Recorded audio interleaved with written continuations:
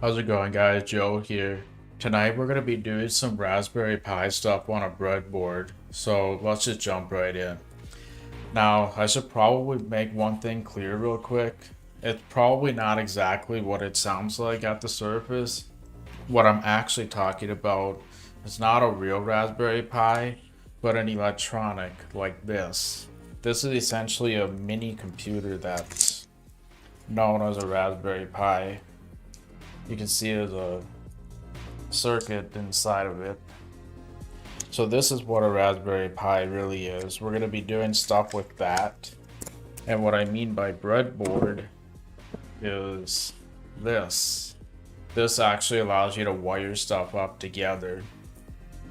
So we're going to not exactly do what it sounds like. We're actually going to be wiring up some LEDs, buttons, and then integrating that with my custom voice assistant. I'll talk about what all that means when we actually get there, but in the meantime, I think that back in the day, you would have to wire everything manually. So you'd either cut some wires, bind them together in some ways. You wanted to wire up LEDs or buttons or anything like that.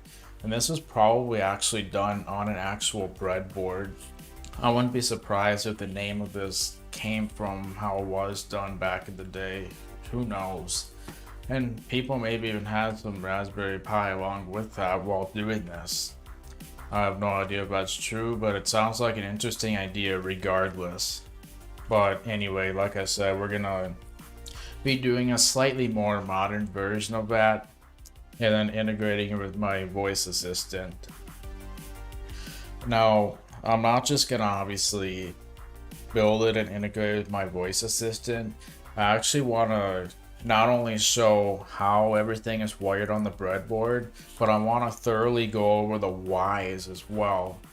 Because one thing that happened when I was learning all this stuff is most of the guys out there would go over mostly just how to do stuff, but they wouldn't really explain why they were doing something the way they were.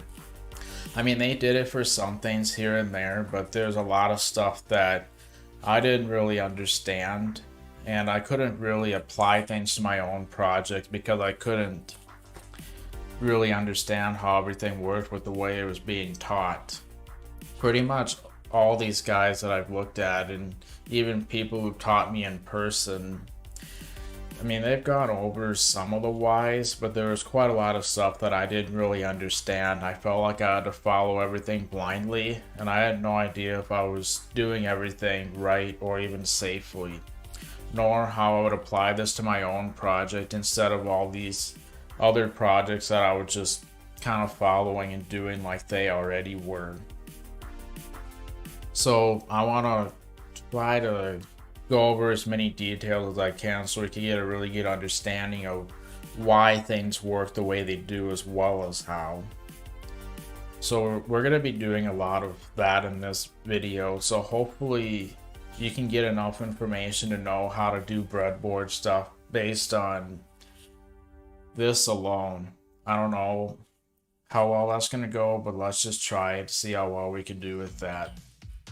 I might miss some things here and there, but I'll try my best anyway. If there is anything I missed, you can either let me know in the chat or in the comments, and same with if you have any questions about any of this.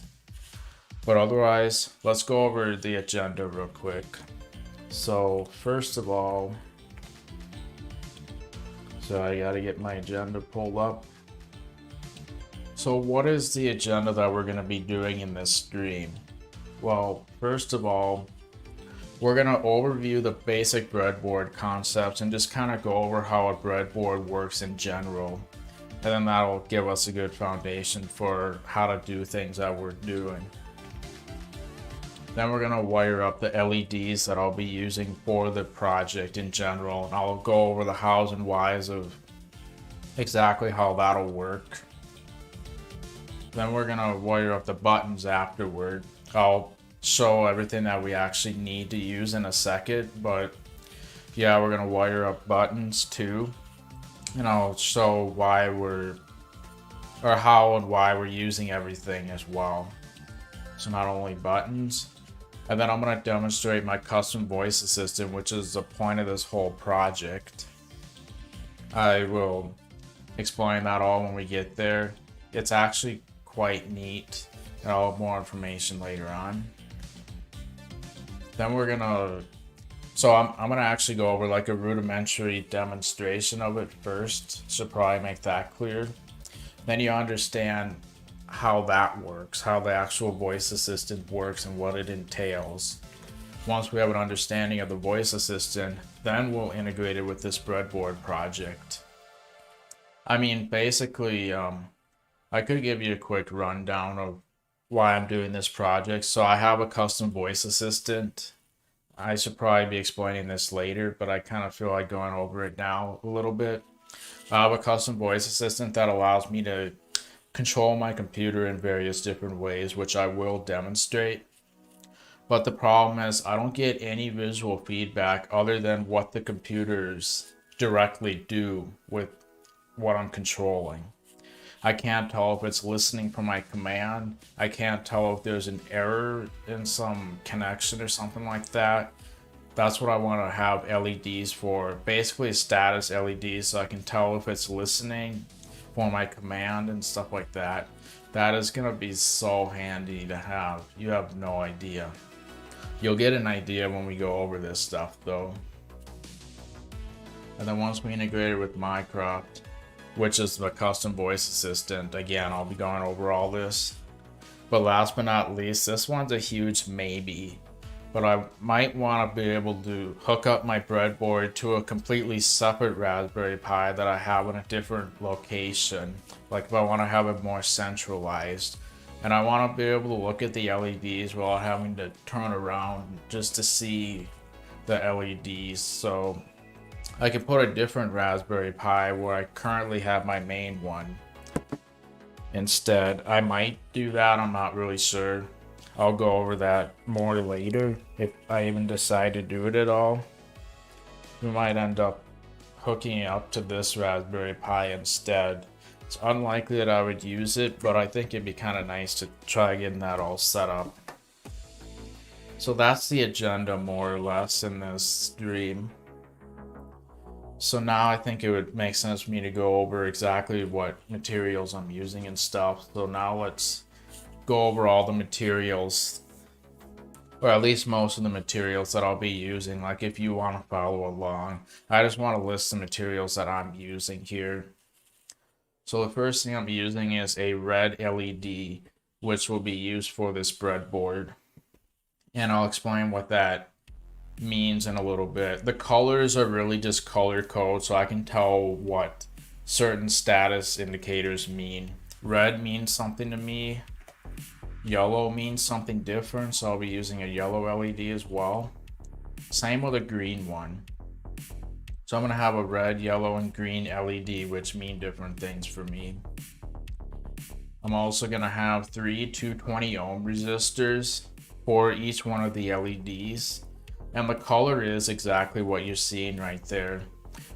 I'll show you kind of how to measure the amount of ohms and stuff so you can tell what it is. But if you have a resistor that more or less has those colors on there, that should be a 220 ohm resistor. So then I'm also going to have 2 push buttons. I said that I'm going to be wiring some LEDs and buttons, because I might want to be able to restart my voice assistant or even stop it altogether. That's what I'm going to use the buttons for. So then, of course, I'm also going to be using a breadboard like this one. And most importantly, a Raspberry Pi. Mine's specifically a Cana kit, which you don't really need a Cana kit, but it comes with a breadboard and basically everything I'm going to be using in this. If you have all the stuff I'm going to be using through different means, that'll work just as well. They're more or less the same thing. It's just that Cana kit is a kit that comes with everything I'm going to be using for this project. And that's what I happen to be using. There's a couple other things that I forgot to mention on this list, but I would probably I'm going to be using a webcam as well, which I've always been using for the voice assistant. It's essentially just a microphone for my voice assistant. I'm using the Logitech C270 for that. There's also a few other things that I'll be using. So for example, the Cana kit comes with this, which I'll explain in a little bit. This is how I'm connecting the Raspberry Pi to the breadboard. It's a nice little add-on that comes with it, and then a ribbon cable so I can connect all the pins as well. There's also going to be some jumper wires used so we can connect things together. So if you have a bunch of jumper wires, then you should be able to follow along. But again, the Cana kit comes with all that. So yeah, now that we've pretty much gone over everything that's needed and stuff, why don't we get started? So I think we should start off with explaining the breadboard concept so we have a really good understanding of what's actually going on and how that works. So let's go to the breadboard view real quick to overview it. So here's a kind of a top-down view on it. So basically a breadboard, all that really does is it allows you to wire stuff together in kind of a nice convenient way, so you don't have to solder or group together, whatever you call that, when you tie things together. Let's see, so essentially a breadboard is nothing but a whole bunch of different electronic circuits. And I'll kind of show exactly how that's going to be used when that's relevant. But I'll tell you how the breadboard itself is wired real quick, which I think will be helpful for understanding how things work.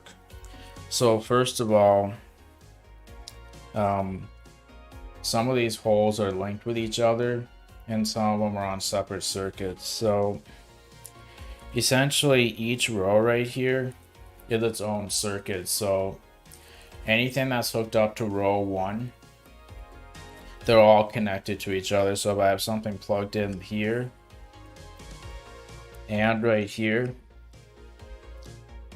they're all part of the same circuit, either one of those holes. So each row is its own circuit, but this divider right here is actually part of a separate circuit. So those first 5 right here, that's part of a circuit.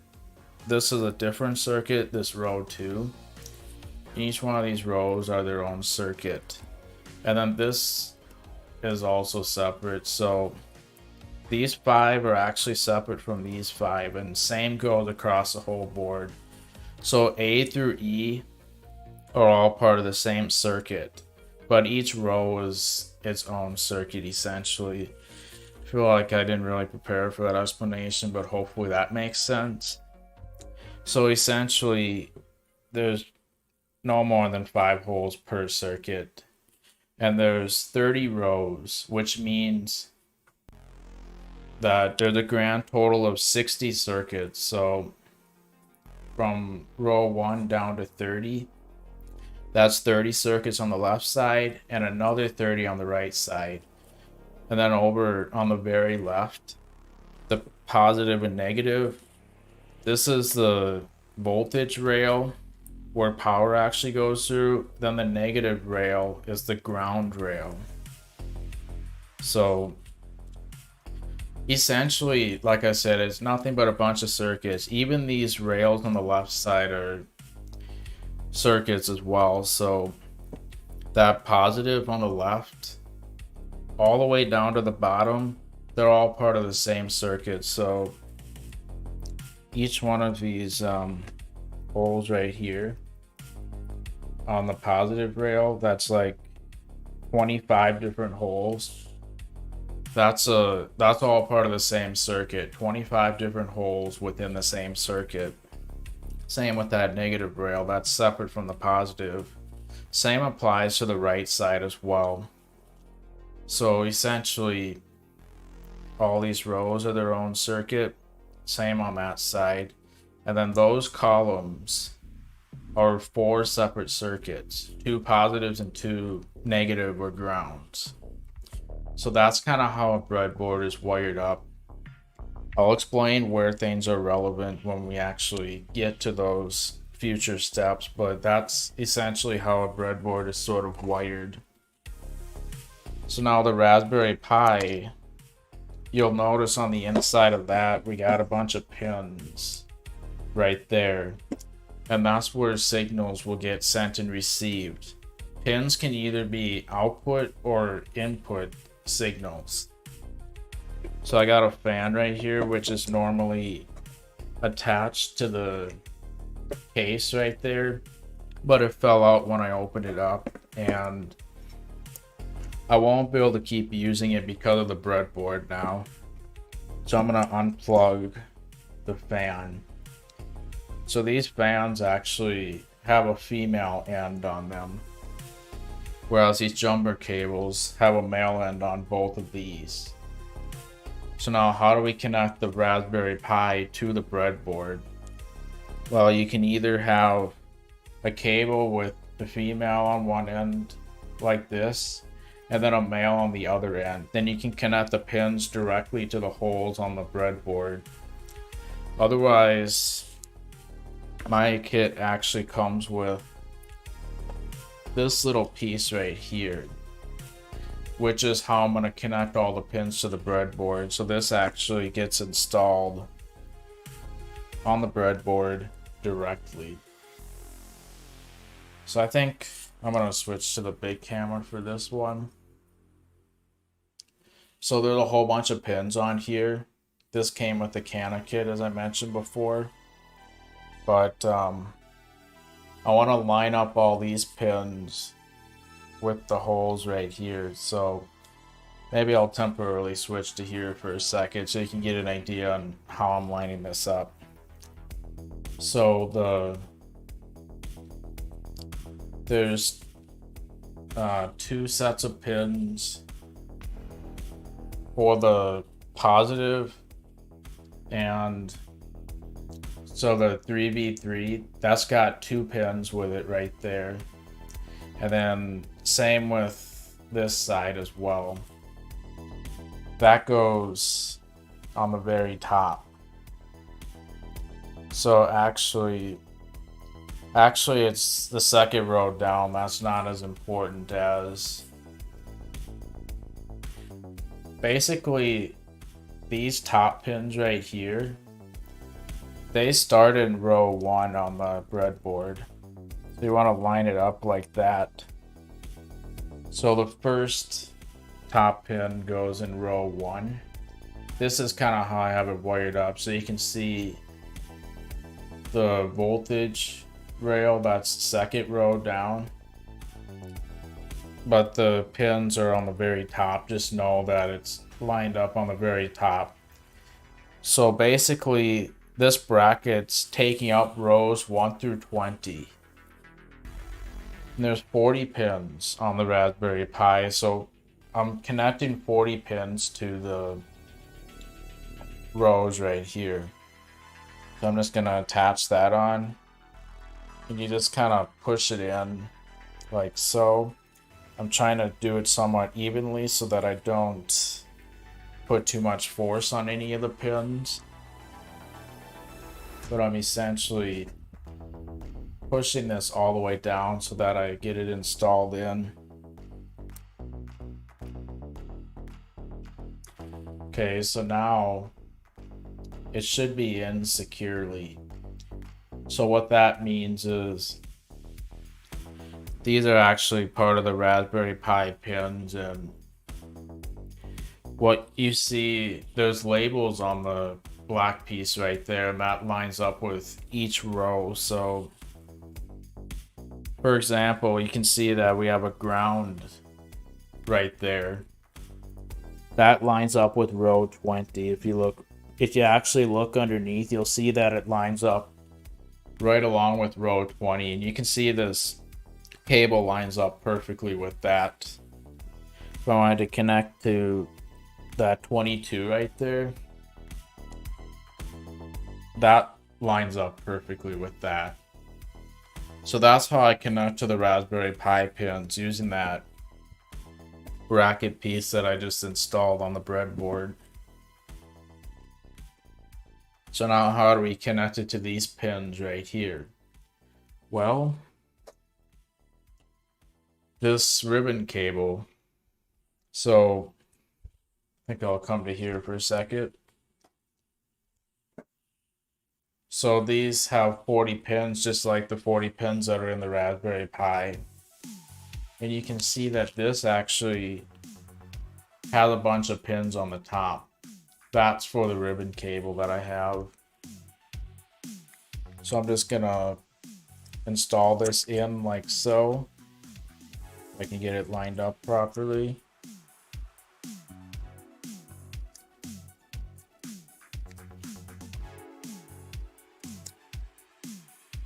There. So now it should be going in properly. If I don't have it in backwards somehow. I might actually have had it in backwards, yeah. Yeah, this is the end that I actually have to install, so that once the pins are lined up, he just goes in like so. So now I have the ribbon cable on here. So to connect it to the Raspberry Pi, I just line this up with all the pins. Will it be easier to see it like this? I don't know. So those pins, I just plug it in like this. I got them lined up, so now just push it in like that. So now I essentially have the Raspberry Pi hooked up to the breadboard. So now we're actually ready to start wiring. So I'm going to take this fan out since I'm actually not going to be using it now. It's not really necessary for Raspberry Pi unless you're doing really intensive stuff. I just installed it at one point and had it installed ever since. So one thing I can actually also do is this cover actually still goes on even with the ribbon cable out. I'm not going to put it on right now, but that will be handy for when I put it on later. So now that I got that hooked up, now we want to plug in the Raspberry Pi and get it all started up because I don't have it plugged in right now. So I'm just going to grab the power cord, which you do need one of those. Just trust the fact that I have a power cord for it. It uses USB-C. So I'm going to plug that in. But I actually want to hook up the display cable first because the resolution's going to be all screwed up if I don't have it hooked up to a display. So I'm going to plug in a display first. I'm also going to switch to that input. So now when I plug it in, we're about to see that. I think my thing got all screwed up. Bear with me one second.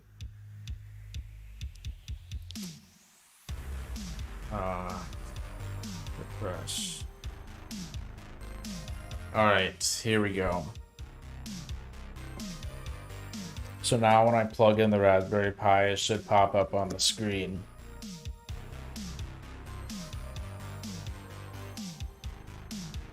You should see it coming up here. So that's the Raspberry Pi boot screen. So now it's actually starting up. Now, I manually installed the Raspberry Pi operating system. That's something that you might have to do yourself if you end up getting a Raspberry Pi. If you already have one, you won't have to worry about any of that.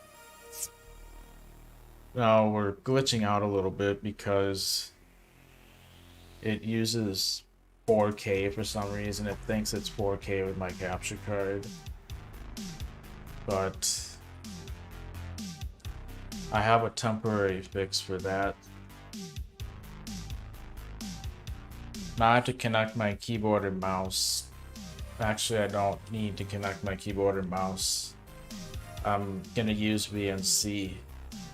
which is how I'm controlling it right now. So I just have to fix the resolution real quick. That's not part of this tutorial, so don't worry about that. So I just fixed the resolution, so now it's 1080p. If I can get this figured out with all my buttons. Okay, now we're back to normal. So now I can actually switch over to my Mac, which is where I'm going to be controlling everything.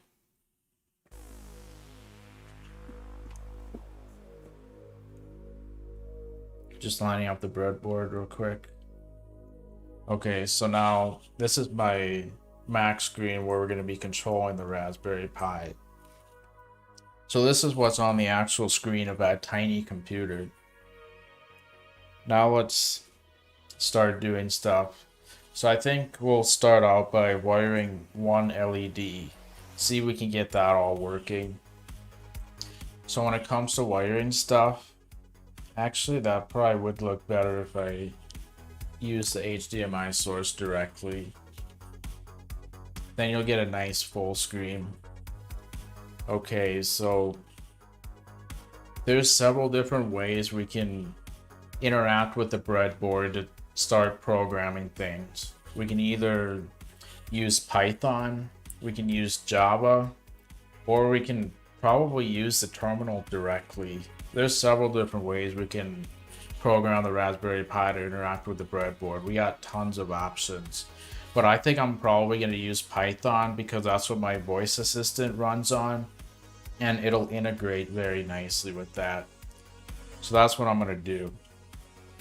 So we're going to use Python. So to do that, I'm going to open up Thani, which you can open up several different Python text editors, but I'm going to use Thani for right now. So what I want to do is create a new file. I'll probably save it as some sort of file. I'll save it directly in my Mycroft folder for my voice assistant. Where you save it doesn't really matter all that much. I guess I'll just call it LED, I don't know, breadboard script.py. I don't even care what I'm going to call it right now. Doesn't matter. Then I'm going to hit OK, which you can't see right there. And then I could just start typing code as I need to. But I'm going to actually use Vim because there's a lot of advanced text editing shortcuts. And I can also make it bigger very easily too. So I'll make everything bigger so it's easier to see the code and whatnot. So actually first, we're probably going to want to focus on the physical side of things now that I think about it before we start doing software related stuff. So let's actually come back to the breadboard and wire up the LED before we start programming with it. So first thing I'm actually going to do is unplug the ribbon cable so that we're not working with live wiring. You probably could get away with keeping it plugged in, but I wouldn't really recommend it, especially if you accidentally wire something wrong.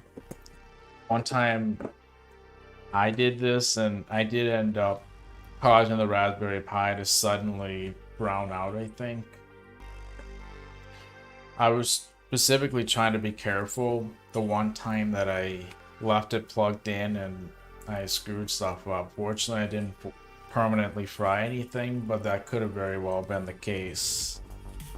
That could have been really bad. So fortunately, I wasn't using 5 volts. It was more like 3.3 volts, but still, from now on, after that experience especially, I got a little bit of PTSD doing live wiring.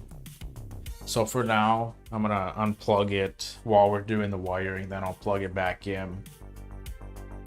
So I'm gonna grab one red LED from my bag, because I think we'll start with the red LED.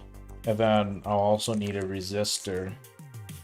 And of course some jumper cables too. So right now I'm just grabbing a red LED. We only need one of them. I have two of them just in case, especially during the live stream. And then we need a 220 ohm resistor. So once again, the resistor, it's got all these colors, if I can even get it to focus. It's got those colors. That's a 220 ohm resistor. It's pretty much exactly like how I had it on my material right there. The colors that you see on the resistor right there is pretty much exactly how it is on here. So that is a 220 ohm resistor. So if you want to actually be able to tell, we can look at this trusty diagram right here that shows the color coding of resistors. So it's kind of based on what these numbers say right here. Where did I just put my resistor? Not sure if this is it, but it's the right one either way. Not sure if it's the same one as I just had, but you'll see on here that we got 4 different colors. 2 of them are pretty much an identical reddish color, then kind of a brown color, then sort of a gold color. So if you look on here, red means 2. So we got 2 2s in a row for the red. Then we got kind of a brownish color or black color. Yeah, the brown color right there. So basically we got 22 from these first numbers. Multiply that by 10 and you get 220. So this is a 220 ohm resistor. The tolerance is like plus or minus 1%, whatever that means. But the point is, those colors are a 220 ohm resistor, which is what we want for an LED. That's the point. I've been rambling about this. I apologize about that. Didn't really prepare for this too much in advance, but so each one of those ends right on the LED needs to be in separate circuits. We can't have them within the same row or anything like that. Otherwise it's part of the same circuit and we just can't have that. So you'll notice that one end is actually longer than the other. The longer end is considered the positive end. The shorter one is negative or ground, like whatever you want to call that. So like I said, we want to have it on separate. And so I think I'm actually gonna put it on the left side right here, because when I actually use it, it'll be facing me. Doesn't really matter where you do it exactly, as long as both ends are part of a different circuit and they're not interfering with each other or anything like that. So I think what I'll do is place this probably I'll actually have the negative end line up with the ground that's on this bracket piece. I'll go over how each pin is classified when we get to the programming stuff, but I'm gonna have this negative end line up with a ground, which isn't necessary, but otherwise I could use a jumper cable, but to save room, I think that's how I'll do it. So I just got to get it so it goes in all the way. Oh crikey, I bent up one of the ends a little bit, but it didn't go in nicely. My bad. Things aren't going great. There, I think I got it in now. So now the LED is properly in the breadboard. Sorry if you haven't been seeing that super well. So I got one end lined up with ground, the other end lined up with not a circuit. That will be the positive end though. So now the resistor comes into play, because essentially what a resistor does is it limits current. So the amount of power that's typically outputted by a pin is usually a little bit too much for an LED. If power went directly to an LED, it would likely burn out because it's too much power. A resistor will sort of suppress that power and keep it to a reasonable level so we don't burn out the LED. So now the direction you install the LED in or the resistor doesn't actually matter. But it does matter if you have multiple resistors as part of the same circuit to combine them together. But since we're using one resistor, it doesn't matter what direction you put it in. It can go in this way or this way. It'll do the same thing. So I think I want to line this up with ground. It can be in any one of those holes that lines up with the ground. Because again, each one of these 5 are part of the same circuit, so it doesn't matter which one you do. I'm going to do that one right there. Oh, wait a minute. How's this going to work now? I think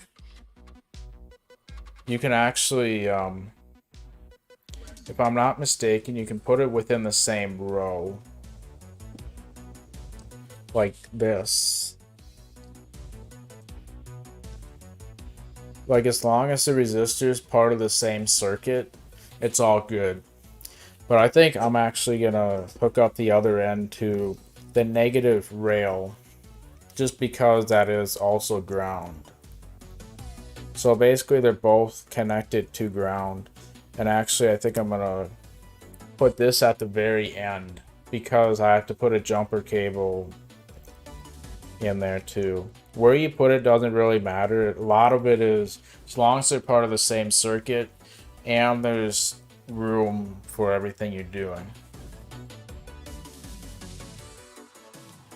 So actually, now that I think about it, we could also line it up with that 26 right there. So we can actually line this up with ground and 26. But we need to make sure that the short end is what's in ground. That way I don't even have to use any jumper cables when I put it in like that. So now we have to, now that I have it like this, sorry if it's hard to see everything, but now that I have it lined up like that, next to ground, and the positive one is lined up with that 26. Okay, let's see if we can get that to go in without bending too much. Sometimes it's hard to insert unless you do it at the right angle. So that's in the... Maybe that'll help you see it better. So that's the holes I have it in, next to ground and 26 on that bracket piece. So the shorter end is what's in ground because that's the negative. Now I need to make sure the resistor goes into that end as well. And then the other end of the resistor, I'm putting it in the ground rail. By the way, I should also mention that this bracket has the actual positive and negative rails built into the bracket itself.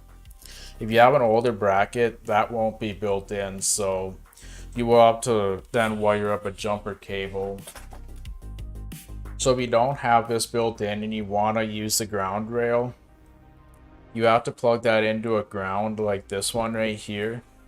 So you can see that that thing that I have it plugged in is also labeled ground. Then you have to plug it into the negative end. And then now you have a functional ground rail. That's how you make it functional. So that's how that works. But since this bracket has it built in, it's already hooked up internally. So now the resistor is part of the negative end. And again, the resistor itself, I think, can be part of the same circuit if I'm not mistaken. I could be wrong about that, but since I have it in the ground rail, that should work out fine. I think I'm actually gonna move it over to here, since I'm going to be wiring up more LEDs, and I'm going to want to have that located right there. So in theory, that should be our LED. And if I did that wrong, then, well, we're probably going to burn it out. So hopefully that doesn't happen. But that should be how you wire up that LED. We will do more LEDs that involve jumper cables. So I'll show you how that works when we get to them. But for now, that should be our first LED. We got the positive end going to a GPIO pin. That's what the pins are called, by the way. And then the negative end goes to ground. And the resistor itself can actually connect to ground. You don't need a jumper cable for that. The resistor completes the circuit too. So that's how we're doing it.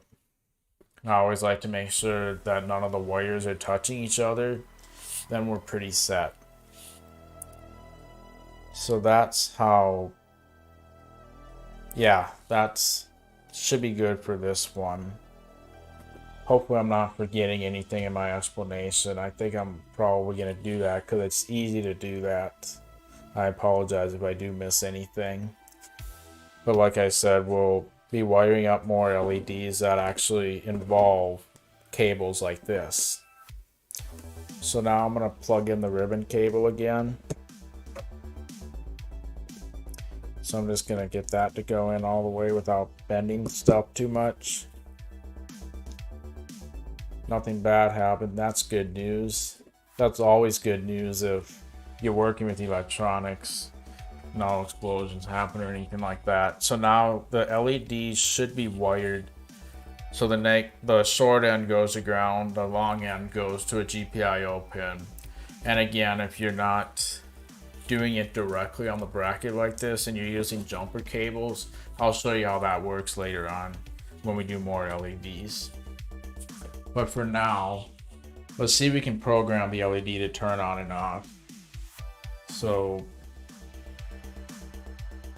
I'm gonna open up our file in Vim. Like I said, there's advanced text shortcuts, but you can just as easily edit the code in here. So I'm gonna go into the directory where I saved it. If you already have this open, you don't need to do any of the stuff I'm doing right now in the terminal. So I called it Breadboard. Okay, so now I'm in this file right here. So whatever I type in here, you can type in there if you're using this right here. So I'm showing you the Python way. If you're doing it in Java or something else, and you'll want to follow some other instructions. So I should probably pull up a guide that's got, let me see if I can find, I think I have a guide that shows how to wire stuff up.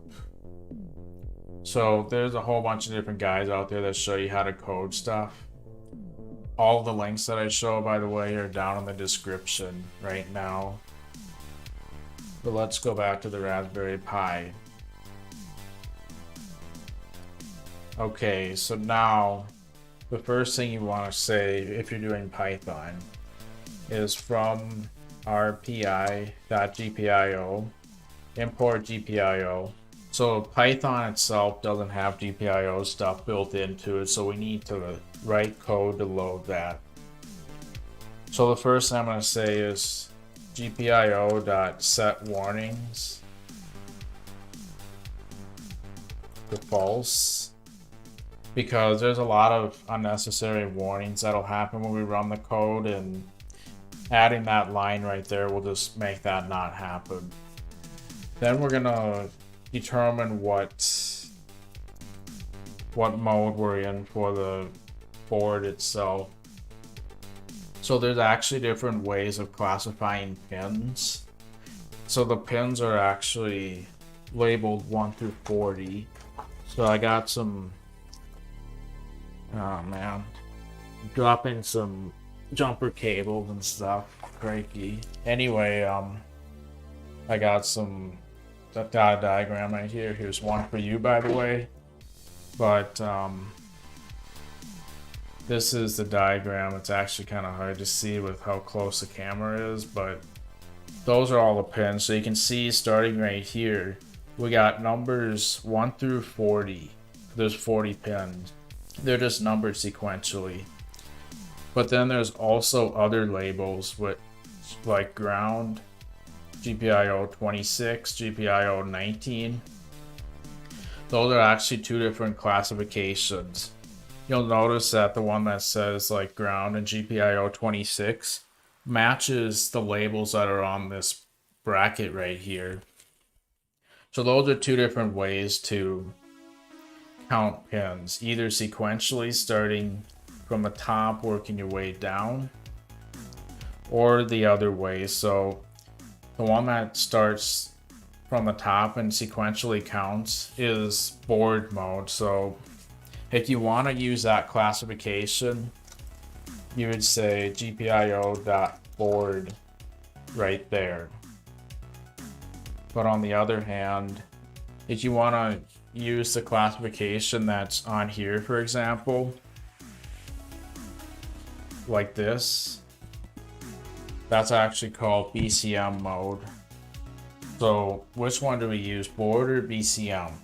To be honest, I guess whichever works best for you. So since the labels are directly on the breadboard itself, I'm gonna actually go with BCM mode because I can go with the labels that are on here directly. If I did board mode and counted sequentially, well then I'm gonna have to do some math to figure out exactly what pin I'm working with. I wanna go with the labels that are directly on here, so that's why I'm doing BCM mode. If you want to do it sequentially, 1, 2, 3, 4, blah blah blah, then you can use board mode. Now I will also point out that even in board mode, the ground pins are still ground from my understanding. So it's not like using board mode, you get all the pins to use for whatever you want.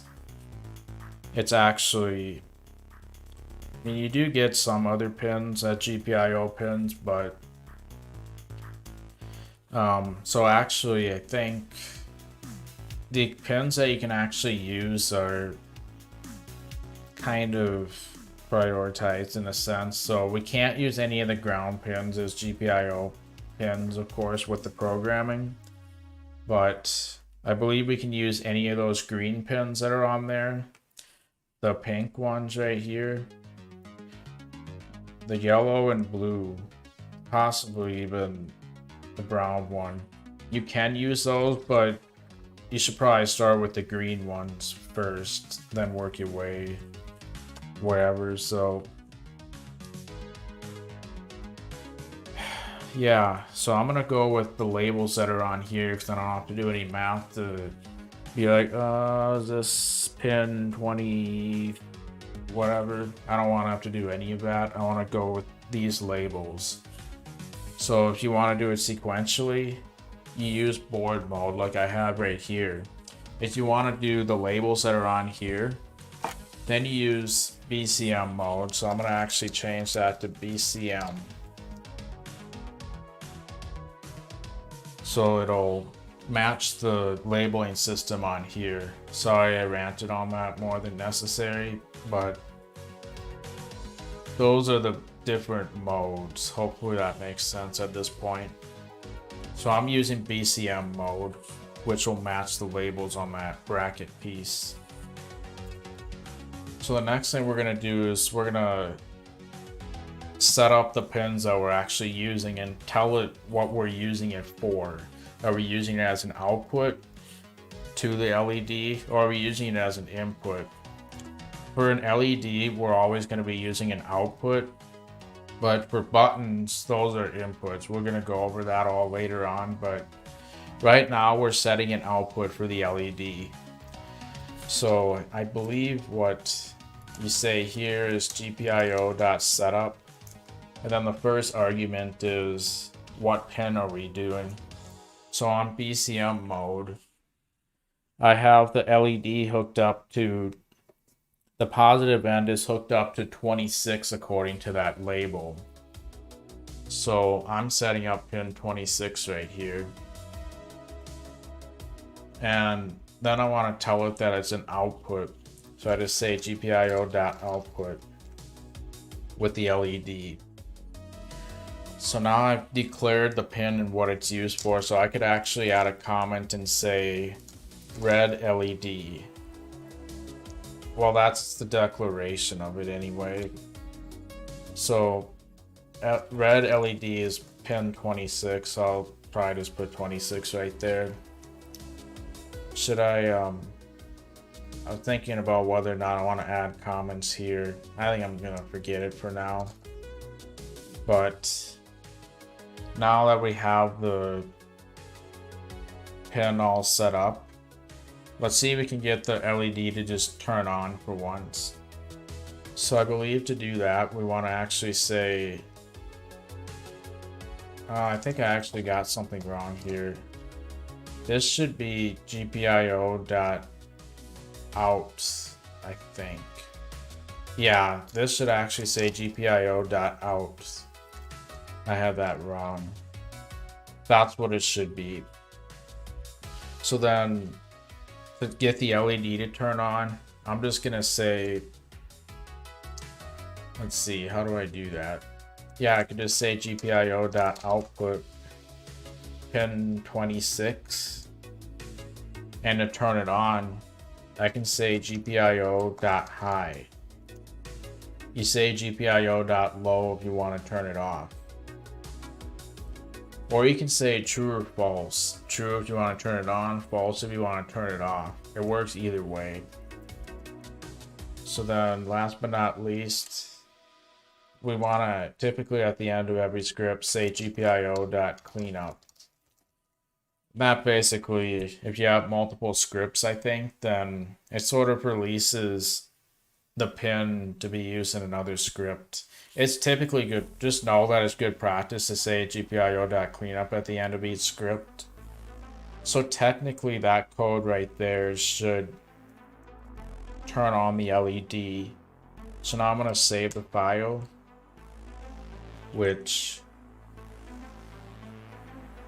if I say yes here, now that code I just typed appears in here.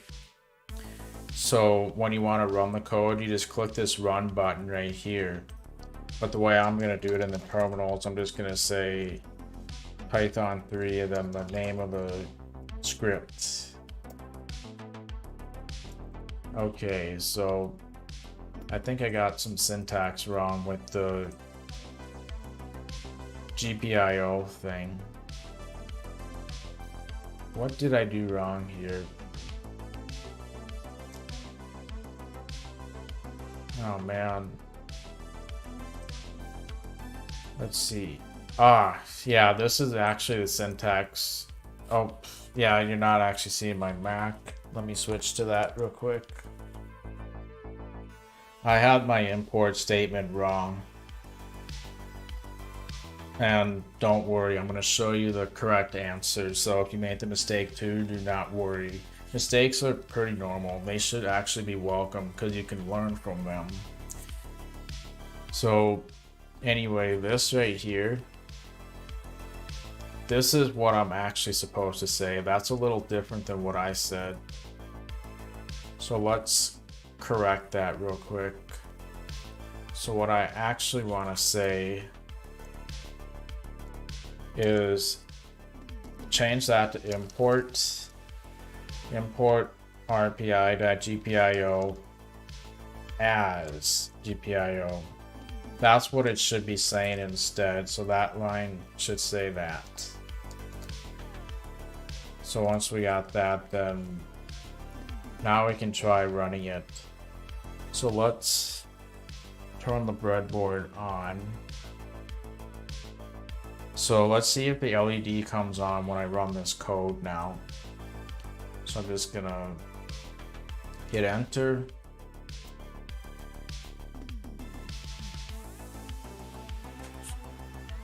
That did not turn on. I don't think it blinked either, did it? Hopefully I didn't just burn it out. Seeing if it's in all the way. Seeing if the resistor's in all the way. I may have had some simple thing that I'm missing. The GPIO.cleanup might actually be making it so it doesn't run at all. I think for now, I probably wouldn't typically recommend doing this, but I'm going to add a comment to that line. Let's see if that works. Yeah, there we go. The GPIO.cleanup was preventing it from running. It actually probably turned on for like boop, very split second. But now the LED turned on. So if I want to turn the LED off, then I can just jump to here and say GPIO.low instead of high. I'll switch to the Raspberry Pi source and you get the nice full screen. Were you able to see what I was just doing? Yeah, probably. Okay, so now if I run it, since I said GPIO.low, running that code will now turn it off. If we wanted to be a bit programmatic about it and have it turn on for X amount of time and then turn it off, then what we could do is import the time library. And then we can go to here. I'm going to duplicate that line, change that to high. And then right in between the high and low, I'm going to say time.sleep, which will give us a little delay. So if we want it to turn on for 3 seconds and then turn off, then I can say 3 right there. So, oops, I was going to show the code again real quick, but it turned on for 3 seconds and then it shut off. But yeah, what you're doing is importing time like that. Then down here, we're adding this time.sleep. Before that, we're turning that pin on, so it outputs power. Then we're turning it off. And if you did want to say that GPIO.high and low, you can actually say true, and then false also. Oops. Say false right there. That will accomplish the same thing. So if I run it, you can see that it turns on for 3 seconds and then it shuts off. Very cool. So now we technically got one LED wired up successfully. Let's try putting that resistor on the same circuit real quick. I'd be curious to see if we can put it on the same circuit. Since there's no power going through it, I think it's okay to mess with it live. So now I'm putting the resistor on the actual same circuit itself. So now all the holes sort of line up. I don't know if you can see that, but they're all in the same circuit. Every bit of it. So let's see if that works just as well. Yep. Without that resistor, if I were to take the resistor out, the LED would probably become way brighter than that and possibly even get to the point where it burns out. So the resistor makes it so the LED doesn't get too bright that it burns out. The ohms is basically the amount of suppression that it does of power. So hopefully that makes sense. So now we got one LED wired up, so I think I'm actually going to bring this back. I just wanted to see what happened if it wasn't on the ground rail and I had it as part of that same circuit. It is still hooked up to ground, so don't forget that part. So it's hooked up to ground regardless. I think I'm actually going to have that as far away from the LED as possible. It doesn't really matter. And know that there's like many different ways you can actually hook it up and it'll work just as well. So now that we got that, let's add a second LED, which will involve using some of these jumper cables. So first, that starts in the wiring itself. So I think I'm gonna unplug this again just for safety and not doing live wiring. So now I got that unplugged. So now let's come back over to the breadboard and hook up the yellow LED. So let's see here. Where's everything that I have? I am very disorganized, and this is a big jumbled mess here. Don't even know what to do. I cannot find my bag of LEDs. Oh man, where did it go? I could have dropped it somewhere, maybe. Hopefully you're more organized than I am. Learn from this experience. Ah, here we go. I just put it in my box. If you want to actually see my box real quick and how disorganized it is, I'll take a few seconds to show you. Sorry, I'm getting sidetracked here. But I will show you using this device.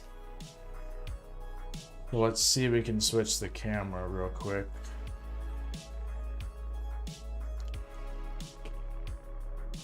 Oops. Okay, so now we're looking at this from a completely different camera.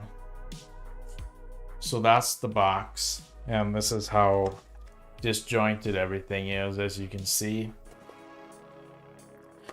I just have literally everything tossed in here, but it is at the same time quite handy to have.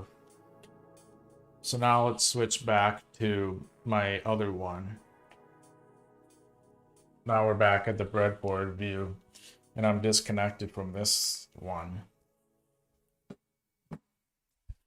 Okay, now let's get the second LED wired. Sorry, I got sidetracked for a couple seconds there.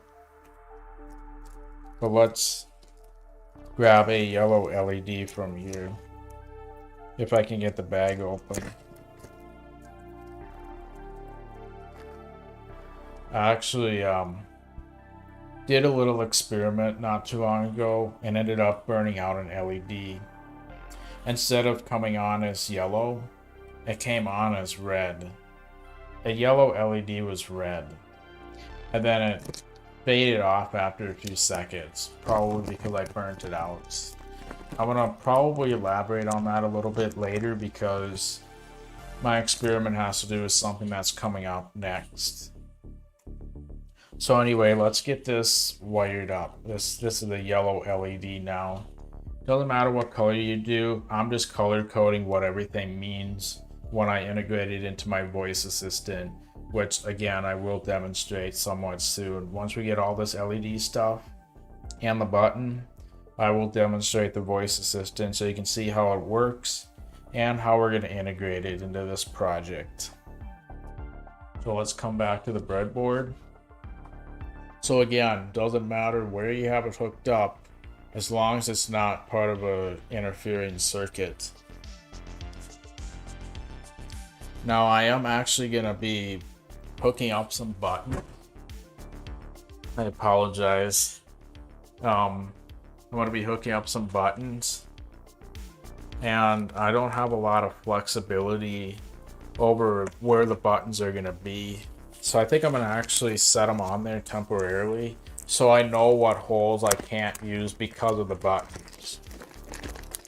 So just grabbing a button real quick. This is what the buttons look like, by the way. Pretty much like that image. So I'm going to have a button right here.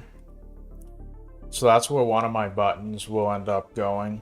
The other one will just go over here and take up the rest of the space. So I need to make sure that when I wire up the LED, it doesn't interfere with that. Where did my LED go now? There it is. A little bit disorganized, but so this yellow LED we need to make sure that none of those, so I don't know if we can see, but there's pins right there. We need to make sure it's not in any of those rows. That's why the button's relevant here. So we can actually technically hook it up to here. I don't know if I really like the idea of them being that close to each other, but I think what I'm going to do is I'm going to hook up one right there, which doesn't line up with any of the button pins. Then the other one will be right in between. So you can see I don't have it in any of the rows of the buttons right there. So I think that's where I'm going to put it. So now we need to remember which one's positive and which one is negative. So this is the long end on the left right there. So that's positive. So it's positive and then ground going from left to right. And again, it doesn't matter if I have it here or here or here. They're all part of the same circuit. But I'm gonna put it right there just for argument's sake, I guess. So that's where my yellow LED will go. So now, since the positive doesn't line up with any of the GPIO pin numbers, we now need a jumper cable to connect it. By the way, jumper cables can connect rows together. So obviously row 29 right there, it's not connected to row 30, for example. But if I plug a jumper cable into any hole on 29 and any hole on 30, now 29 and 30 are connected. So we went from having 5 holes in one circuit to 10, just like that. So that's kind of what jumper cables do. So let's say I wanted to have this row 29 on this side to be a ground. Well, then I could just find a ground hole such as this one. That's ground, just like the LEDs are, or just like that end of the LED. So we got an LED, that jumper cable, and the resistor all part of the same row to ground. But now if I connect that to this 29 right here, now the rest of 29 on that side is a ground too. So if I needed another ground, I can hook it up to here. So that cable that I just plugged in is now hooked up to ground because of how it's connected. So that's, I just wanted to kind of demonstrate how things work. So hopefully, if you saw a little bit of confusion about how things are wired, hopefully this will explain a couple more things. We'll get there eventually.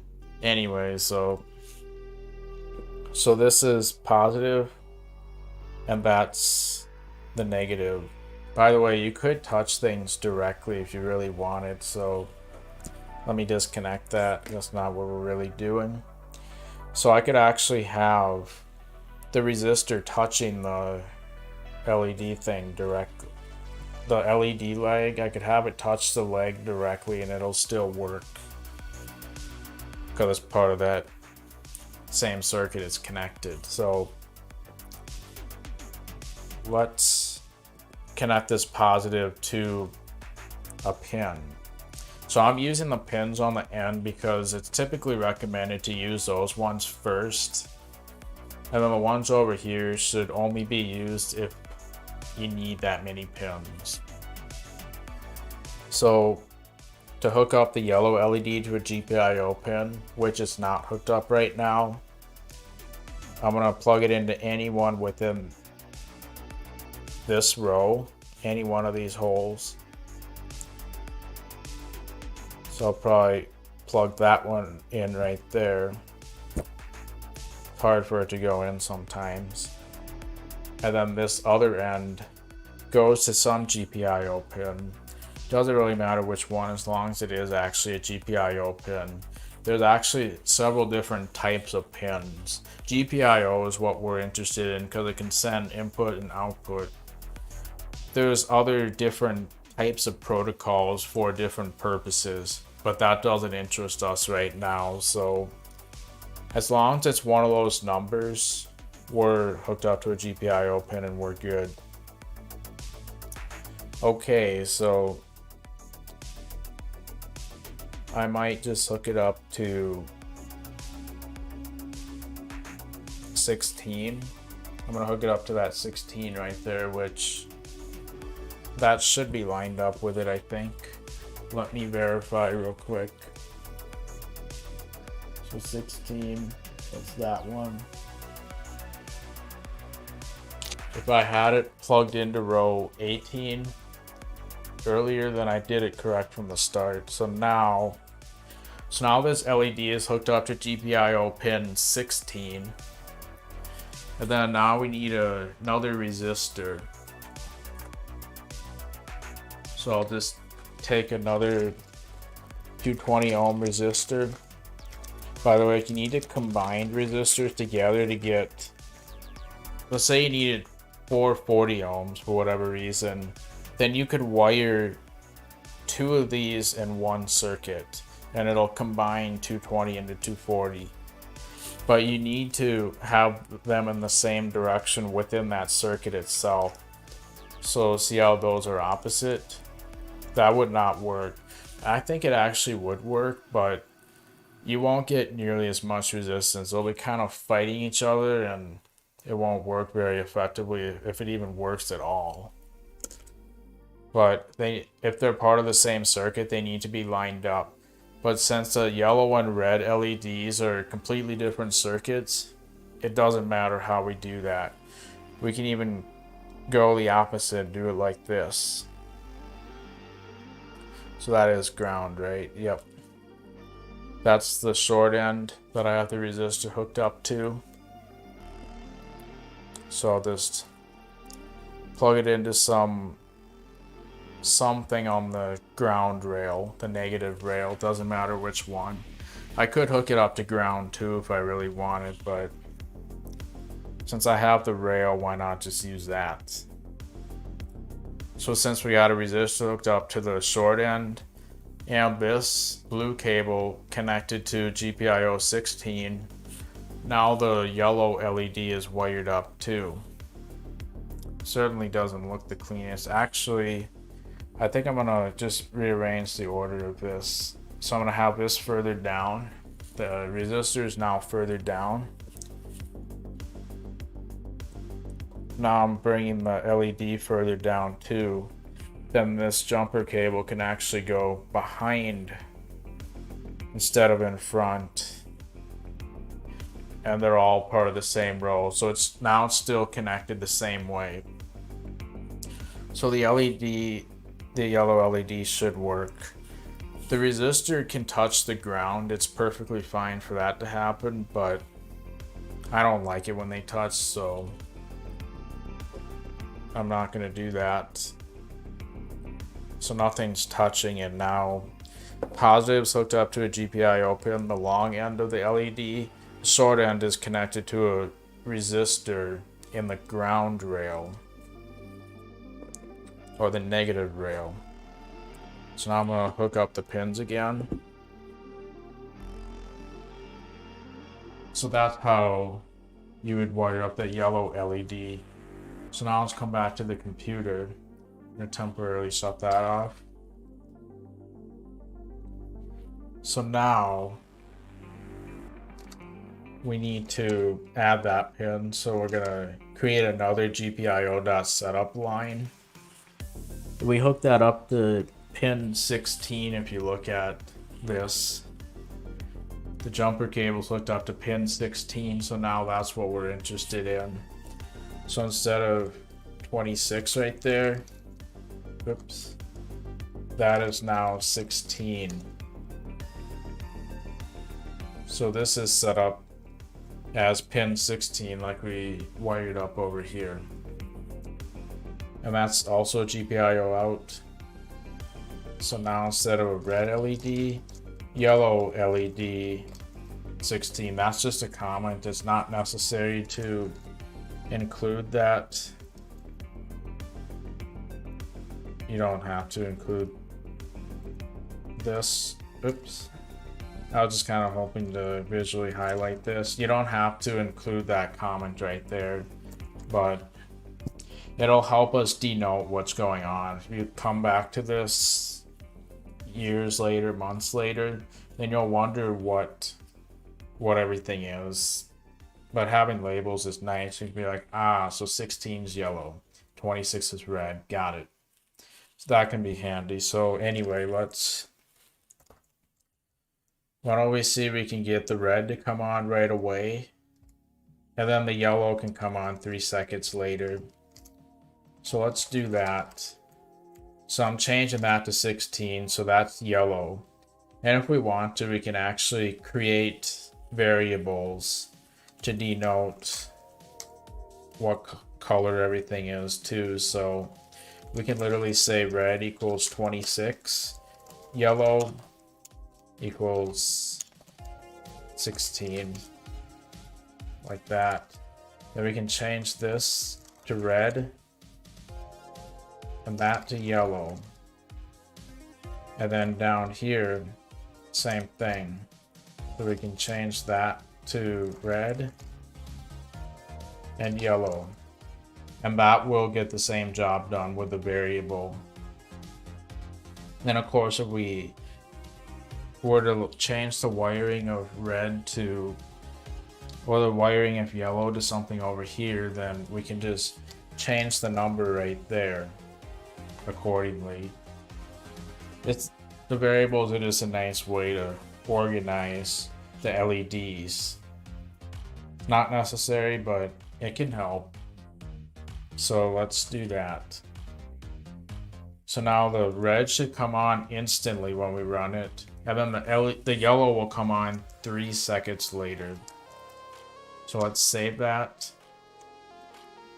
and run it. So let's see what happens now when we run it. Red comes on instantly, and yellow did not come on. Because I accidentally left it as false right here. This should say true. They need to be true if you're turning them on, or false if you're turning them off. So let's turn everything off real quick. So I just temporarily changed the code so that everything turns off when we run it. But now I'm gonna change both of these to true. So because we set this as red will come on. Because it's true, it'll come on instead of off. It'll wait 3 seconds, then yellow comes on. So that's how that works. So red will come on instantly, yellow will come on 3 seconds later with how I have this right now. So red came on instantly, and now yellow's on. Cool. So if we want to do the flip side, so I'm gonna basically look at where we said true. I'm gonna change all the trues to false. So now everything that said true right there is now false. Got it? So that's false too. So now the red should shut off right away. Yellow will shut off 3 seconds later. There we go. So now we successfully wired up our second LED. Now let's do our third one. Hopefully that goes a little bit smoother. We might be able to do it a little bit quicker. Oh man, I hope I haven't been blocking the LED view with my webcam overlay. If I have, I sincerely apologize. But I'm definitely gonna have the breadboard like this so that it's not blocking. I should almost shut it off. I don't need to shut it off yet, but since I'm down here and you can't see me anyway, I may as well shut it off, huh? Just while we're wiring things. Alright, then I for sure won't get in the way while I'm down here wiring stuff. So now let's grab a green LED from my trusty little bag here. And again, what color you do doesn't matter. I have red, yellow, and green meaning certain things for me. So now let's make sure it doesn't get in the way of the button or anything like that. So I believe the second button's going to be in that position right there. I kind of want to grab the second button so we can see them both there at the same time and know what pins not to use.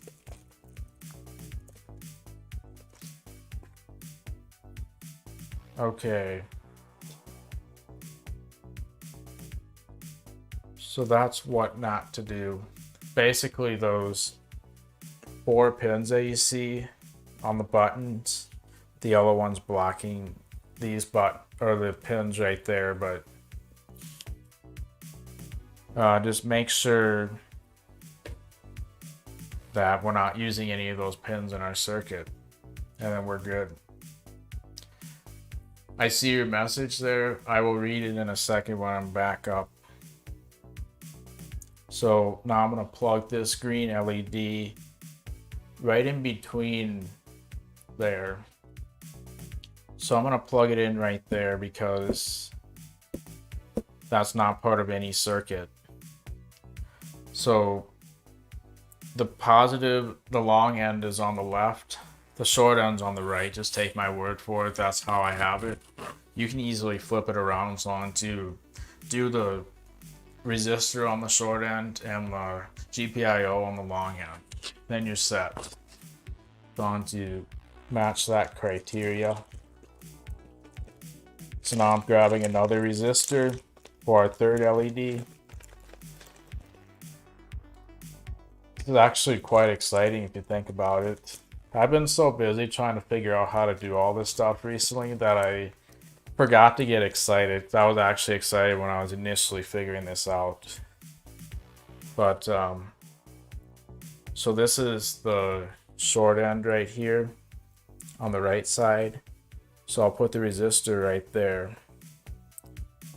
And then I'll just put it in the ground rail. One other thing I actually forgot to mention is if you have a bracket like this, I actually forgot to mention which direction I put it on. It doesn't matter because they're pins and a bunch of circuits. But you'll notice that on the labels right here, you got positive and negative. But on here, I lined it up with that positive and negative. If you put the bracket on the opposite side, well then the labels on the breadboard are going to be inverse, which is fine as long as you note that you want to go with what the bracket is showing you, not what the breadboard is, especially if you have it on the opposite way. So since negative is on the blue side according to that bracket, that's what I want to go with, and that's correct because of how I have it set up. Since I have it towards the top, going from 1 through 30, the labels match. If I had it on the opposite side, they would not. So that's important to note. So now I got the resistor hooked up.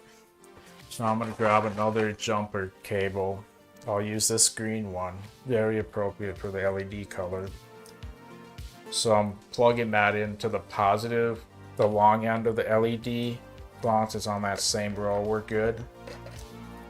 Then I'll probably use 21. I plugged it into 21. I could plug it into 18, doesn't really matter.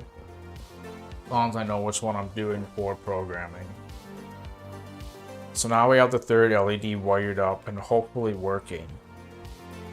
So the resistor's on the short end, this green cable to the GPIO pin is on the long end.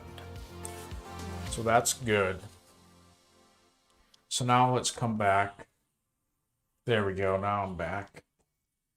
Now let's come back to the computer and may as well see if we can get. How should we do this? Should we simulate European traffic lights where when the light turns green, then red and yellow are on at the same time, then a couple seconds later, green finally turns on? Should we do that real quick? Let's do it. Alright, oh, yep, in the message. Dave's ins. Great success, nice job. Yep, oh good, glad you could see the LEDs without my stupid overlay in the way. Glad you're able to see it. So now let's get the green LED all set up and let's do the European traffic lights. So let's jump to the yellow line, duplicate that, change green equal to 21. It's hooked up to 21 right there. So that's 21. So now we're gonna set up green with 21. Keep doing that wrong. So green LED is now 21. So now we've declared what that pin is used for. So now let's have the red light on, of course, and then I don't know, 2 seconds later we could have it have the yellow light also come on. So this, let's change this to true so that we're not forgetting that. Or else GPIO.high. That's typically the syntax used, but true and false works. 0 and 1 also work. So now 2 seconds later the yellow will also turn on, and then 3 seconds after that let's have them both turn off, or then green turn on. So at that point red now becomes false, and so does yellow. So yellow now becomes false as well, and then green will become true. Green, our variable green, aka 21, will become true. So let's watch a European traffic light turn green. Hopefully this will work. So now I'm going to run the code. Oh, it's about to turn green. Alright, now everybody can go. Alright, traffic. Sorry, I forget how to gesture that. Something like this. Whatever. We got 3 LEDs running, so that's pretty exciting. So now that we got all these LEDs working, let's see if we can program a button to do something. First of all, let's turn off the LEDs. I'll just uncomment that. And then I'll temporarily comment all those lines that make stuff happen. So right here I'll add 3 apostrophes. Then at the end I'll do the same thing. Space that out. So I've just commented out all these lines, so now nothing will actually happen. We'll declare our pins and stuff, but now this GPIO.cleanup is going to happen, which will turn off all the LEDs when I run this. So now everything is off. That's kind of what I just did. So now let's see if we can get a button input to work. So gotta think about how I'm gonna even do this. I lost my train of thought. Hopefully I'll figure this out. So we're gonna need 2 jumper cables for buttons to work. So let's come back to this view. So I think I'm gonna probably wire all the buttons on this side as well. It's gonna get real messy, but I'm gonna be doing a demonstration in a bit for the other side. So now we want to grab 2 more jumper cables, and since they have colors on them, we may want to consider color coding them. But I might just go all willy-nilly with the colors, because I honestly don't care that much personally. So I'm gonna use a white and yellow one, but it doesn't matter. So the way buttons actually work is, you'll see that we got 4 pins right here. So typically the 2 that are on a single side are part of the same circuit. Let me see if I can get this to focus real quick. It might not with it being this close, but it's worth a shot.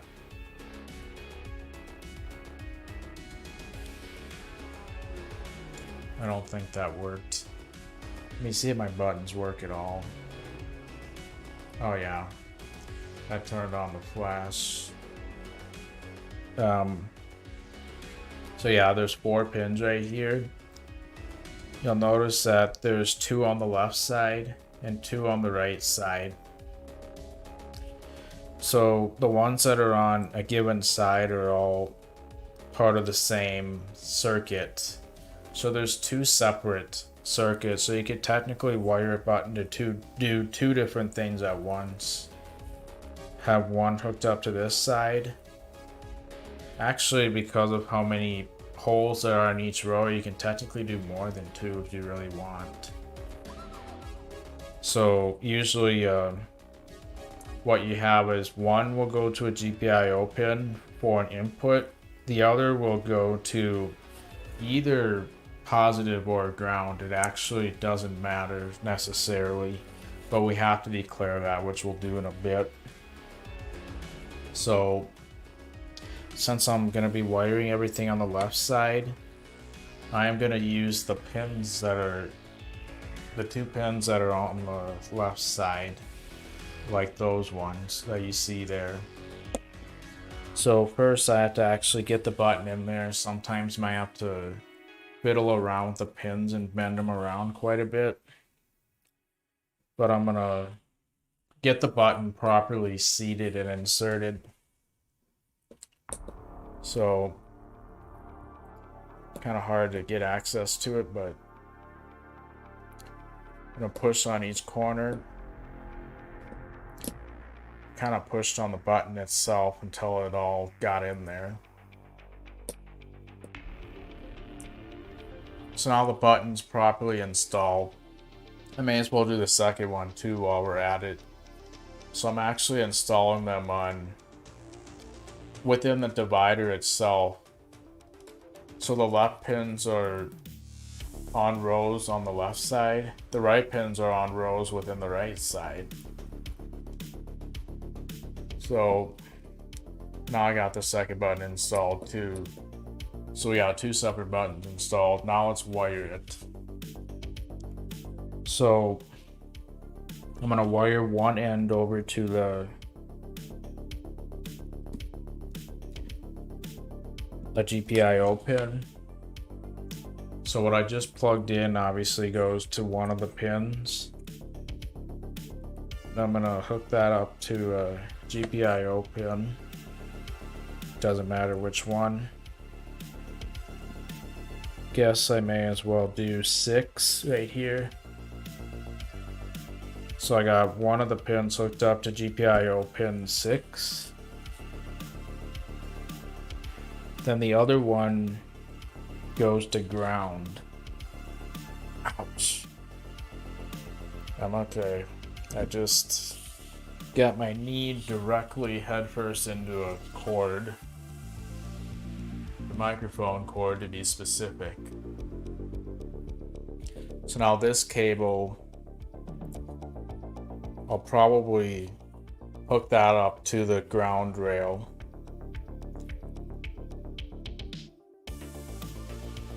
but you could also hook it up to the voltage rail too. Either way will work, but as I'm going to talk about in a little bit, it's all about detecting a change in the state. You can tell if a button's pressed or not, whether it's coming from ground or positive voltage, doesn't matter. So now I got the first wired successfully. So now let's add the programming for that. Right. So let's come back to our code. I could probably make this bigger now that I think about it. Yeah, that'll help. So now we can come to here and we're gonna set up the button, which is pin number, trying to work out which pin it is since it's hard to keep track of everything. Pin number 6. It's lined up with number 6 right there. So that's, we're gonna say 6 right there, because that's the pin that it is. And instead of saying GPIO.out, I want to say GPIO.in. Now you also want to specify a third parameter which determines whether you're pulling up or pulling down. This is a concept that it took a really long time for me to understand what's even going on, but I'm gonna now explain pulling up and pulling down. So I think I'm gonna start by, so typically you're supposed to specify a parameter that says GPIO dot, oh no, you say pull up down equals, and then you specify whether you're pulling up or pulling down, it's called, which I'm gonna explain what all that means in a bit. But for now, just know that so obviously no matter what, the button's going to be hooked up to a GPIO pin, right, for the input. And then it's going to either be hooked up to a pin that outputs power or a pin that provides ground. So it's either going to be hooked up to a GPIO pin no matter what, and then either positive voltage or ground. And if you have it hooked up to ground, then you want to pull up. If you have it hooked up to positive voltage, then you want to pull down. Just know that for right now. Since I have it hooked up to ground, I want to pull up. So I'm going to say GPIO.PUD underscore up, because I have it hooked up to ground. But if I had it hooked up to the positive rail or pin that provides constant power, then I want to pull down instead. So why do we even need to specify pulling up or pulling down? Well, I'll show you what happens if we don't. So I'm going to duplicate the line, comment this one out, and in this one I'm just going to get rid of the pull up down thing. So right now we're not pulling up or down. So now let's actually do a demonstration. I just realized I may have wired something without unplugging the breadboard. That's okay as long as it's not outputting power. In our case right now it's not, so it's perfectly fine for me to keep it plugged in if I'm careful. But you do want to be careful with that if you're doing the live wiring type stuff. What was I about to do? Oh, I want to wire up another LED real quick, just a temporary one for this demonstration. So I want to show you what happens if we don't pull up or down. It matters whether you do or not. So I'm going to grab a blue LED just so we can determine the difference between those ones right there.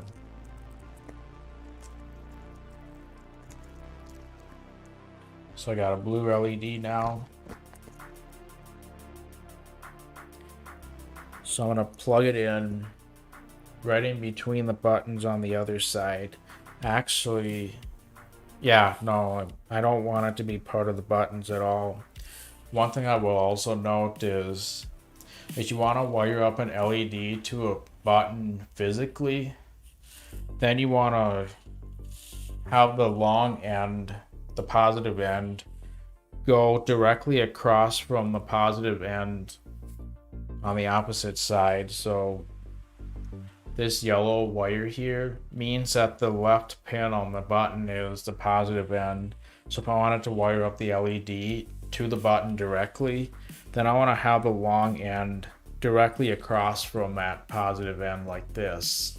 If the positive end were on this side instead, right here, then I want to have the long end right there instead. So that's if you're physically wiring the button as part of the same circuit. If you're controlling it via software and it's part of a different circuit, none of that matters. Disregard that. But I'm gonna show you an example of why we need to pull up or down. So I'm gonna hook up the LED that's not part of any of the buttons. So I'm gonna wire up that LED just like you would with any of them. So I'm gonna grab two more jumper cables. One right here and one right here. Again, I'm not really paying much attention to my color choices. So right here, the long end is on the right from this perspective, short end's on the left. So the long end, I just want to plug that into directly across there into some GPIO pin. I think I'll probably just use 12. Doesn't really matter. Then I will hook up a resistor to ground, the ground rail. By the way, I know that there's 3.3 volts here and 5 over there. That doesn't apply to the ground. That's only for the positive voltage. The ground is basically 0 volts and things get exhausted into there.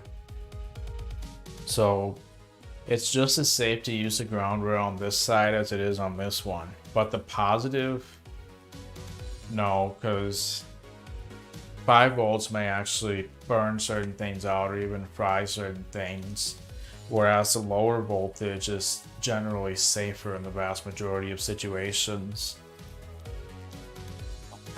So keep that in mind, but that's only if you're using 5 volts. If you can get away with the 3 volt, always go for that. It's lower voltage, it's safer.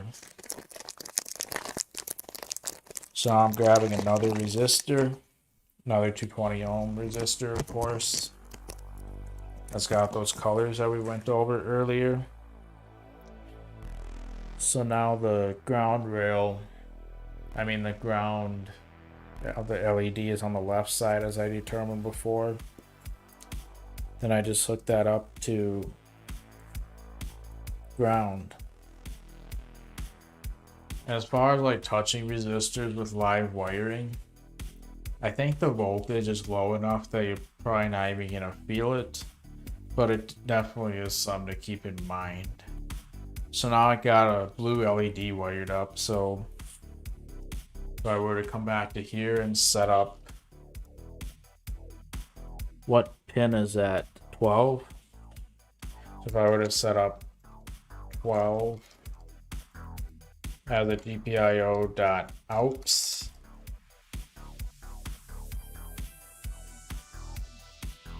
yeah, I should be able to turn it on if I want. So I'm gonna comment that out so that when I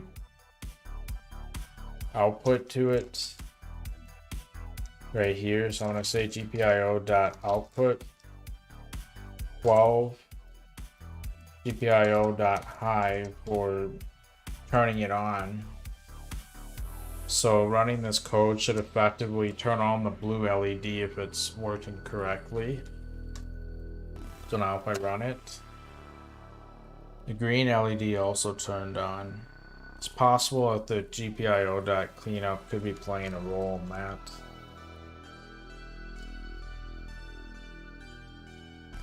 I guess that's what the cleanup is necessary for.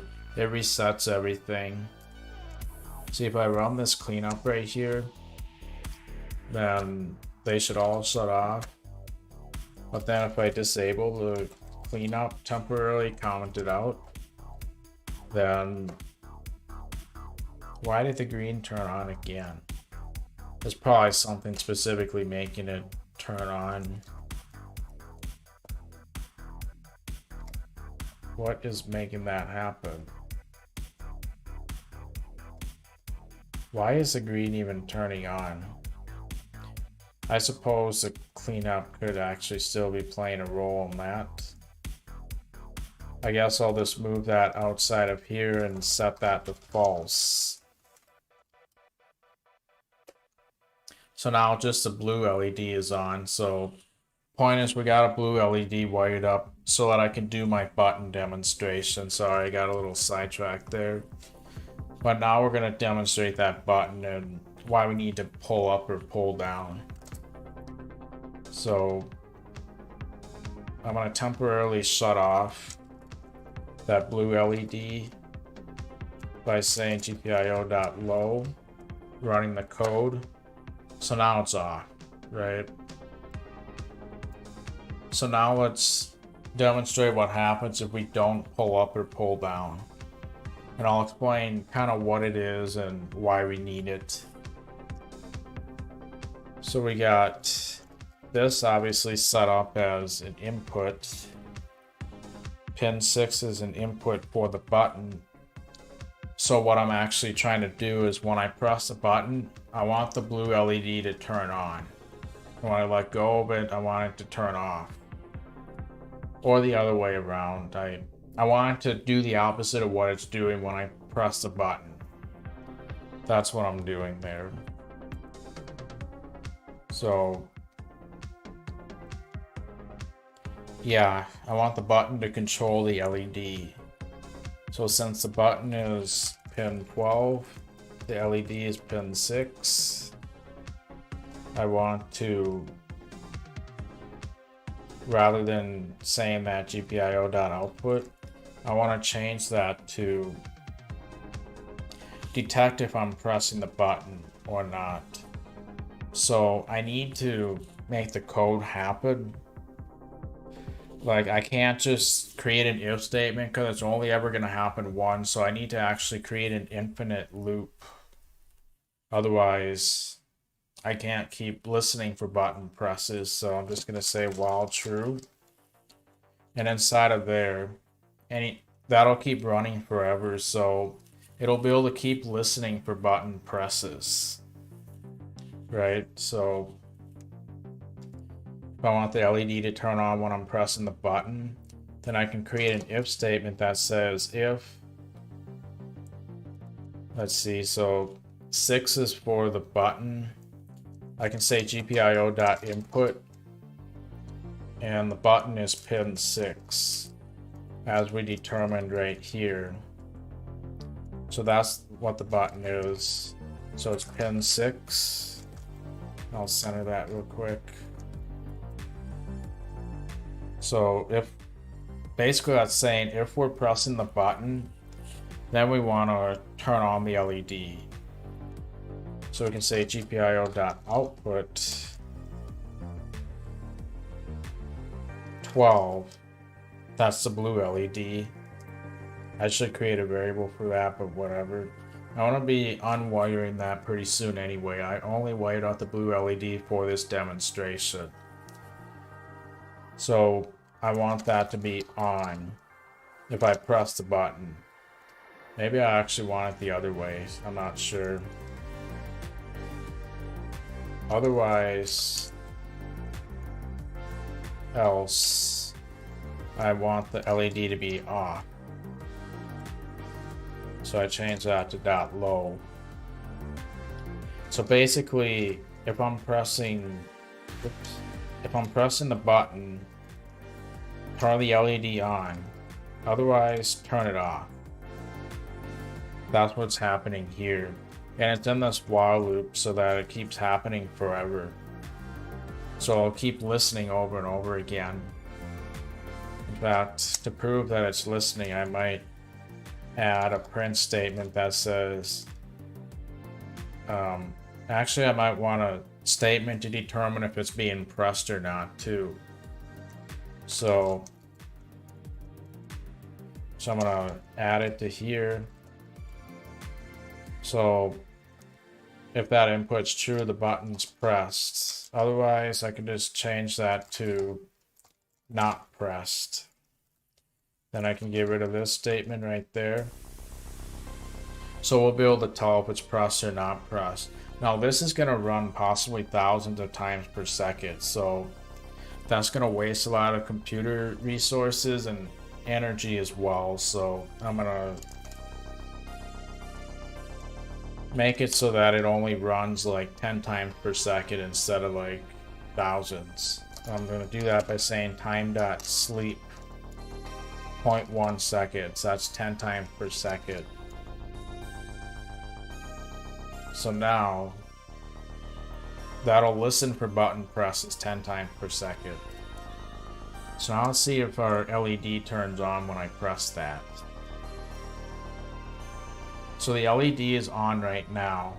So it actually thinks that it's being pressed. So I may want to consider inversing the order that I have everything in. So I'm going to actually change this to if not GPIO.input 6. Now it'll do the opposite of what it was just doing. So now it thinks the button is not pressed. But now if I press it, it is pressed. And then not pressed, right? So the button works, as you can see here. Which actually kind of ruins my demonstration, unfortunately. I'll explain why in a second. I was actually expecting the button to not work at all. So basically, if you don't, so why do we need to pull up or pull down? Well, that's because pins can actually output power in 3 different states. It can either output power or not output power, or it can just be kind of floating in an in-between state where it's not really doing either thing. So from my understanding, electromagnetic interference and other factors can actually cause there to be power going through a pin. And that makes it so it's not on, but not necessarily off either. That may not necessarily sound like too much of a problem, but when you're detecting button presses, that's a problem. Because it won't be able to tell if you pressed it or not. It'll be in that in-between state. So when it comes to LED outputs, we're not actually that sensitive to what state it's in, because if an LED is off, like this, all the LEDs are off. We can clearly tell if they're off right now, right? Well, we can tell because it's had the brightness of 0. There's absolutely nothing it could possibly be when it's off. It's either 0 brightness or it's on. There's pretty much nothing else it could possibly be.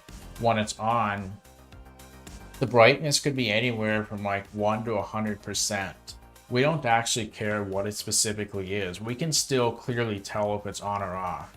because when it's on, there's a whole spectrum of what it can be. And we can still tell just as easily if it's on or off, because we're not that sensitive to how bright it is. But when it comes to button inputs, a button is either pressed or it's not pressed. There's absolutely no spectrum involved with that. With LEDs, it can be anywhere from 1% to 100% brightness when it's on. Maybe even less than 1% too. But it doesn't matter to us because we can tell it's on very clearly. There's a whole spectrum involved, but when a button is pressed, it's either pressed or it's not pressed. Pretty much nothing in between, like there is with the on state of an LED. So outputs are not sensitive to what state it's specifically in. Even if it's not the exact brightness it was designed for, who cares? It's on and it provides light for us to see. So like my light right here, I don't know if that's 100% brightness or not, but I don't care because it's on and it allows you to see me, right? We don't really care that much. We can clearly tell that it's on. But button presses are either pressed or they're not pressed. There's absolutely nothing else they can possibly be. They don't have like a whole brightness thing. So buttons can't tell if a light is on or off, so to speak. That's not the right way to phrase it, but there's a spectrum with on, right? 1 to 100% brightness. There's a whole spectrum involved. We can still tell what's going on. But when we press a button, there is no spectrum at all. So for that reason, the fact that there's voltage that can float in between being on or off, that's problematic for detecting button presses, because that could cause, when it's in that middle state, it'll actually cause the LED to flicker on and off because it's not in any specific state at all. I feel like that might be a little bit of a jumbled explanation, but obviously when a light is on, there's a whole wide possibility that constitutes as on. But with a button press, it's either pressed or it's not pressed. There is no in between. So what do we do if it's floating like that? Well, we can either pull up or pull down. We can use a resistor that makes it either lean towards the positive end or lean towards the negative end. That way it's always in a defined state of either on or off and not somewhere in between. So there's actually a video that I thought did a really good job explaining. Let me switch to my Mac real quick. Takes a few seconds. So there's a video right here that actually demonstrates pulling up and pulling down. So I don't want to copyright this video or anything like that, but with how they have things wired right now, that 0 constantly fluctuates between a 0 and a 1. See how it's not staying as one thing? That's the equivalent of the LED flickering on and off. That's a problem. It's not in a defined state. It keeps fluctuating between states. But if you watch this video, which I highly recommend, you'll know that if they hook up something to a positive rail, it'll stay on the same number and it won't fluctuate. If they put it on a negative rail, it'll stay on the opposite number and it won't fluctuate. So rather than being in a floating state like this will be the equivalent to the light flickering on and off, even though I'm not touching the button at all. Wiring to positive will make it lean towards one direction. Wiring to negative will make it lean towards the other direction. So that's a problem when you're detecting button presses. So imagine you have a button that acts as a cat feeder. This would be a problem, wouldn't it? It would constantly be randomly feeding the cat when it shouldn't be. It should only be happening when you press a button, not randomly like this flickering between 1 and 0. So that's what pull up and pull down is for. It makes it, instead of floating between on and off, it makes it lean in one direction, either on or either off. That's the point of pulling up and pulling down. So I hope that makes sense. Probably wasn't the best explanation in the world, but I hope that it sort of makes sense by now. So it kind of fluctuates in between on and off by default, but you can hook up a resistor to either the negative rail or the positive rail to make it stay in one number. Then it won't fluctuate all the time. So I recommend watching this video and watching how they're able to stop it from floating between numbers like that. I highly recommend watching that video. It'll show what pulling up and pulling down does. So now you know it fluctuates between states when we don't pull up or pull down. So that's why we specify in the code the GPIO pull up down right here. That's why we specify this, because then we can tell it to either pull up or pull down and not fluctuating between like it does. So right now we have one end of the button hooked up to a GPIO pin and the other end is hooked up to the negative rail, as you can clearly see.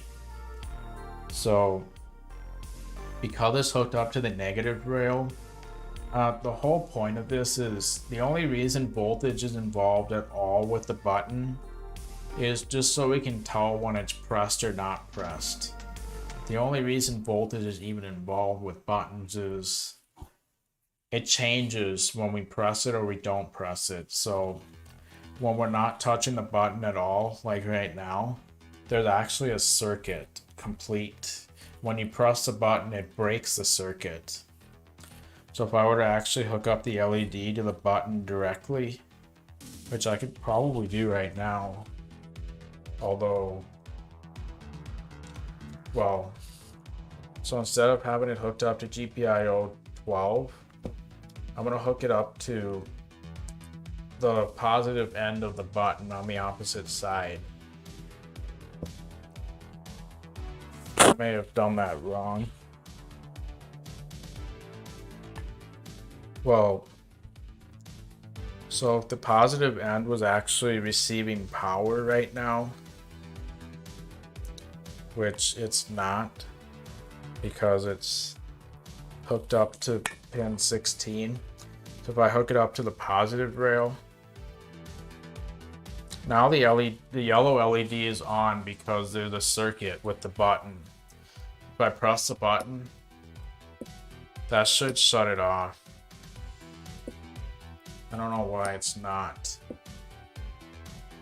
Possibly because the button, well, the button is hooked up to ground. If it wasn't, then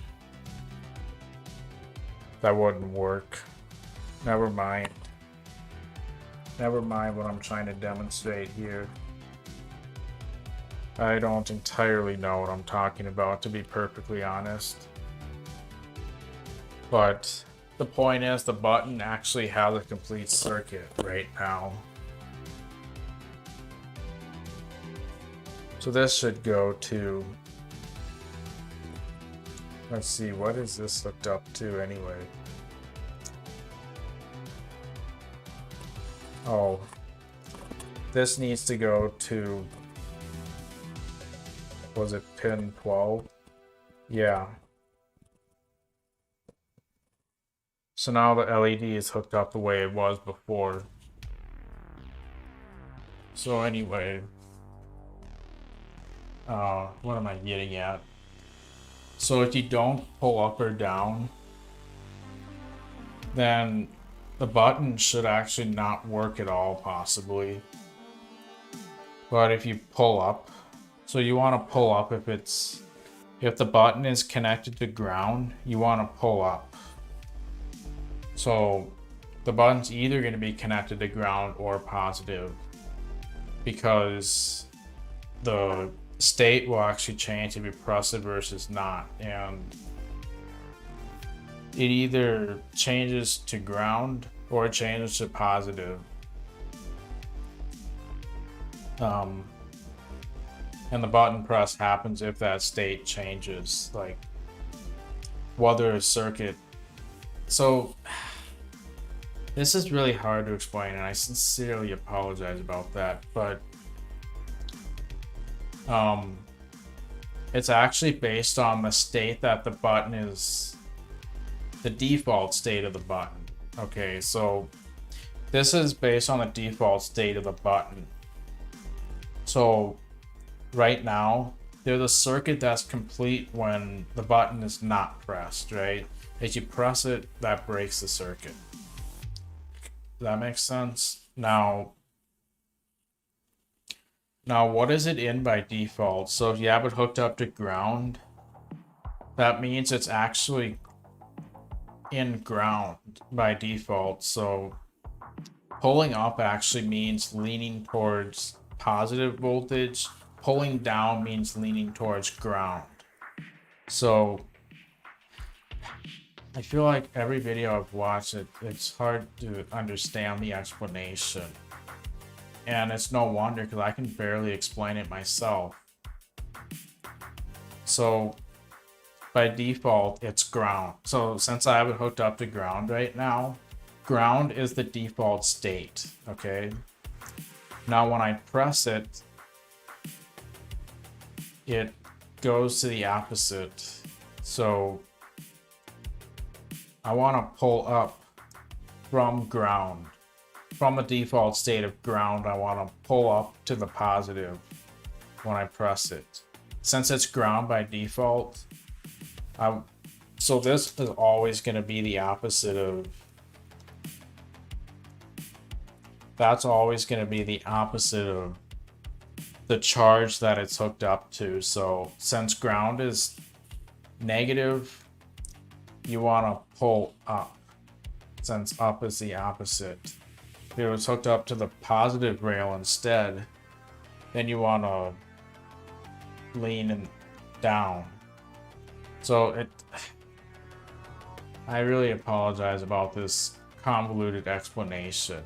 Let's put it in simple terms. So if you have the button hooked up to ground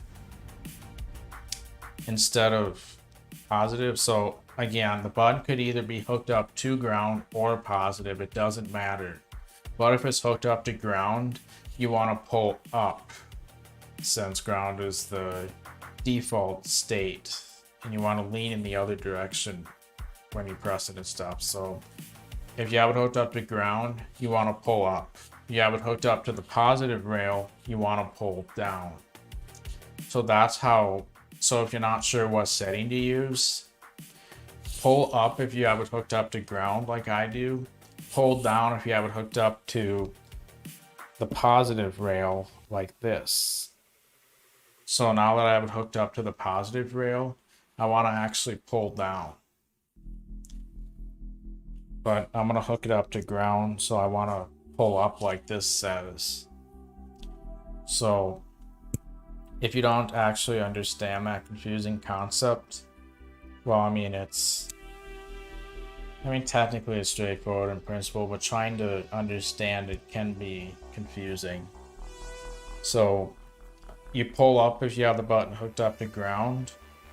You pull down if you have it hooked up to the positive rail, or a pin that outputs power. And you can actually hook up the button to either the 3 volt or 5 volt. It doesn't really matter. But that's for the button itself, if the LED is part of the button circuit, then you want to make sure you're doing the 3 volts. But if it's just the button, but if the button's only hooked up to the GPIO pin and one of these rails, either one of them, then it doesn't really matter the voltage, since we're only looking for changes in voltage. That's all buttons do. So it doesn't matter if you hook it up to the 5 volt or 3 volt. If it's just, if the button only has a rail and a GPIO pin connected to it. But I would recommend going for the lower voltage, less power, so power consumption obviously, and less voltage is generally safer, so just lean in that direction if you have it hooked up to the voltage rail instead. So you'll notice in that video they use a resistor. Usually a resistor is used because it limits the amount of voltage, and I think you just don't want to do too much. It pretty much comes down to that. There's a wide acceptable range of what you can do, but 220 ohms should do the trick, I think. 1000 ohm probably would too. But we don't actually have to have any resistors involved because we can control it with software. I think the GPIO pin itself must have a resistor built into it, and you can control it with programming. So you don't need an external resistor for this at all. But if you're physically wiring stuff and pretty much controlling it physically, then you would need a resistor for that. But in our case, we can totally get away with what's built into the software and the pin itself. So again, if you have the button hooked up to ground, pull up. If you have it hooked up to the positive rail, pull down. Simple as that. So that's how we can put it into one sentence. I was just kind of going over the reasoning why we have to do this, which pretty much nothing I watch online when I've tried to learn this in the past went over why we have to do it. And I didn't know where to use which one. But yeah, you pull up if you have it hooked up to ground. You pull down if you have it hooked up to the positive rail. There you go. There's everything put into layman's terms. So since we have it hooked up to ground, we are pulling up. So yeah, let's try it. So now we're pulling up, as you can see. So now let's see if the button still works. It should in theory if I have it wired the right way. I must have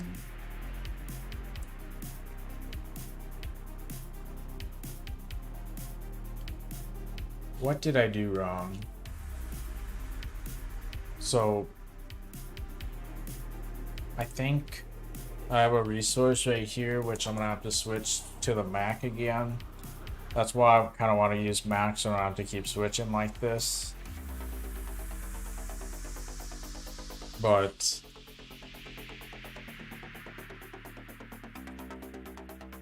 though this kind of talks about pulling up and pulling down. So we have pull up down, GPIO dot. Yeah, this has to be uppercase. That's what I did wrong. So this should all be uppercase. I think I can just go like this. And then uppercase. So I just uppercased all those letters right there. That's what the error was. So you do need to uppercase it, as you can see now.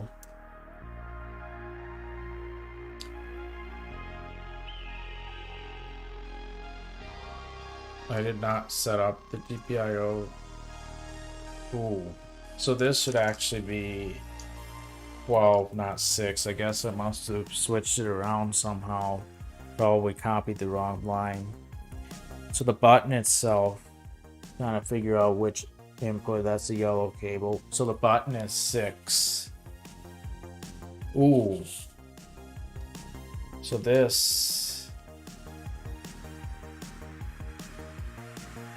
should be 12 and then dot out. That's why. That should work now. So the button's not pressed. So if I press it, we're still getting the correct behavior, as you can see. So that's exactly what you'd expect. Now watch this. This part of my demonstration should not fail. So by the way, when I didn't pull up or down, when I didn't specify the pull up down right here, I was kind of expecting the button to just simply not work at all. And then adding this pull up down, I was expecting it to suddenly work. But now if I change this to pull down, you'll see that now the button doesn't work at all. The button doesn't even work because pulling down means it should be hooked up to the positive rail. Doesn't work, right? Well, now if I hook this up to positive,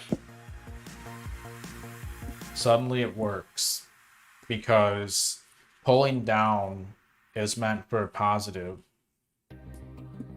And likewise, if I were to change this so that I'm pulling up, so I'm going to pull up instead now,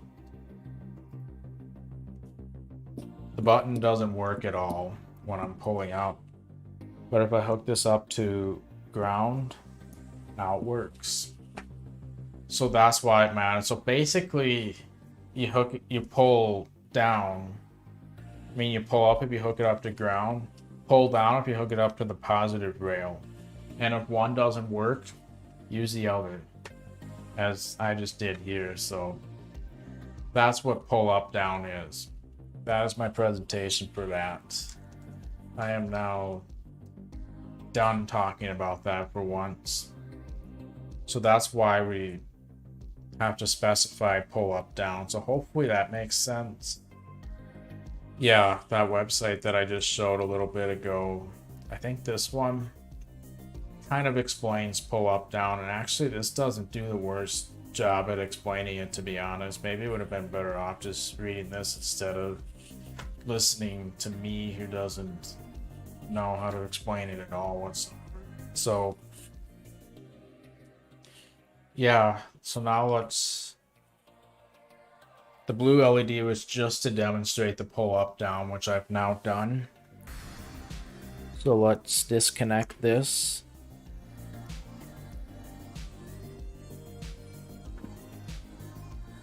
So now the blue LED is irrelevant. Of course, if I wanted to, I could physically have these touch each other and possibly get the same job done if I wired it up the right way. But the breadboard clearly makes it easy to test stuff out like this.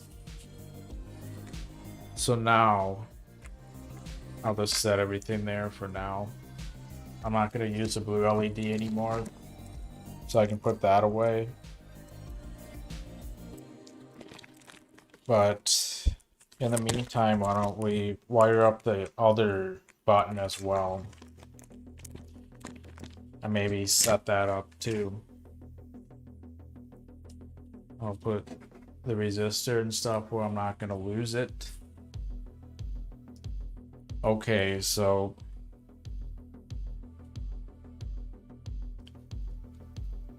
let's see, the yellow LED.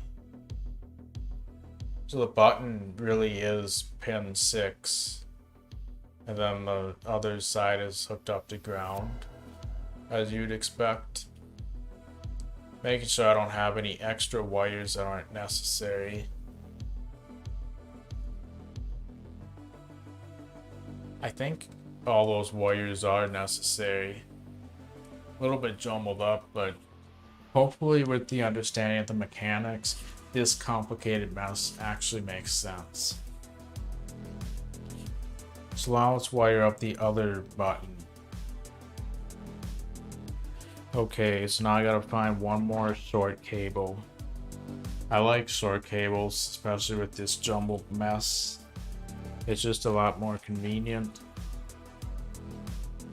I should really color code the cables and which one goes where, but this is kind of a set it and forget it type deal, so I'm not going to worry so much about that. So I'm going to hook up this end of the second button to some GPIO pin, probably the 22 over here. A little bit most convenient right now. Then this I'll also go to the ground. But again, I could have it hooked up to the positive too.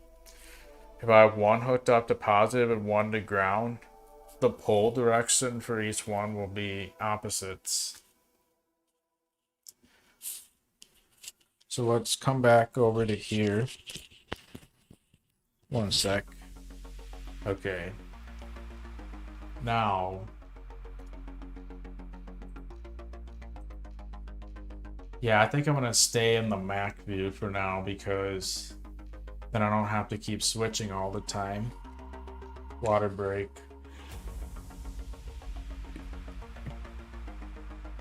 Very important. Okay, so now I'm gonna duplicate this right here.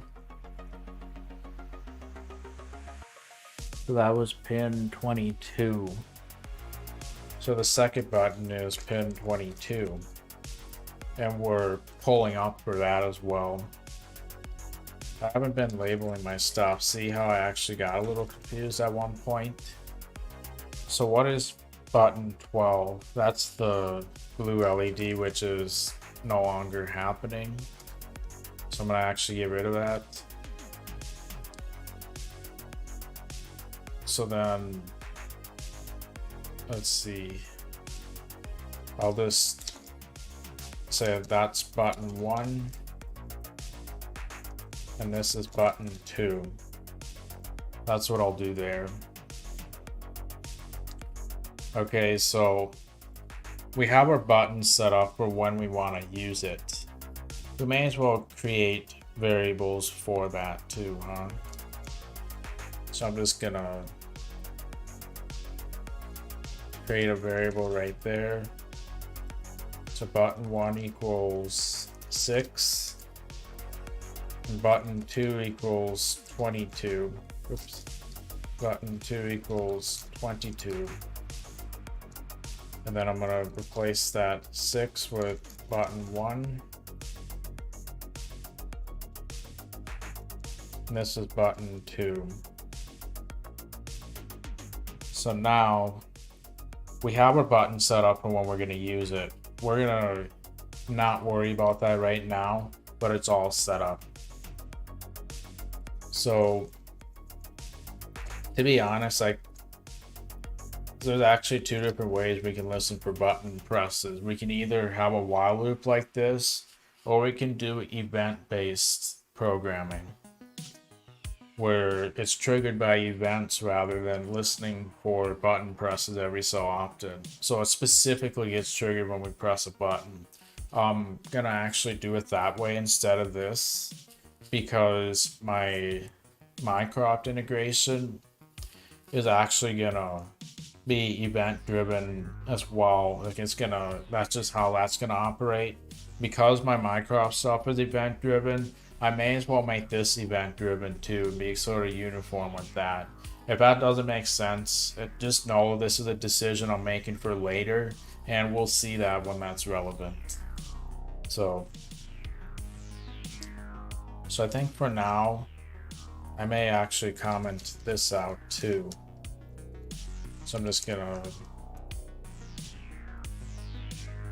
comment that right there. So now that while loop is commented out because it's in between these brackets there.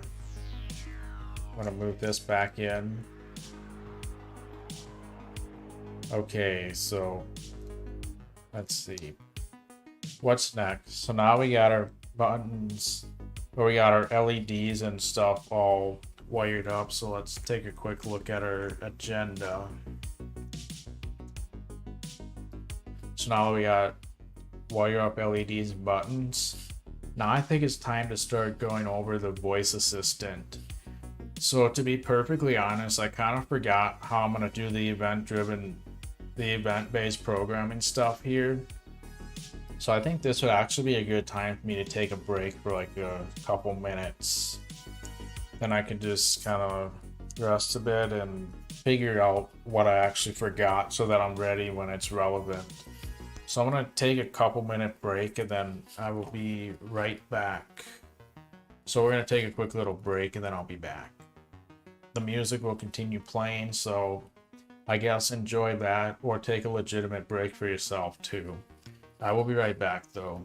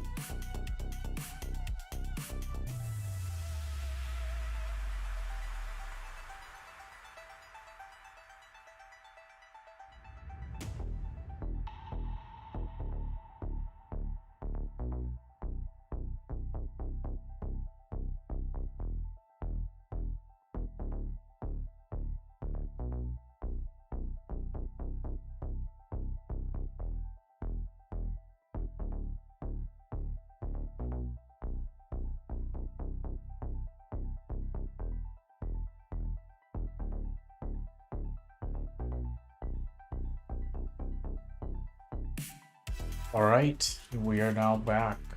So now we basically got all of our breadboard stuff wired up. This is probably going to be its final form, assuming I did everything correctly. So the next thing we want to do is we are now going to actually do the whole point of this project, which is integrating it into my custom voice assistant. So before we start integrating it into the voice assistant, I think it'd be a really good idea to go over what my voice assistant even is and how it works and demonstrate it. So now I'm going to talk about my voice assistant and showcase what that is so you can see how it works exactly. And then we'll start integrating the breadboard into that the way I originally wanted to, which is the whole point of this project and thus live stream. So let's start doing that now. So basically my voice assistant is called Mycroft, which you're probably familiar with, like Amazon Alexa, Google Home, Siri, stuff like that. Well, I hope I didn't trigger any of your voice assistants with that, by the way.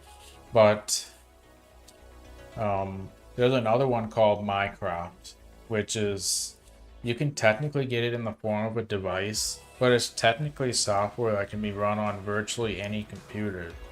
And what's really cool about this voice assistant is it's actually privacy focused. So unlike pretty much every voice assistant out there, this one doesn't actually listen and spy on you as far as I'm concerned, because it is free and open source, technically speaking.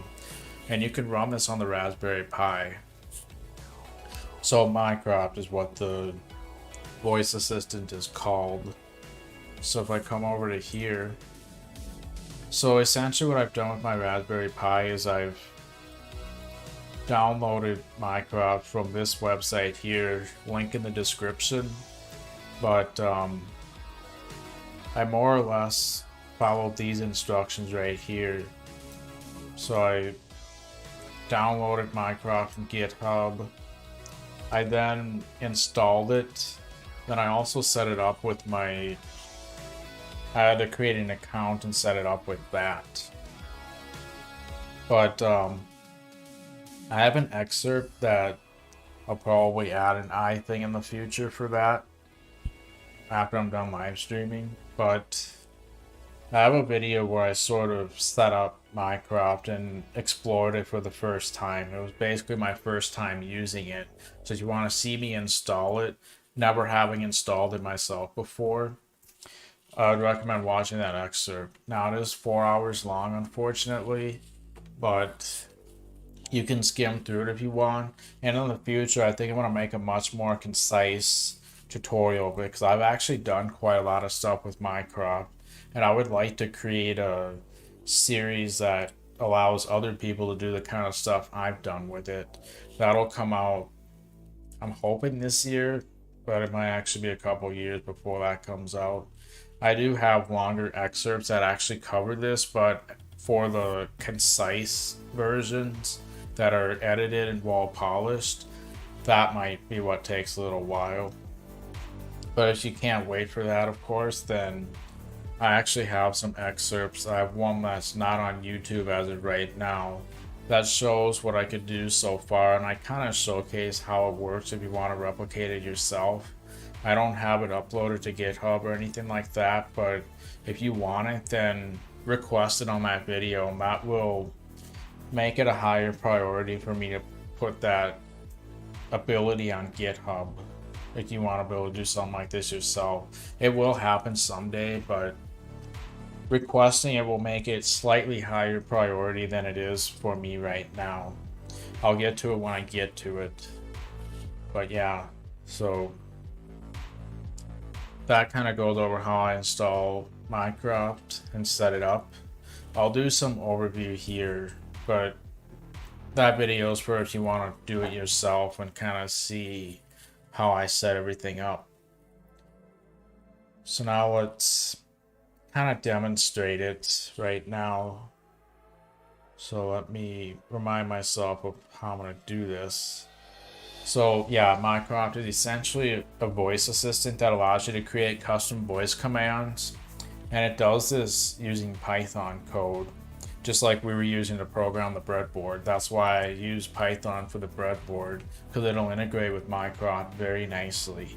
Hopefully it does anyway. I haven't tried this myself, but yeah, so it's basically Python, but you can create voice commands that trigger Python to happen.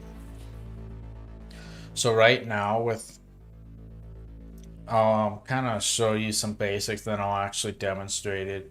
So before I can even demonstrate it, I have to actually start it up. So let's get out of here for now.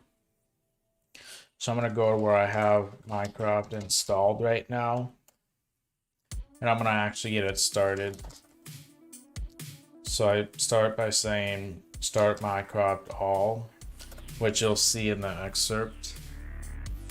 So now I'm starting up the voice assistant, and if I want to see what's happening, oh man, I should stop it because I don't have my microphone plugged in. It's gonna glitch out with that. So if I want to stop the voice assistant from running, I just go like this. And that errored out because it didn't properly start up, most likely. So I have a Logitech C270 that I currently use as a microphone, but pretty much any microphone should do. How well it works is based on the quality of the microphone itself. So when I plug it in, I always like to go to Audacity just to verify that the microphone is hooked up properly, because sometimes it doesn't. Like right now, I just plugged in the microphone, but it's not being detected. Good thing I checked, right? So it wasn't a waste of time to check at all. So what I need to do is unplug it and plug it in again. Either in the same port or a different one. I just did the same port. Now I'm gonna check it again. Still not being detected for some reason.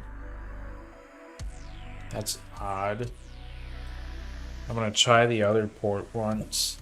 I'm hooking it up to a USB 3 port because may as well. I don't know if that really matters for the microphone, especially for one with this quality.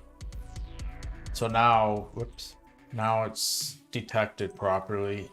Now that it's properly detected, I was just hooking up my microphone right there, and that's how I check if it's properly hooked up. Now I can actually start the voice assistant now that it's properly hooked up. And if I want to see what's going on, then I just type that CLI. So this will give me what's actually happening right now. You can see that I have a mic level, which is picking it up. So you can tell that the mic's working with that. That probably could have been a way that I checked too, but I would have had to start the voice assistant every time I did that. I didn't want to say the phrase in case it triggered. Now right there, it just ran into an error, which is not normal. It does do that when I start it up sometimes. I don't even know why. I'm basically just waiting for it to start up at this point. I think I'm gonna switch to the, so I switched to the full view for you. So now you're seeing the full high. Okay, so because of that skill modified, it's likely not gonna work. Hey Mycroft. Yeah, whenever the skill modified stuff happens here, it usually doesn't hear my trigger phrase. So I'm gonna restart it by saying all restart. So it restarts all the different services that it comes with. So I'm gonna show you how this all works. I'm just getting it started up right now. So now if I go back to the CLI screen,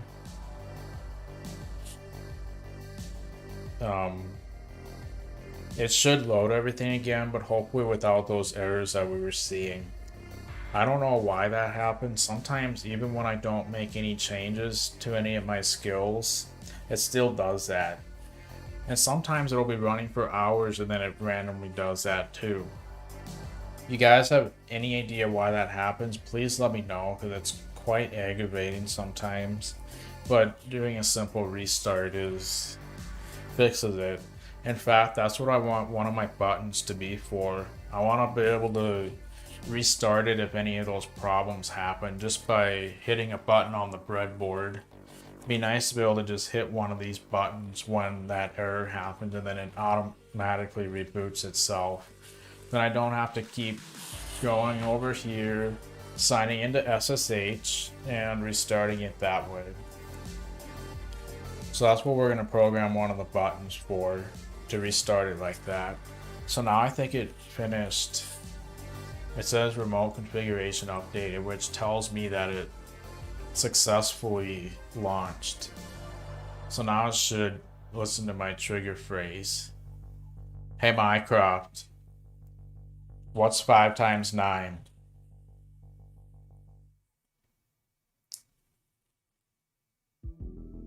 There's a bunch of sounds that are actually being made right now. I muted it for you guys, but so now it says 5 times 9 is 45. So it actually listened to my command right there. Pretty cool, huh? So obviously there was no auditory output because I don't have a speaker hooked up to it right now. And with the way I currently use it, I don't really think it's necessary. So now that you've kind of seen it in action, I'm gonna demonstrate what I actually use it for.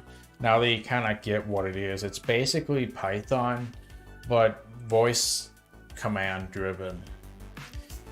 Mycroft essentially makes Python voice command driven, and I can create commands pretty much however I want. I'll actually show you how I create an ability for this to do. I'll actually create a voice command on stream so you can see how all that works. I think it'll help you guys understand how this works. With the way I explain the breadboard stuff, I'm going to thoroughly overview the breadboard or the Mycroft stuff too. See, they're triggered when I didn't actually say anything. That's why if I don't say the word, that's why. I'm trying to avoid saying the word so it doesn't trigger. By the way, you can actually program your own trigger phrase if you want. So if you want to do it Star Trek style, you could be like, computer. You can actually do that with this. However, I tried downloading a model that's online for the trigger phrase. So there's actually 2 different ways you can do trigger phrases. This might not entirely make sense. I just like to talk about the voice assistant, so that's what I'm doing right now. You can skip a little bit if you don't want to hear that explanation, but there's 2 different ways you can program a trigger phrase. You can either just type in the word, which actually tends to have reliability issues, or you can train a machine learning model of the trigger phrase. So I think the reason why you have to do a machine learning model in the first place is because it helps minimize false positives and false negatives. Because if it just, you see all these words that it says right here, if it just did that for everything, it would probably get a ton of false positives if it did it like that. That's why you either use what's called pocket sphinx, which is where you program in the word directly, but it tends to have reliability issues, or you can use a machine learning model, which tends to be the preferred way from a reliability perspective. It's a lot more technically demanding to do it that way, but it tends to get better results overall from my understanding. So I did actually try doing the computer trigger phrase, but I had a lot of false positives and false negatives too. I messed around with the model that I downloaded from online and did Pocket Sphinx. They both work terribly. So if I want to do it, I have to train my own model. I have to train it with what background noise is like, what it's like with me saying the word in various scenarios, like me shouting across the room versus being up close like right now. Usually I would buy my TV over there, so I would be shouting right now to trigger it if it were over there. But I have to train all these different scenarios and it could be technically demanding, so that's why I don't have the computer trigger phrase right now. Otherwise I would. I tried it, but the machine learning model from online and Pocket Spanx were pretty much a failure. Even tweaking parameters quite a bit, it still sucked. In my environment, the pre-trained model was probably for somebody else's environment, and that doesn't work so well in mine. So it works sometimes, but it was not very good overall. Terrible experience overall. So when I do it in the future, I'm going to be training my own machine learning model. So that's how I'm going to do it. But for now, given how much time I spent on that, I'm just going to leave it like this for now and use the default trigger phrase. You can also use some other built-in ones like Christopher or Hey Jarvis, or I forget what the other one was, but there's some built in. I actually tried the Jarvis one, but it has some reliability issues as well. One thing I am going to consider trying is using background noise removal on my webcam microphone. That might actually help a lot. Then I can maybe bring the gain way up too. Then I can talk quietly from far away with minimal background noise, hopefully. I haven't tried that yet, but I'm always tweaking this over time, and that's the tweak I'm going to make. Anyway, I don't want to ramble on like that. I'm just going to lose a bunch of people, as I probably already have. But for those of you who are still dedicated to this, I want to demonstrate what I actually use it for right now. So I typically use it to open up programs on my computer, whether it be some specific folder, or YouTube, or my watch later, watch history, pretty much anything, any file or URL, I can program that pretty easily and just tell it to open up that specific thing. And then it works. I'm going to demonstrate that in a bit. So I can open up pretty much whatever I want with it at this point in time right now. I can also search stuff. And I can also type stuff. I know you're thinking like, why couldn't I just use voice typing? Well, this allows me to do it anywhere. So even if I'm in like Notepad or something, it works with that nicely. And because it's Python programming, the possibilities are virtually endless. Because you can also use it with SSH, which is a way to remotely make stuff happen remotely. So like I have obviously my Mac. I also have a Windows PC, which is what I'm streaming from. I typically use it with the Windows PC, which I typically have hooked up to my TV. And having the voice assistant is absolutely clutch for that. It's amazing. Typically I use my my Steam controller to control the Windows PC on the TV, but I now use my voice assistant for quite a lot of stuff now too. I'm hoping to get to a point where I do it entirely hands-free, but it's very handy for opening stuff up, for searching things hands-free, and for typing stuff. I'm going to demonstrate all of it in a bit, so don't worry, you will get to see it.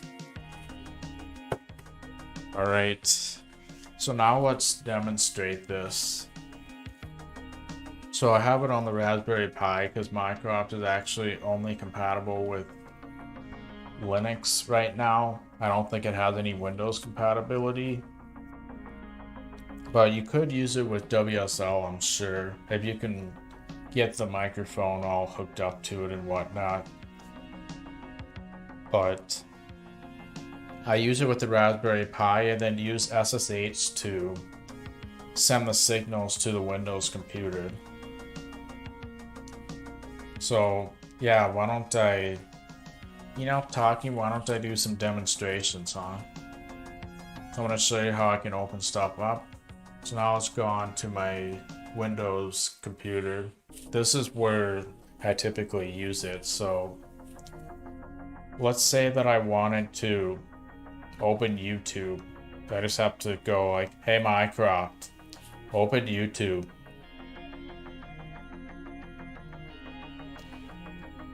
There we go. I did this completely hands-free. Hopefully there's no lag right now. Why is that lagging? That's a little bit concerning. I don't know why everything's currently lagging at the moment. I hope that doesn't mean that the live stream is also lagging. I want to real quickly check that. I want to make sure that nothing lagging right now. Everything appears to be working fine as far as I can tell. So yeah, this is pretty cool, huh? I can use a voice assistant to pull that up. Or if I want to pull up, let's say, my watch history. Hey Mycroft, open watch history. There we go. Pretty cool, huh? So I can open up pretty much whatever I want. If I want to watch The Office, which I'm doing at the moment. Hey Mycroft, open The Office. There we go, just opens up Peacock, which is where it's on. So then if I want to close this window, the browser window, I can just say, hey Mycroft, eliminate program.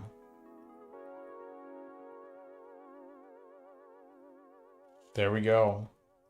So pretty awesome, huh? So that's my voice assistant. I've been using this for several months now. I'll show you kind of how this actually works behind the scenes, because having an understanding of how the voice assistant works will help you understand how I'm integrating it with the Breadboard project. So I can open up pretty much anything I program it to do, right? So if I want to watch Seinfeld, I can do that as well. If I want to open up my C drive, hey Mycroft, open letter Charlie. Then it should come up. Now right there, it didn't work. I couldn't tell if it was listening to my voice command or not. See, it actually wasn't listening for my command, even though I thought it was. I can't tell if it's listening or not. I want to let you know that that's why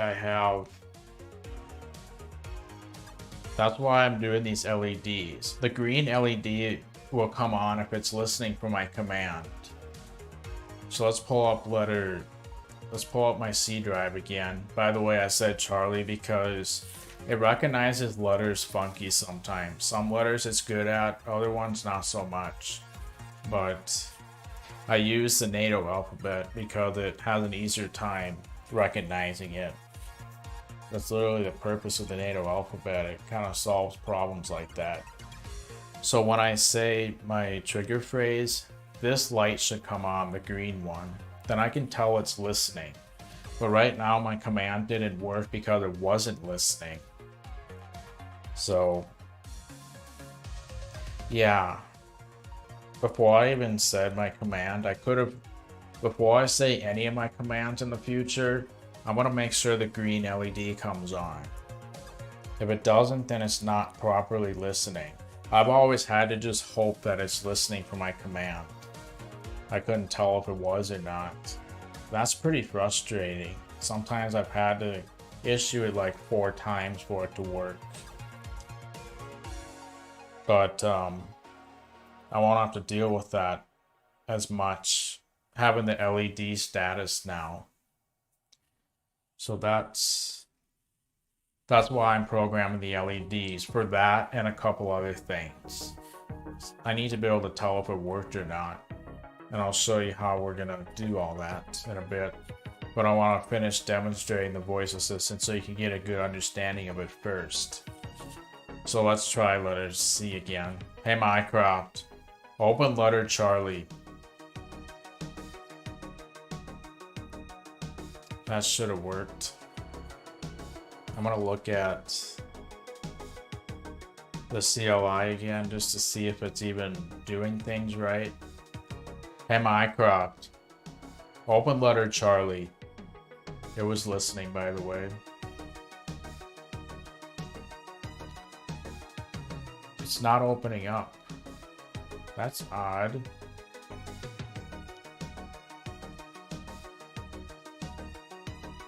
The screen's still working successfully,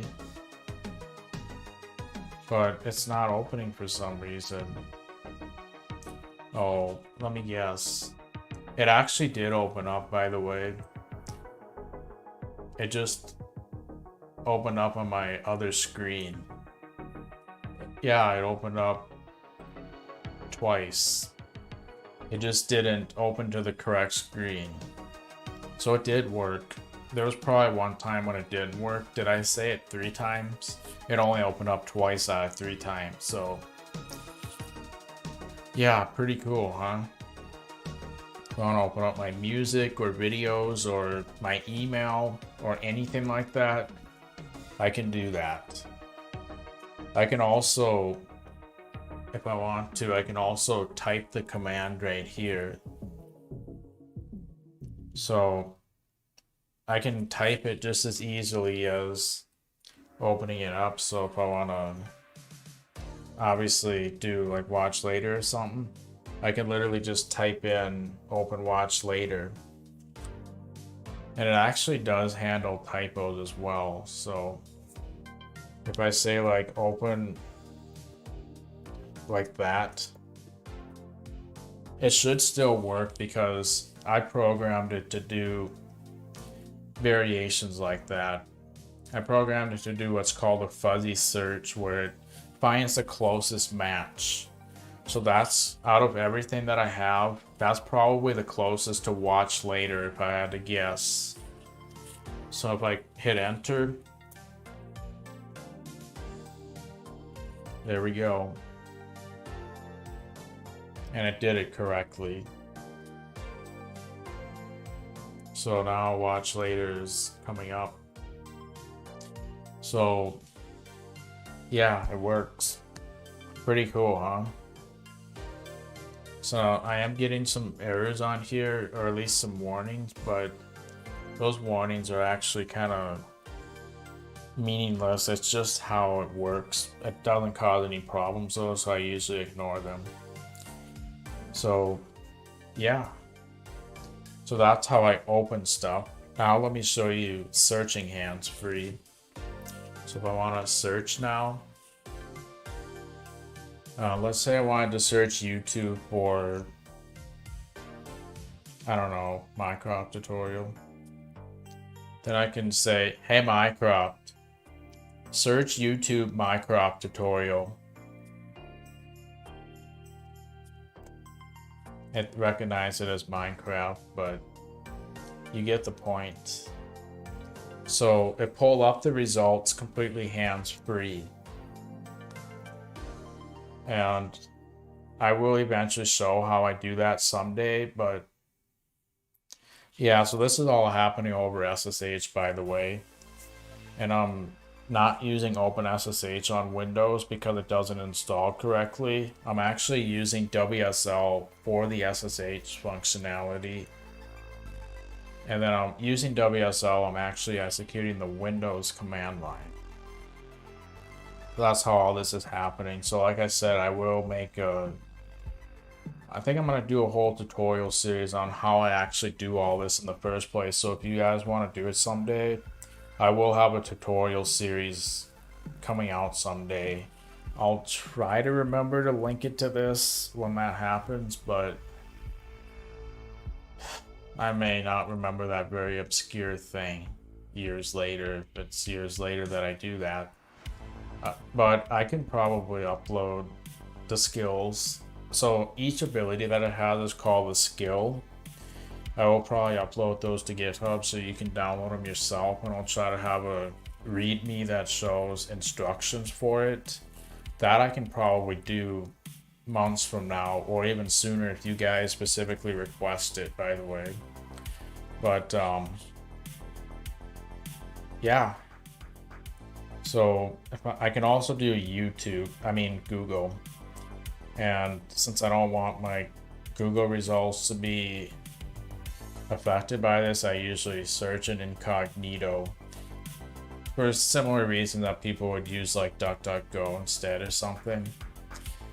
But if I want to search Google, so should we do the answer to life, the universe, and everything? Let's do that. Hey Mycroft, search Google, what is the answer to life, the universe, and everything?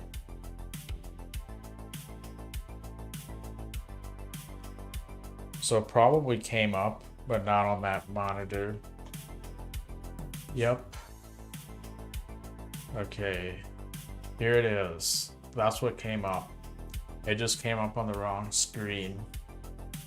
So I did that entirely hands-free. Pretty cool, huh? Hey Mycroft, eliminate program. So I want to close out the window, that's what I do. And then I can actually do multiple things at once with the open script. Hey Mycroft, eliminate program.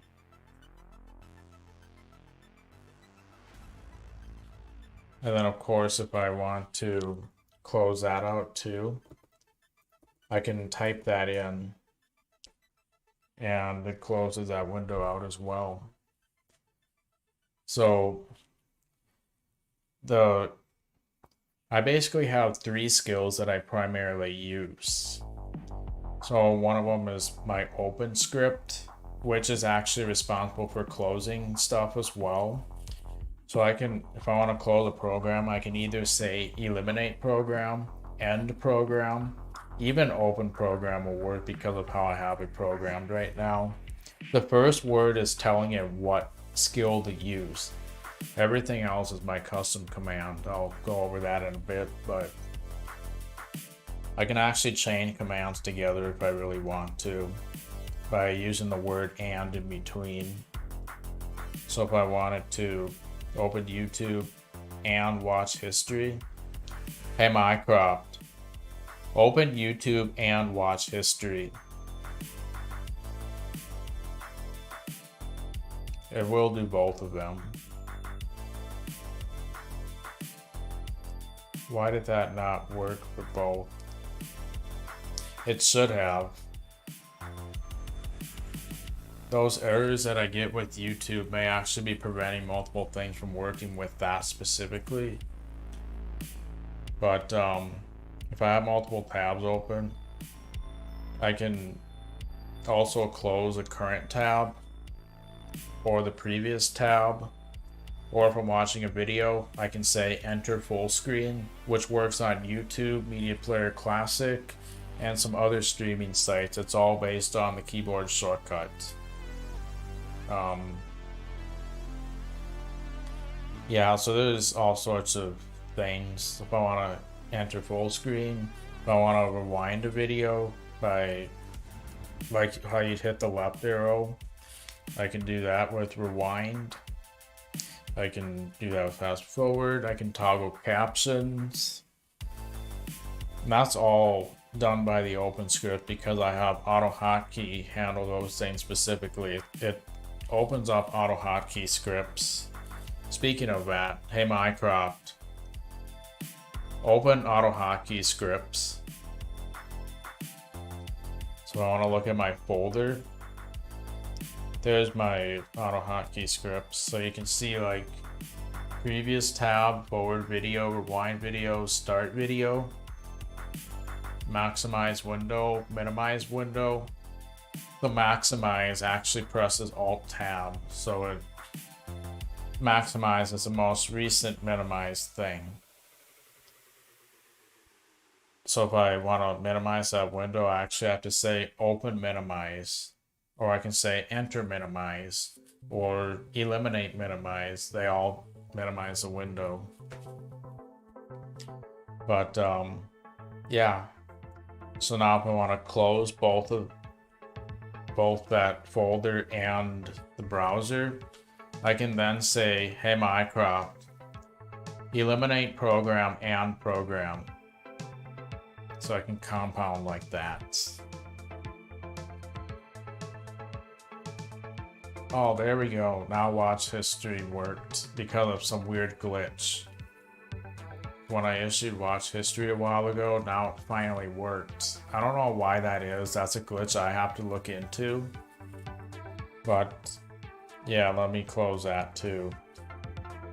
So, hey, why don't I show you where the excerpt is? Hey Mycroft, open my test channel. Making sure there's no lag and stuff. So this is obviously where I'm currently doing the live stream. You're watching this right now, by the way. I don't know if you're also watching other videos at the same time, but you're for sure watching this if you're seeing this. So I have a video excerpt. This is the video of me setting up Mycroft. See there, it triggered.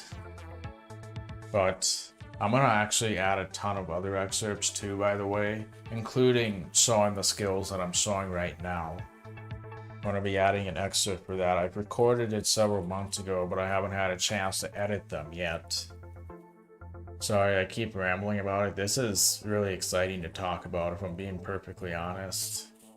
So, yeah, apologies about that. But yeah, know that there are going to be a lot of other video excerpts too. Okay, so by the way, I could have closed that tab out by saying, hey Mycroft, close current tab.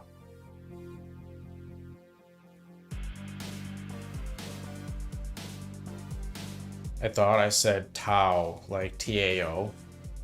I recognized tab wrong.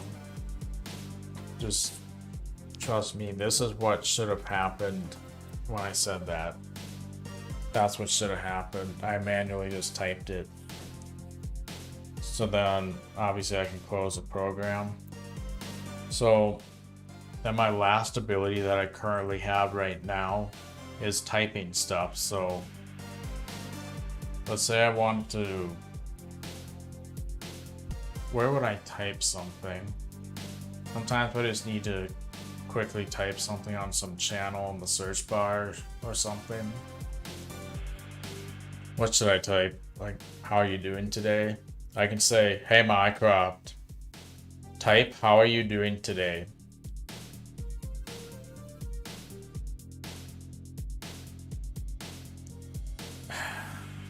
I thought I said tight instead of type. That reminds me, I'm actually gonna add support for the word tight. When it recognizes it as tight, I probably mean type. So if I want to add that as part of my commands, what I actually want to do is then, so I'm going to close out of there. So it's still running even when I close that out, but I'm just not seeing status stuff. So if I want to make it so that on the type skill I can say the word tight and it'll still work, what I have to do is modify opt Mycroft skills. That's the skill. I'll kind of show this in a bit too. Locale ENUS and then dot intent.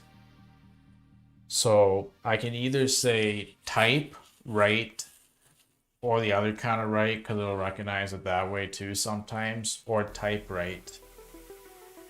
But I want to also allow myself to say tight. So now if it recognizes it as tight, which it probably does quite a lot of times, that'll work too. So now, if I say, hey Mycroft, type, how are you doing today? Now the text appears in that search bar. So I could do that anywhere. So that's basically the kind of stuff I could do with the voice assistant. So how that ties with the Breadboard project is, I want to have status LEDs for the custom voice assistant. I want to be able to tell if it's listening for my command, which I had to hope that it was just now because I had it closed out right here. I couldn't tell if it was listening or not.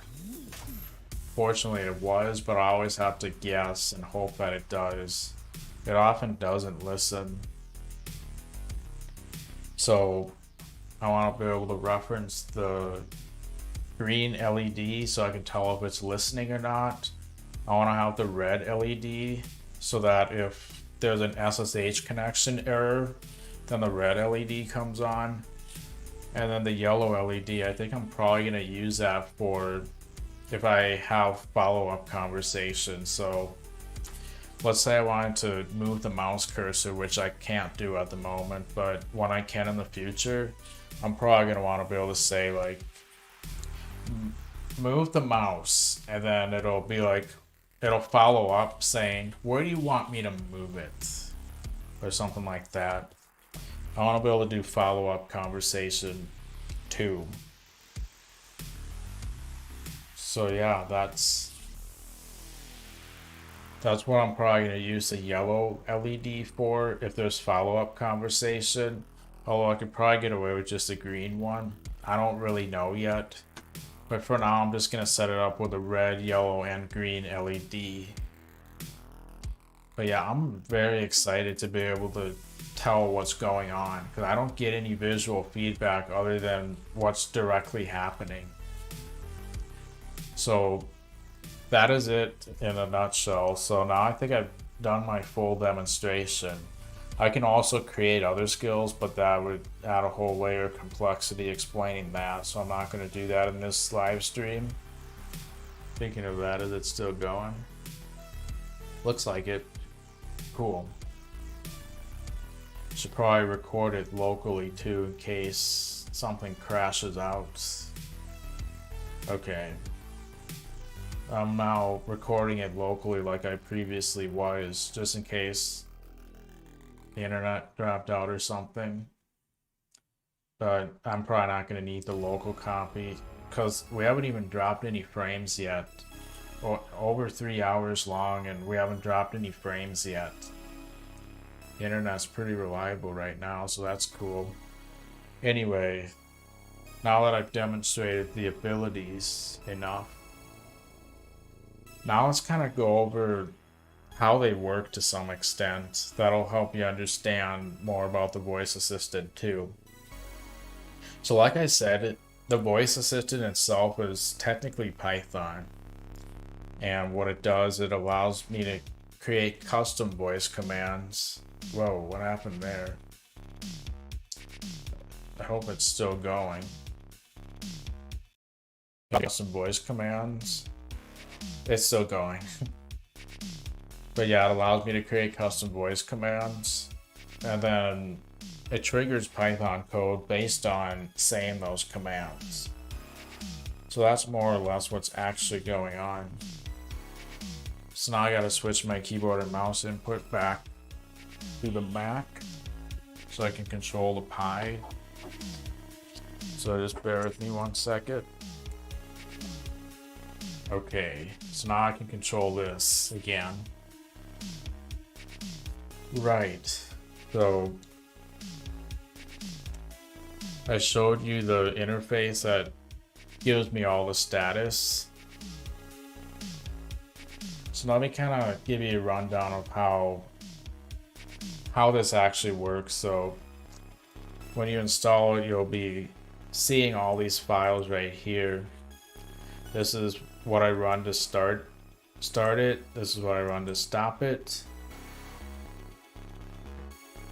Yeah, but let me show you where the abilities are. And I'm actually going to create an ability in a little bit so you can see how I make all this happen.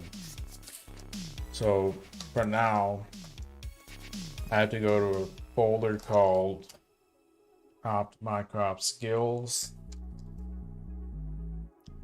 and it's basically a bunch of folders for each ability. So like when I open stuff, this is my skill for opening everything up. So within that folder,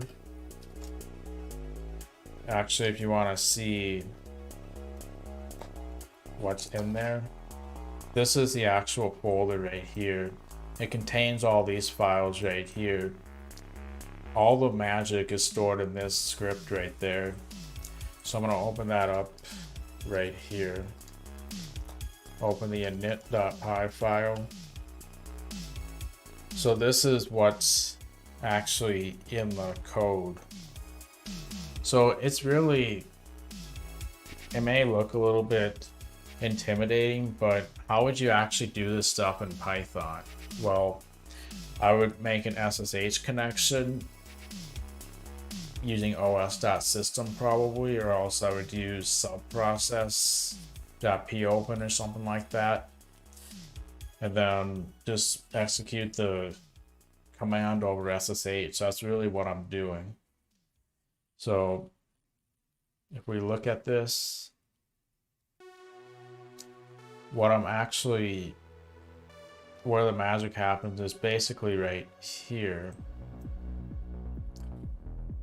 So all the stuff you saw me do is this line. Without this line, absolutely nothing will happen. So it actually runs SSH on the terminal and I have to do port 2022 because that's what I use with WSL. And then I have the username at the IP address. I mean, this is really just a terminal command, but I'm referencing the user at the IP from a file because I reference it in multiple places. I have all the users and IP addresses stored in one file, so it's in a centralized location. And then what it actually does is it, through WSL itself, it then executes cmd.exe in Windows. In Mac, it just executes the terminal directly because that's how you would do it over SSH normally.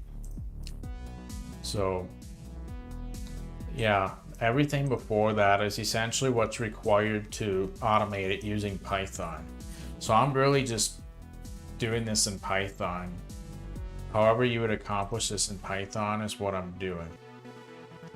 A lot of this stuff right here is actually irrelevant. I was messing around with certain things and I could probably get rid of a lot of that stuff, to be honest, but this is really the heart of where things happen and how it works.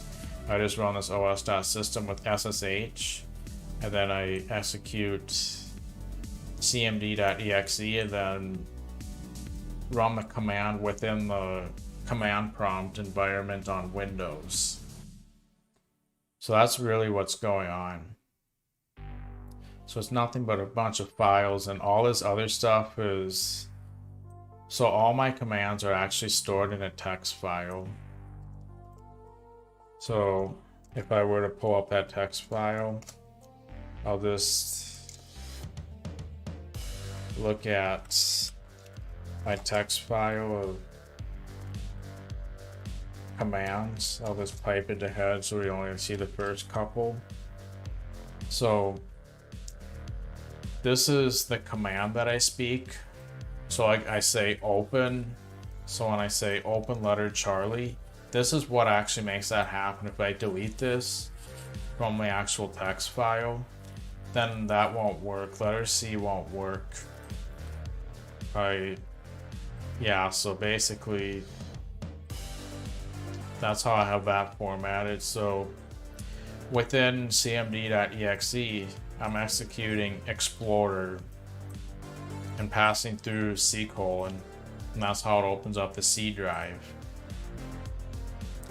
So when it opens YouTube, for example, I'll search specifically, well, there's going to be a whole bunch of results that I'm going to have to sift through. I'll show you how the Office works. Can't remember if I put it in quotes like that. So when I say open the Office, what's highlighted in red right there is basically my command that I'm saying. So if I change this office to apartment, then I would say open the apartment. This is all I have to change. I don't even have to restart Mycroft for it to take effect or anything. And so it's through the command line environment, it runs brave.exe and then it passes through the URL. So that's how that works. So that's how skills actually work. It's really nothing but Python, but Mycroft is what makes it so I can use a voice command to trigger it. So all that code, I'm not going to explain what all the code does right here because that would take forever. I'm uploading an excerpt where I explain that more in depth, but all the stuff that's needed before this is the Python that I would use to make all this happen, really, including my fuzzy search mechanism, so that if it recognizes my command wrong, it'll still be able to identify what I said. So for example, if I said orifice instead of office, it'll probably still recognize it as the office, because the fuzzy search will determine that this is the closest match. So there we go. That's kind of what it does. So it's really however you would accomplish this in Python, but add voice command trigger events into the mix. So then for my search skill, for example, this is the code for that. So it does the brave.exe, but it actually takes my utterance. So the command that I say is called an utterance. It takes that utterance and just passes that through into my command for my search query. This is what it does to make all that happen. So yeah, so if I say search YouTube, this is what runs. If I say search Google, this will run instead, because it actually takes the URL, then it appends my trigger or my command into there. Same with YouTube, it appends my trigger phrase or command into there. Now, obviously the recognition isn't 100% perfect, but it's still tremendously helpful. In the future, I'm going to try to make it so that it can correct the grammar all by itself before it even gets this far. Then it can use properly worded sentences and stuff. I don't know how I'm going to do that yet, but I want to make it so that the recognition is better by having some sort of service take what I said and then sort of like Grammarly, how you can correct grammar based on suggestions.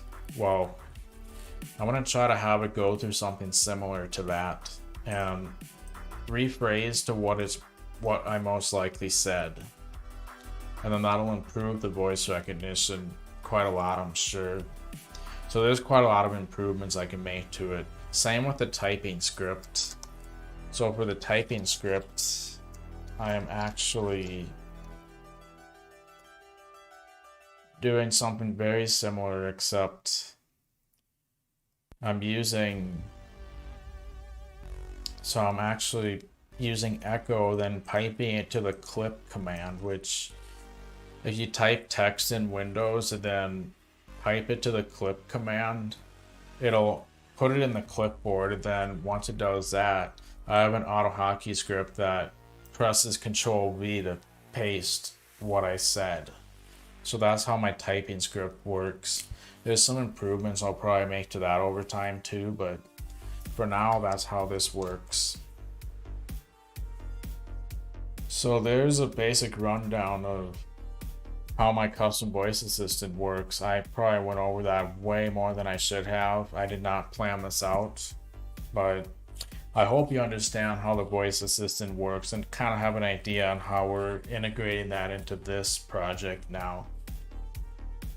So I've been looking forward to this for a really long time, by the way. This is actually something I'm going to be using on a daily basis.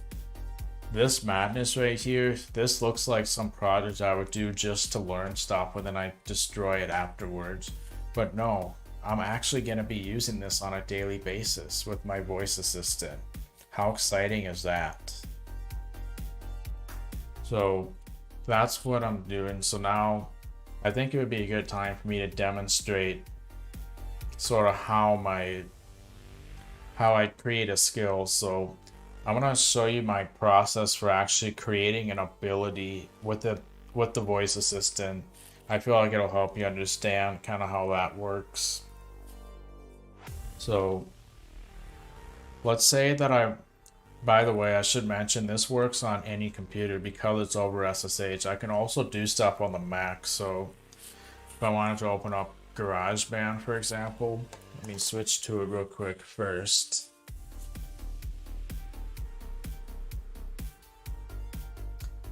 So I have a command to open up GarageBand on here. Hey Mycroft, open GarageBand.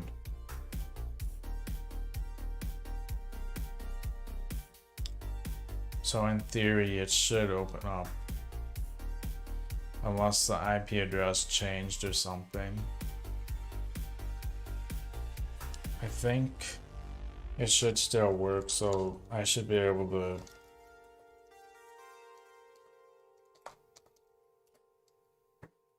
yeah, so now I SSH into my MacBook. So now if I were to say open GarageBand, open applications, GarageBand.app. Using the Raspberry Pi, I literally just opened up GarageBand on my Mac. So you can see how I can program that into a voice assistant. A little bit of music composing. It's kind of fun to mess around with that sometimes. But let's say I want to... That's actually not what my voice command is going to be. So using the OpenScript, that's what I would open up. Hey Mycroft, open GarageBand. Not sure why that's not working. I'm gonna pull up this interface right here so I can tell what's going on. Did it even listen for my command? That's what the green LED is for, so I can tell. Hey Mycroft, open GarageBand.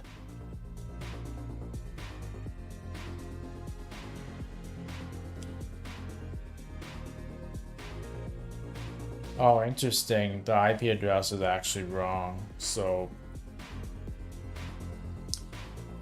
I have a file with all my IP addresses. I think it's okay for me to show it. There shouldn't be anything confidential in there. I don't have any public IP addresses or anything like that. So let me go into my documents. Basically, are you kidding me? I have the IP address correct. So it's .54.145.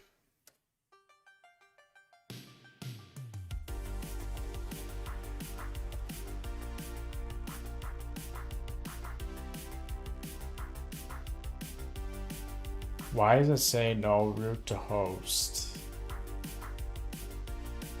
That is actually correct though. If I run some Python 3, oops, import OS, made a typo. So if I import OS and say os.system, I should be able to say SSH, the IP address,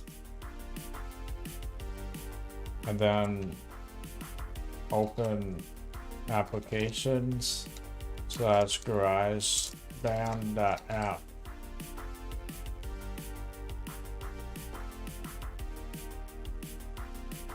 If I didn't make any.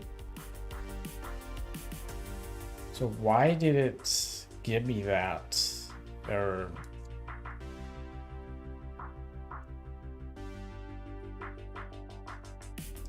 I was literally just using that, wasn't I?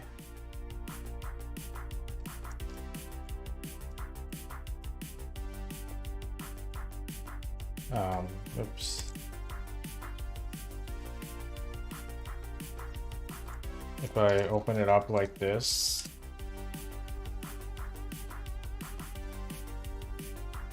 why is that not working all of a sudden?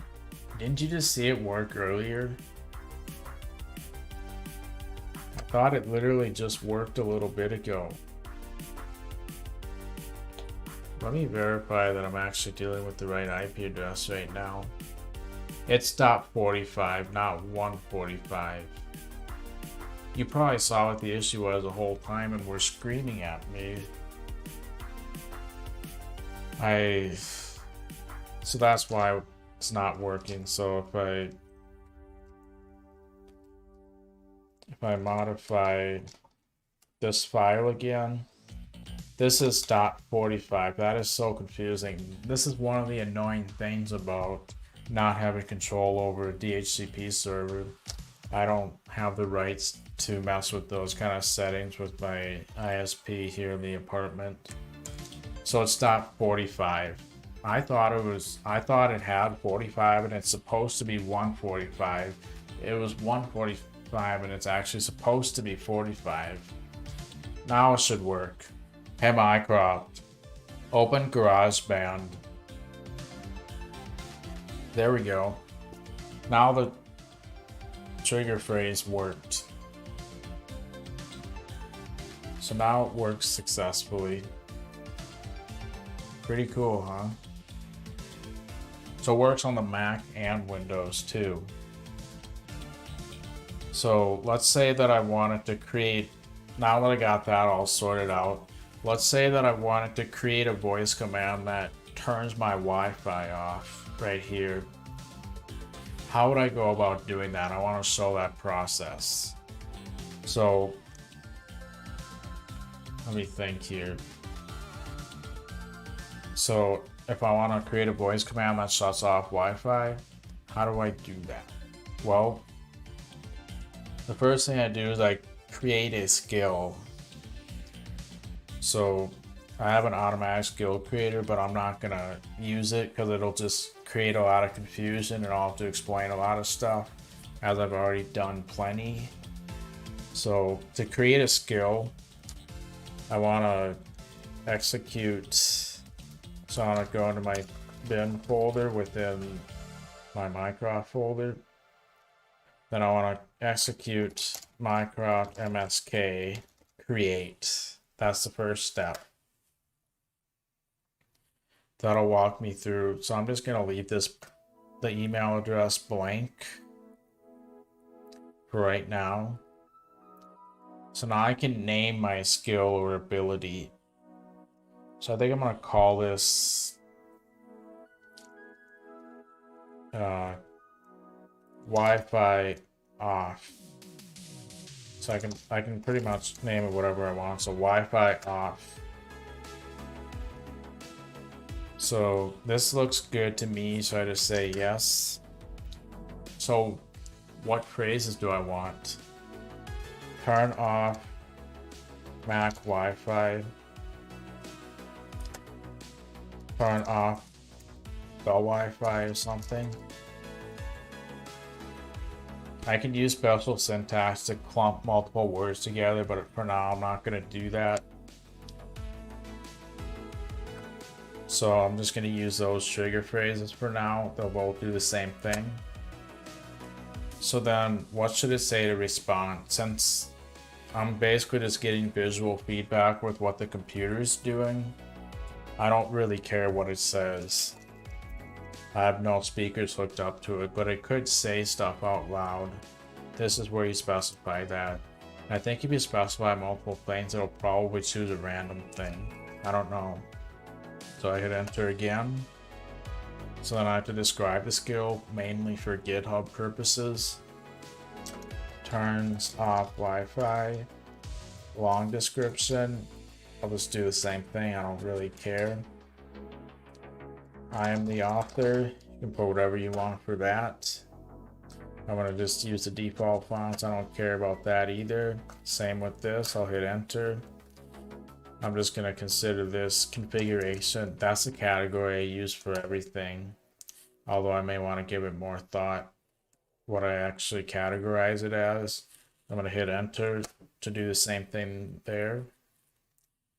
I'm not gonna add any tags, so I'll just hit enter. I'm not gonna put this on GitHub, so I'll hit enter again. In the future I might though. So then I think I can just I can hit enter here too, since I'm not adding any skills or adding any dependencies that were installed with the Python package manager. Since I'm just using OS, I shouldn't need a manifest file. Would you like to create a GitHub repo? No. Okay, so now the skill actually exists. Now we need to program it to make stuff happen. So at this point, I would go to the skill folder, and I think we called it like, what did we call it? Wi-Fi off skill. That's what we called it, Wi-Fi off. So that's the folder it's stored in. So now we modify the init file.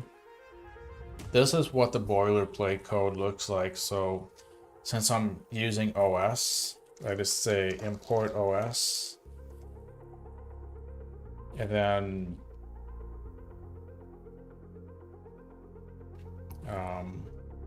right here is where we actually add what we want to do. That function triggers when we say our voice command. So right here I want to say os.system, and I'll say, doesn't matter if I use single or double quotes. I was just thinking if it mattered. It doesn't. I'll just say SSH for my Mac. It's 45, not 145 as we determined. Then in quotes, I'll just say open. Actually, the command that I want to run to turn off Wi-Fi on the Mac is network setup. Set airport power airport off. Then I end the single quotes like that. Then I think I need to add a stop function too. So I'm gonna real quickly look and see if I'm missing anything important. I think I have to add a stop function or it'll glitch out if I remember correctly. So actually let's look at the search skill because it's way more basic. Or the type skill actually. So I'm just quickly looking at the file. So I want that stop function. So I'm gonna actually grab lines 22 and 23 from that file within this file. So I'm gonna add the stop function right there. So I'm gonna grab lines 22 and 23 from the type script. Okay, so there's the stop function that was from the other file. That's a Vim thing that I just did. So that should be all our script really needs. So I'm gonna delete that right there. Oops. There we go. So I think that's everything we need to do. So our ability is now created. So at this point, all I really need to do is restart. Go back in the Mycroft folder. Then I want to restart the skills service to update it. And then I usually like to load the CLI thing. Then I can tell when it's ready to go. In fact, I might even make it so that all the LEDs turn on when it's loading, and then they shut off when it's successfully loaded. So when it says like remote configuration updated or There's something else it can say too, I forget what. There's two different things it can say when it finishes initializing or restarting. Right now it won't listen for my command because it's still loading. But the good news is it's not giving us any errors. Sometimes there will be errors when you create a skill. That's pretty normal with programming. You're probably going to get errors when you do stuff. Nothing abnormal with that. So you fix them like you normally would. Eventually it works. Like all that stuff I showed you, I had so many errors in the process of creating everything. Now it says remote configuration updated. So now let's see if it toggles Wi-Fi. So let's watch up here. So when I say my voice command, that should disconnect right there. Hey Mycroft, turn off Wi-Fi. So the Wi-Fi should shut off if it works correctly.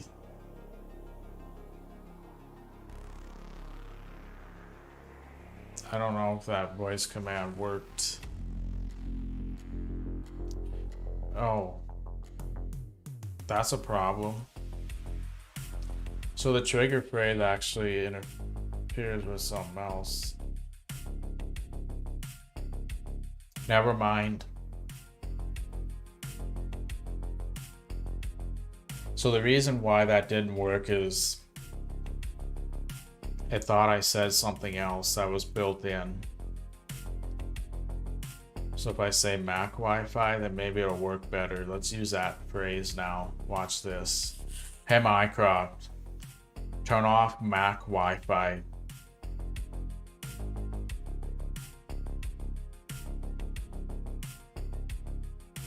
Clearly that didn't work either.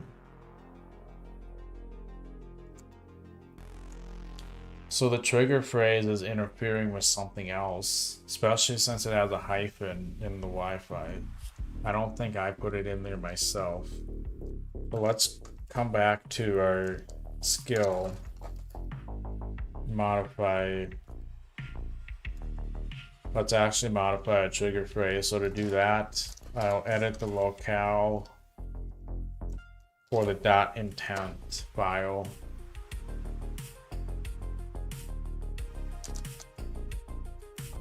If I added, oops, like a hyphen right there.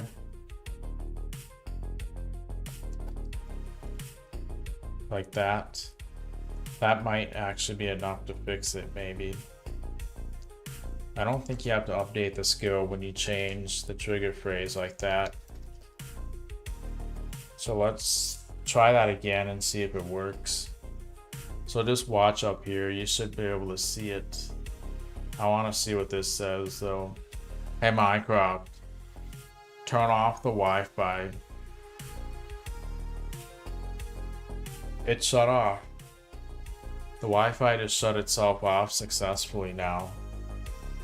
So I just had to change the trigger phrase because it thought I did something else, so that might happen too. So now you know how I create abilities with my custom voice assistant. I'm not gonna obviously use that forever. There's not really a good use for it, but I just wanted to show how to create a skill. That's how you do it. So now you know pretty much everything you need to know about the voice assistant. So now let's start integrating with the breadboard stuff. I want to get to bed relatively soon. So let's start integrating it with the breadboard project. Oh, because Wi-Fi is off, VNC ended up disconnecting. I never created one that turned it on. I'm not going to worry about that, obviously. Oh, looks like we're back now. Cool. So now let's figure out how to integrate it with the breadboard. How do we tie all this with this? Well, there's actually multiple ways we can do it. We can either modify the Mycroft code directly, the code base, or we can create a messenger script. Create a script that uses a messenger service. So I think I would probably personally do the script that utilizes a messenger service, because we can actually take our existing breadboard code and then add the Mycroft stuff on top of that. So let's do that now. So the first thing we want to do is figure out where our breadboard code is. So I'm going to go into the directory where I have the breadboard code right here, and we're going to start interfacing that with the Mycroft messenger service. That's what I'm going to do. So let's let's import that as well. So one of the sources that I actually use is this. So we can take this kind of code right here and adapt it to what we want. I may as well shut that off, sorry about that. So I'm gonna basically do this right here. I'm not gonna use that message bit. So I want to say from, like that. So that's, oops, that's what our code should say right there. So now we can interact with the message bus, which is something that's actually globally happening around the whole system. Our code can listen for certain events that happen with Mycroft. Like for example, when we start speaking, that'll be an event that gets triggered when we stop speaking too. So then what we want to do is set up the message bus client like that.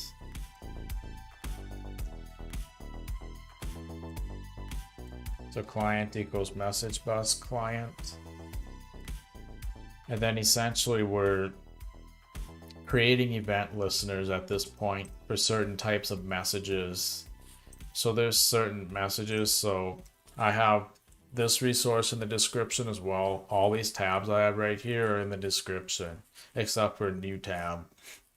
But this has pretty much all the different message types that exist. So for example, recognize your loop utterance is a message type.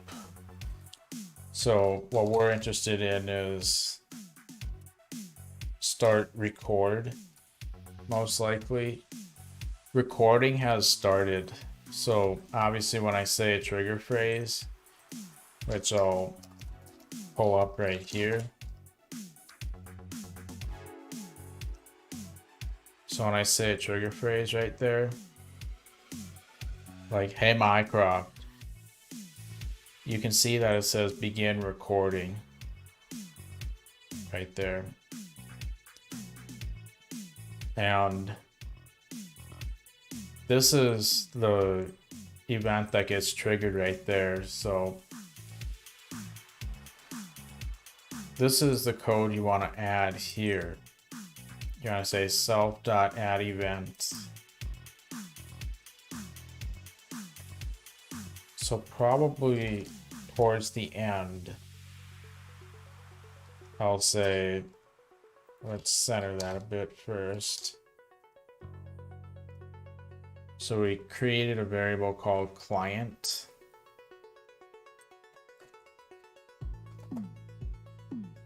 And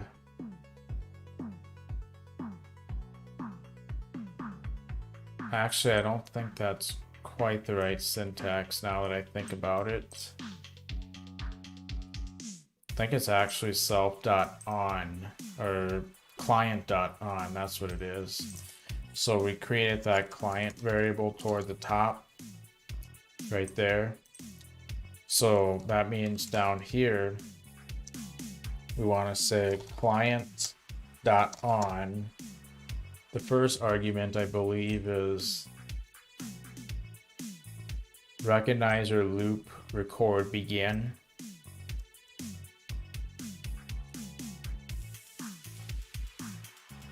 And then what callback function do we want to trigger when that occurs? I think I'll just create one called start listening. So that should be all we need for the event trigger. So then what I want to do is create a function called that start listening right there.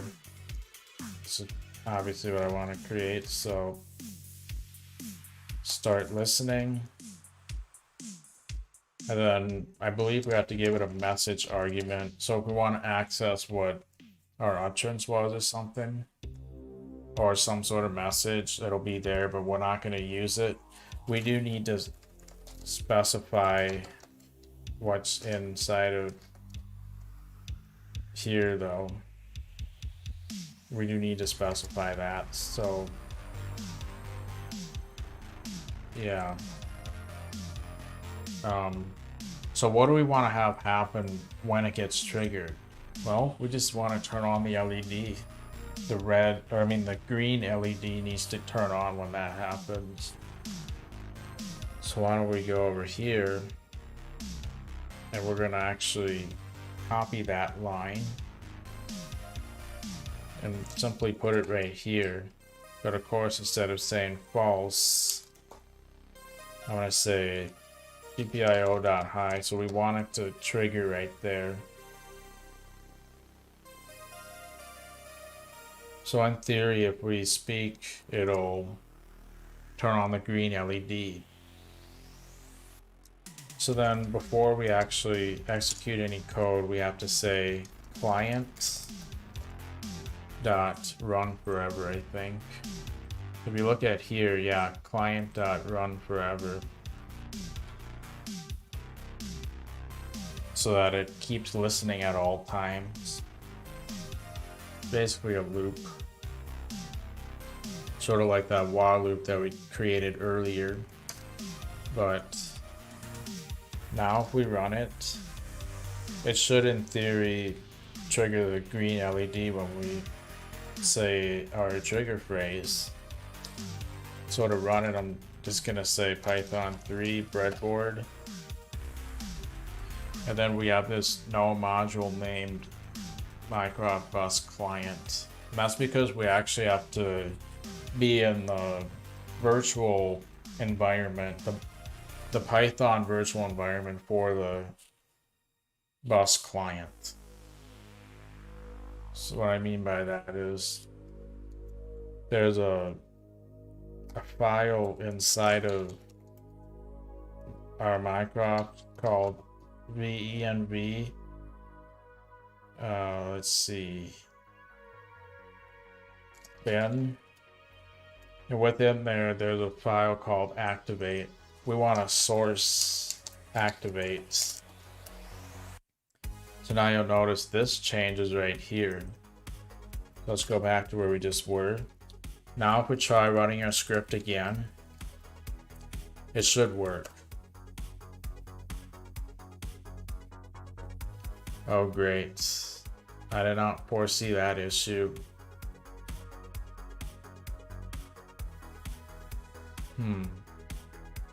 So now it can do the messenger bus, but not the GPIO stuff. That's just great. It would be nice to be able to interact with everything directly. I think I'm gonna ask ChatGPT, the new chatbot that came out recently, how to deal with this. Good, I had my mic unmuted this whole time since I last did the be right back. I'm gonna ask ChatGPT what to do about this.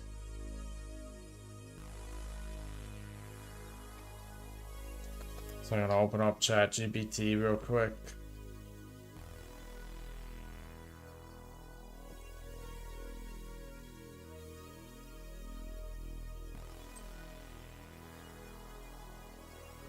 How do I phrase this question?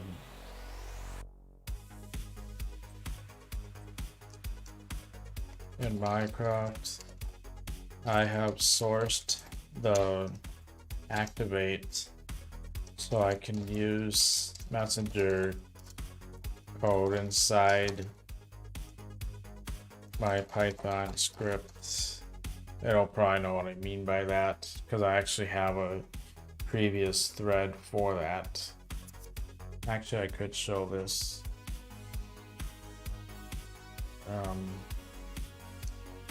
The problem is it now no longer recognizes the GPIO library, which I need. Suggestions.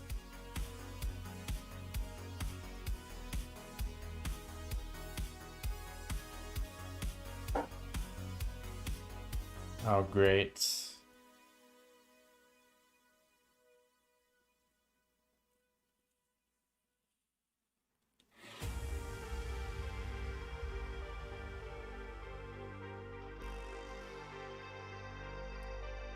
It would suck to have to run this every time I start up the virtual environment.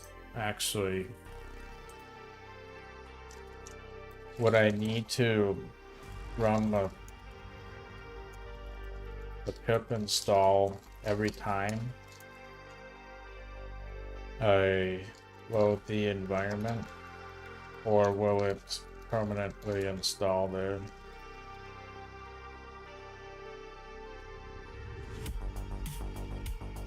Once you've activated, you should only need to install it once. That is by far easier. Trust me on that one. So within this virtual environment, let's try installing that. Oh, that's actually kind of fascinating. I didn't realize you could create separate environments and have separate packages installed. That could be quite useful in some situations. Okay, let's see if the code works now.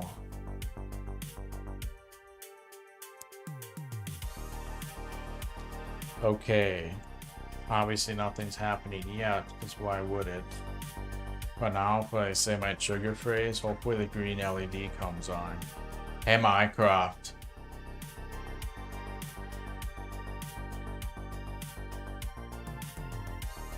Actually, let's modify the code so that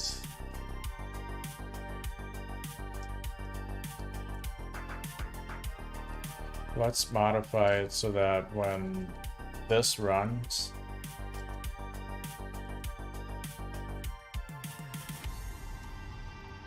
we get a print statement so we can tell what's happening. Yeah, I think that's what we want. Hey Mycroft. Hey Mycroft.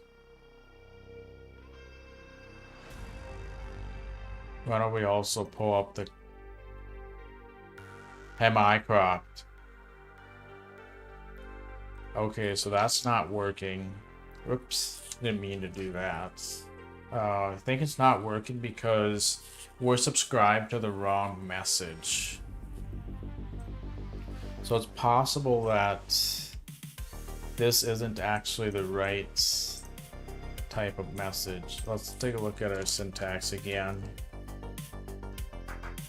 So we're subscribed to recognize or loop, record, begin.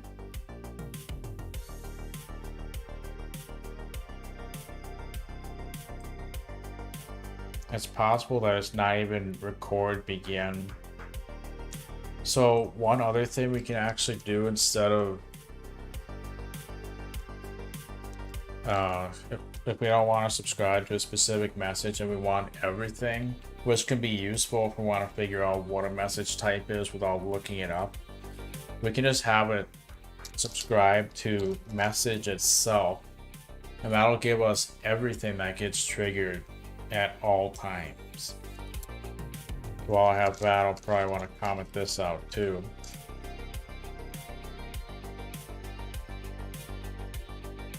So now every single thing that happens, I would have thought something would have happened. Hey Mycroft.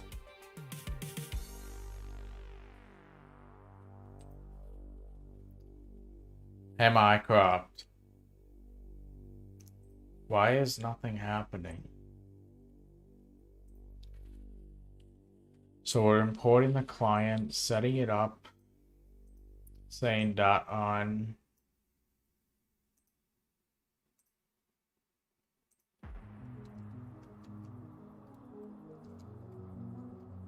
I thought message would have been what it was. Here, give me a second. Let me see if I can figure out what I did wrong here.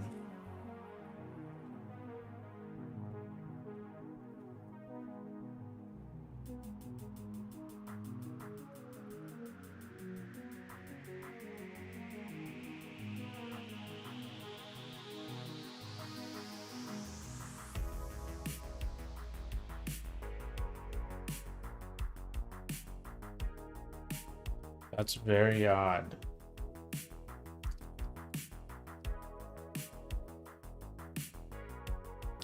Oh, I know why. The order that you execute code in actually matters a lot. Anything after the run forever simply won't happen at all. So you actually have to say this beforehand, not afterward. But if you subscribe to message,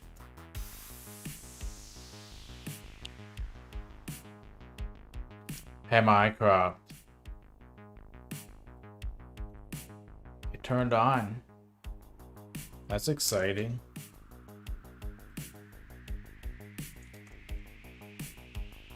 So let's actually change this to off right now. We will add a turn off mechanism in a bit, but we should realistically be removing that. So if it works, then so that triggered off, right? Because we were subscribed to the message service. I don't know why I'm not getting all the message related outputs. Oh, I have to actually print message. That's where you would print that. So I'm gonna get rid of the quotes and print message. Comment that out temporarily.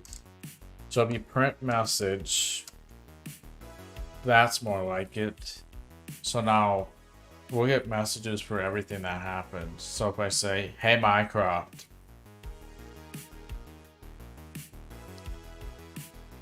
now we're getting everything that goes through. So what we want is recognize your loop, record, begin.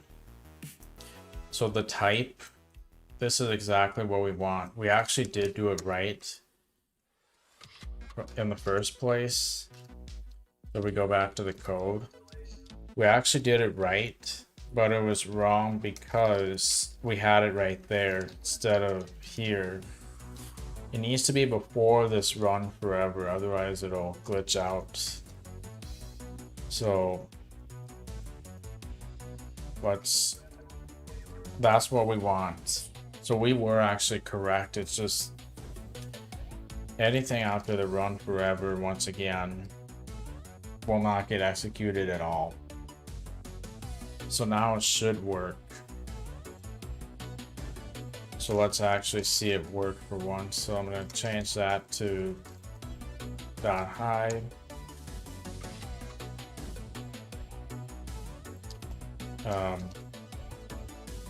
And I'll just change this to triggered, just so we have a print statement that shows that it's triggered.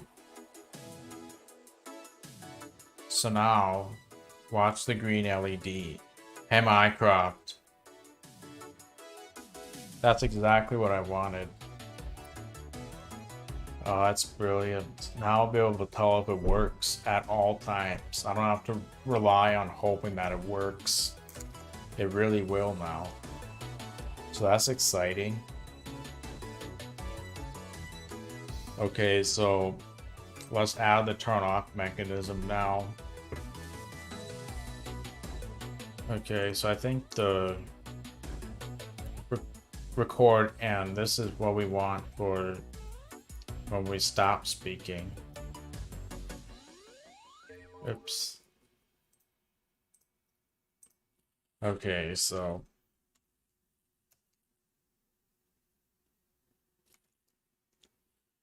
let's add that mechanism now.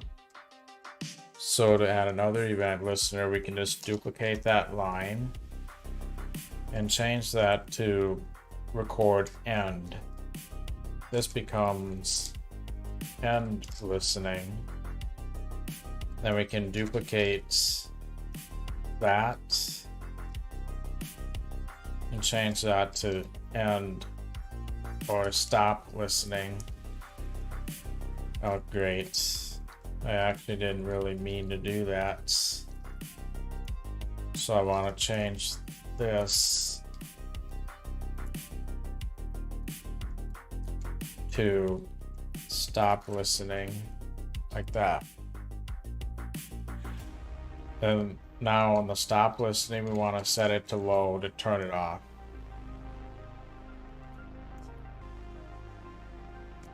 So now let's just try it.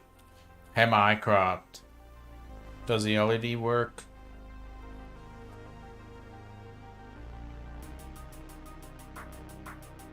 Oh, I gotta run the script in the first place. Hey Mycroft, does the LED work? Brilliant. So now it was already on, so we didn't see it come on. Now let's try it for real. So let's say I want to go to YouTube. Let's watch it right here and see if it works. Hey Mycroft, open YouTube. Ah, brilliant.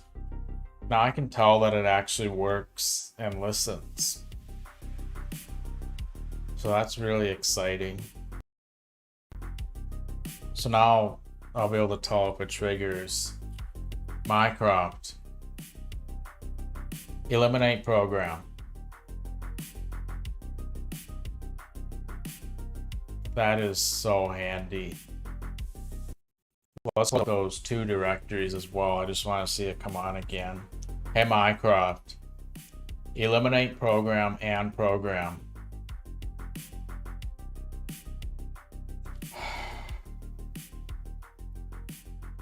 Oh, when I say open, specifically say anything at all, it actually opens that. It opens the letter Charlie a bunch of times if I don't say anything at all because of my fuzzy search mechanism. That's just how it is. How many are even open? Hey Mycroft. Eliminate program and program.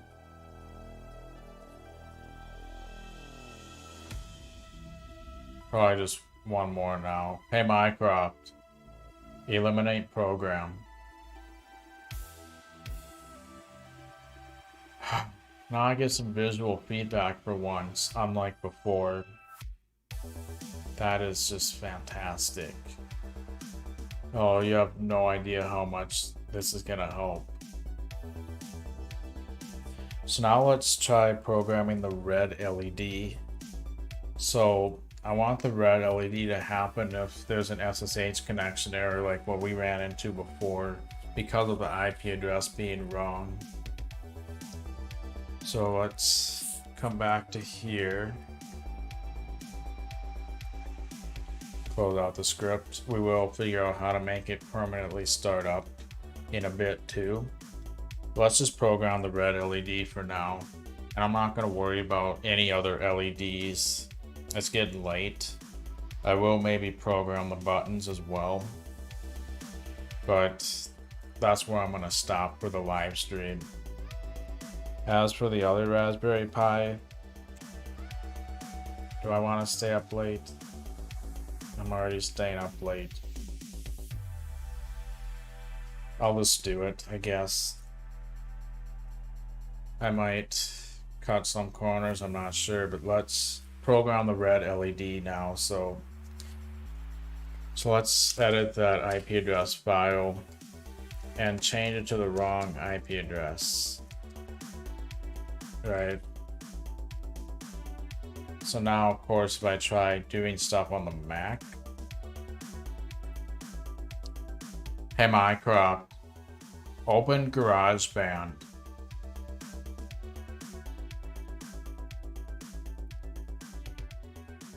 So now I'm getting this error, right? So now let's figure out how to work with that. So we might actually have some trouble because it's not an official message. This is specifically from the terminal execution, not Python specifically. So we might not actually have a trigger thing for that. So we're a little bit doomed there, but let's just see if there's a message type. So of course, if I come to the website, search like SSH, there's not likely to be anything specific to that other than sending messages. Yeah. So let's subscribe to the message thing again.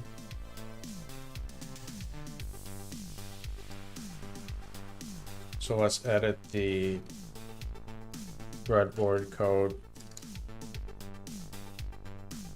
Let's create another one called message. I'll just call this like get message or something. And then I have to create another function called get message. And then I'll just print whatever the message is. Message. So let's see if there's a message specific to the SSH stuff. So we should be getting everything right now. And by the way, since we now know that all those other functions right here work, we may as well comment this out and just go with that. So now let's see what kind of stuff we get with SSH errors. Hey Mycroft, open GarageBand. I like how instantaneous it is too.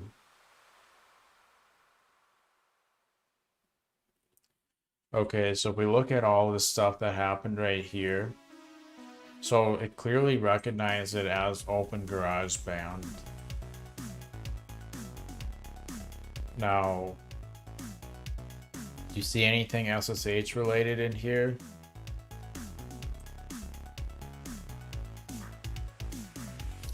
As far as I'm concerned, no, there is not any SSH related stuff because it isn't a messenger error. So I've actually done some research into this. I tried creating a messenger script inside the skill itself to emit a message whenever that happens, but unfortunately that doesn't work. Like, I can't get it to emit a message and get it to receive successfully. So I think what I'm going to do for now is if we actually go into a skill, if we go into like my open skill, we look at the init file and my os.system code. There is one thing I noticed when storing the os.system inside a variable. So let's say I have code status. So os.system returns the exit code when you execute that. Let's put that there too, because this is what happens when I do stuff on the Mac instead of Windows. So regardless of which one happens, if we add a print statement Actually, the print statement won't work because the Mycroft output doesn't actually work with print statements. You actually have to use the echo command with that. So if I were to say os.system echo, and I'm actually going to make that an F string, that way I can, yeah, say echo code status, like that. And then we'll get it directly in the console itself. So now we do need to restart the skills service like this.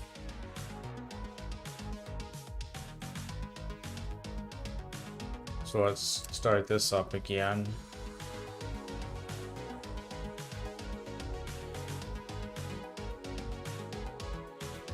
Failed to stop, which isn't necessarily a good sign. But why don't I real quickly talk about what I'm going to do yet at this point. So I believe we're going to get a status code. And then I'm going to actually have it write to a file. Then we'll read from that file so we can see what happened. Because really all we're trying to do is transmit the message from there to our messenger script. I tried emitting a message, it doesn't work. So we're gonna do a temporary file thing. Actually, I'm starting to think we might wanna... I might just do this off the live stream given how late it is. That is what time it actually is, by the way. I actually have quite a bit of stuff I need to get done after this. Not just putting everything away. Actually, because of the other stuff I have to get done, I think I'm gonna leave this out overnight, actually. So that's loaded. So let's see what the output is. Hey Mycroft, open GarageBand.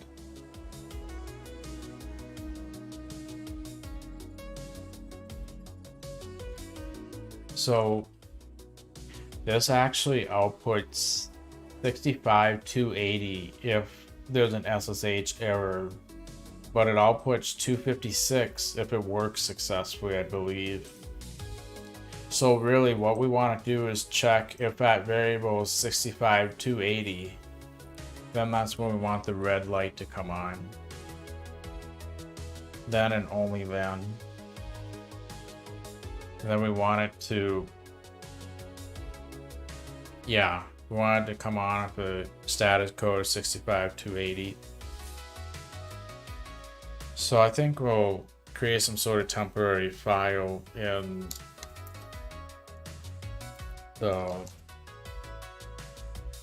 my Mycroft folder called something like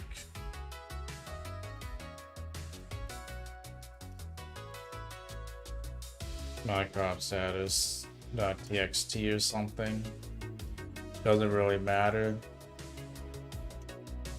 So I think 256 is a default one. But I want my script, or I want my actual skill to write that it's 65,280 when it is. I'm probably not going to work on this for too much longer given how late it is and what else I wanted to show yet. I think I might actually prioritize remotely sending signals over this specifically. So let's see here. So where we have the code status right here, we want to then output it to the file if it's 65,280. So if code status equals 65,280. Then we want to write the changes to the file. So I'm gonna, I forget how to do that.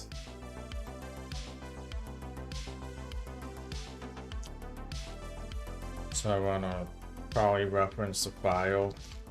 So I'll probably do like code file equals open. It'll be in the same directory, but because it's a Mycroft skill, we actually want to use absolute path rather than relative, because Mycroft skill won't be able to locate it otherwise. It's listening for my trigger phrase, by the way. So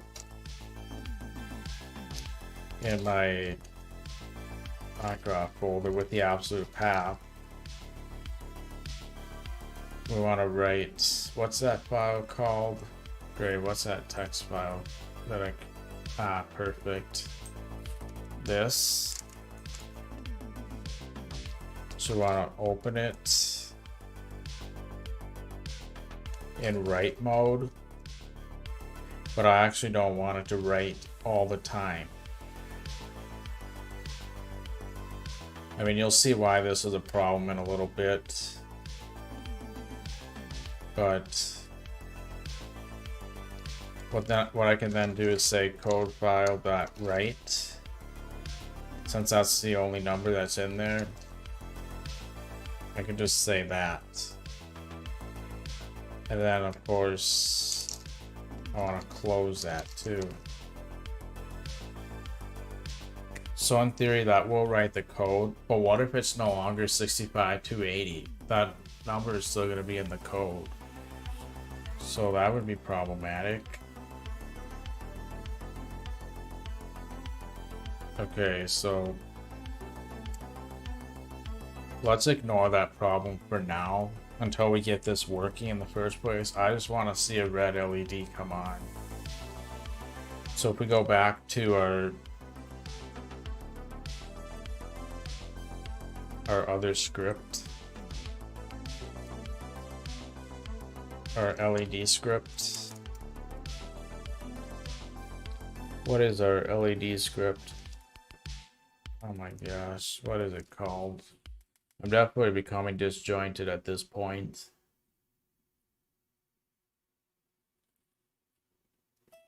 I know it has the word messenger in it. Oh, it doesn't? Does it have LED in it? Oh wait, breadboard, there it is. So we want to edit the breadboard file. Yeah, I'm really becoming disjointed. My mind is now functioning like I've had a bunch of wine, because I've been awake for a while. So it's functioning as if that's the case. So when we start listening, I think what I want it to do is after, let's say, 10 seconds maybe.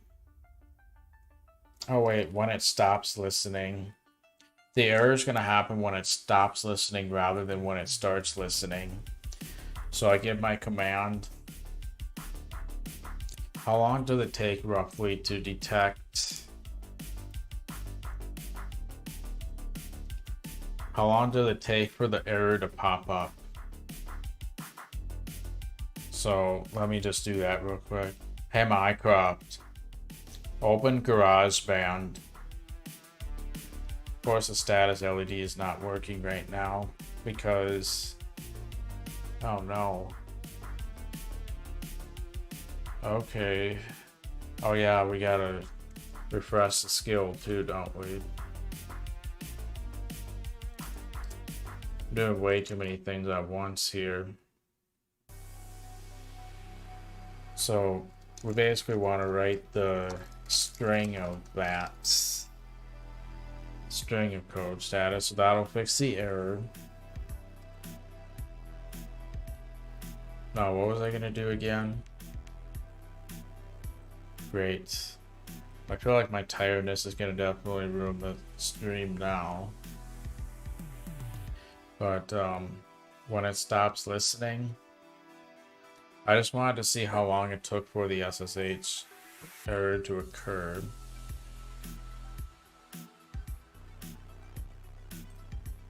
I need another terminal for this. Okay, so if I make that bigger.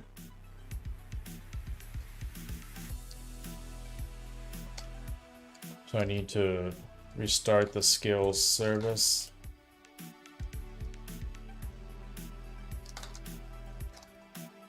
I just want to see how long it takes roughly for the SSH error to happen, because I don't want it to check until the error has already happened. If it checks before the error happens, I'm not going to get notified. I need to check after the error occurs. I want to get a rough idea on how long it takes for that to happen. It's probably about 8 seconds, I'm guessing. So I definitely want the error to happen before I try turning the LED on. If I do it the other way around, it's just not going to work. Because as far as it's concerned, the error never happened at all if it does it before the error happens. So it needs to happen after. So I'm just trying to get a rough idea on how long it takes. And I think if I don't have host-based authentication, I'll get the exact same error as this one. So I'm still waiting for it to say remote configuration updated. There we go. Hey Mycroft. Open GarageBand.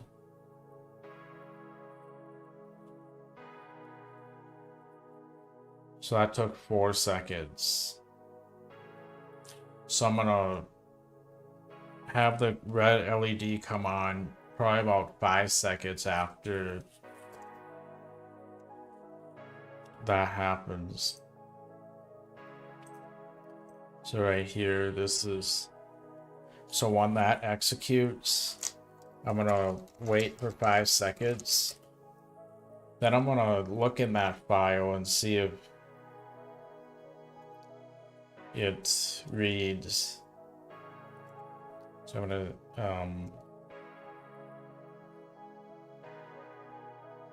status, what am I even looking? Status code equals open. Since that is in the same direction, I'm gonna have to do the absolute path again. The home pi documents Mycroft. What is the status file even called? Great.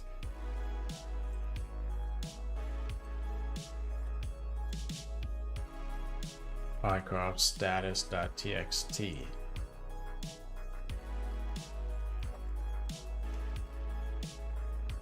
So I'm going to read that.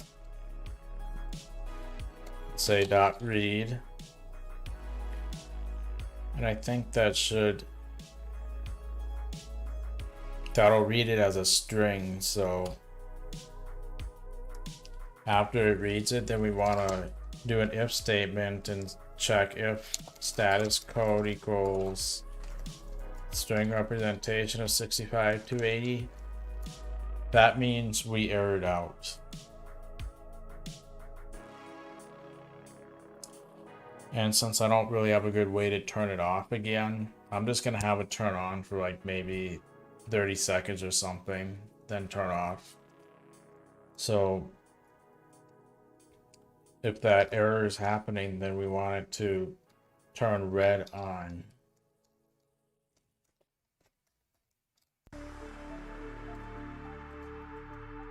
So red will turn on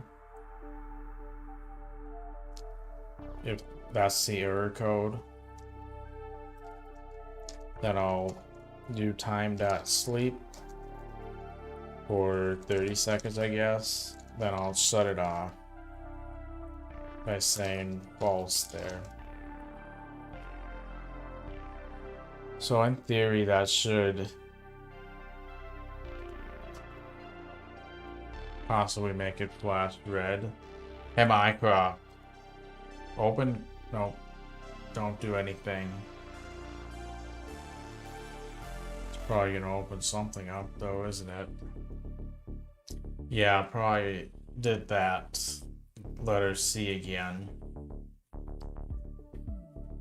So I have to actually run the script, of course.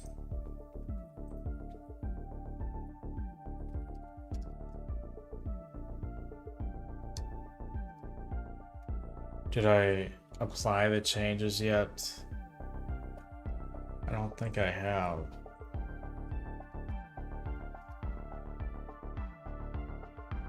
I think I sadly may have to restart the skills service, I don't know. Hey, Mycroft. Open GarageBand.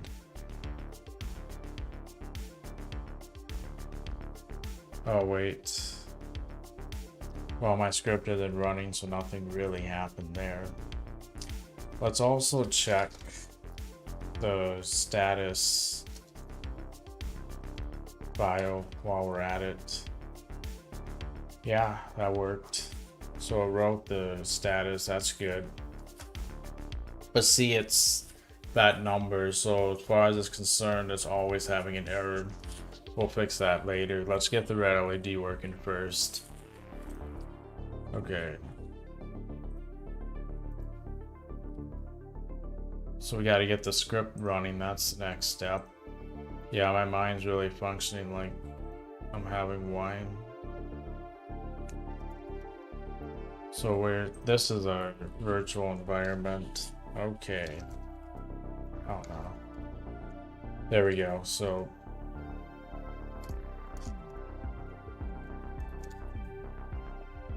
now breadboard. There we go.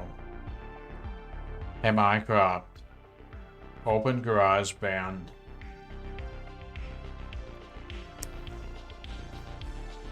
Red. Yep. You know, I think I'm gonna give it like 8 seconds rather than 5 just to play it safe.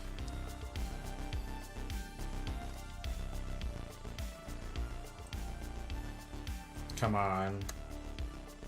Trying to hit Control C, but it's not working. Why not?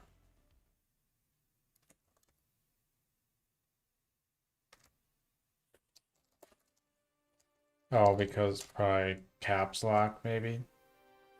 Oh no. Well, I did try to bring it back to the foreground. Yeah, it's back on. Okay. I want to change that to 8 seconds. No. So what I just did is I was just trying to quit the script. Come on.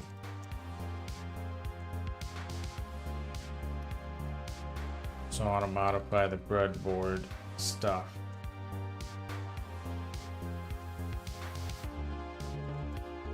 There we go. So rather than waiting 5 seconds right there, I'm gonna, just to play it safe, I'm gonna increase that to 8. Just in case things happen too early. Okay, so we got the red LED to come on now and off. But now I need to fix the issue with the status code still being in the file. And also, we need to do this in a way that it doesn't write the changes every single time if it's not different. Oops. Yeah, clearly my mind's functioning like it's on wine. Okay, so the status code is 65280. Then we want to add an else. If it's pretty much anything else, we can probably assume that there's no SSH error. So right now, since my OpenScript is the only thing that can go to other computers, I'm not gonna try to implement all this for my other scripts too. It's just unnecessary. The OpenScript is the only thing that works on Mac as well. Everything else is on Windows right now. So I'm not gonna do that on the stream. Okay, so what I actually want to do is load this again. Except for now I'm gonna read code file status. This is supposed to be read mode. .read.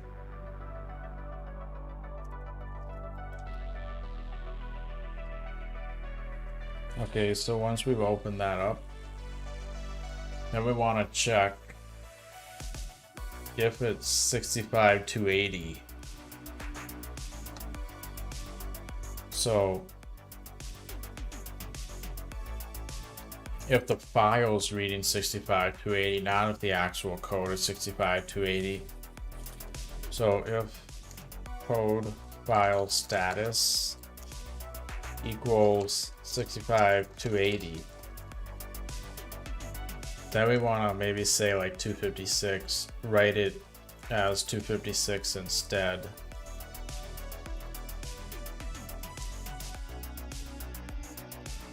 Let's indent those lines right there. Oops. Okay, so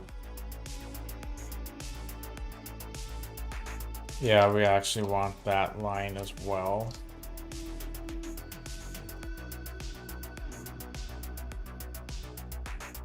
So we're gonna open it for writing.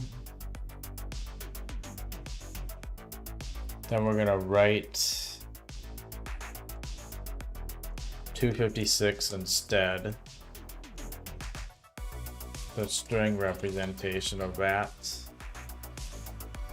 And then we'll close it out. So it's only gonna write 256 if we don't have an SSH issue and the file has 65 to 80 in it. Then we're not writing every single time stuff happens. Because if I don't have errors for weeks at a time, we're not even gonna write at all. We will read, but we won't write. Actually, we'll only read if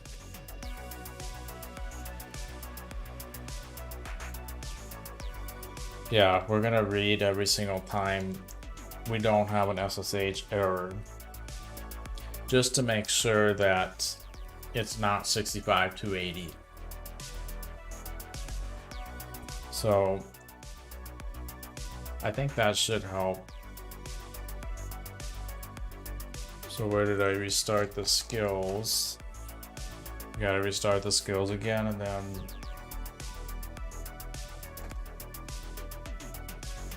we'll launch the script. So we'll make sure that we get the red LED right now, and then when I correct it, we'll make sure that we don't get a red LED. That's what should be happening. So now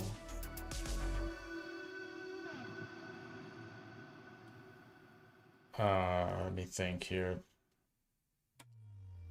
We want to start up. Yeah, my mind's literally functioning like it's on wine.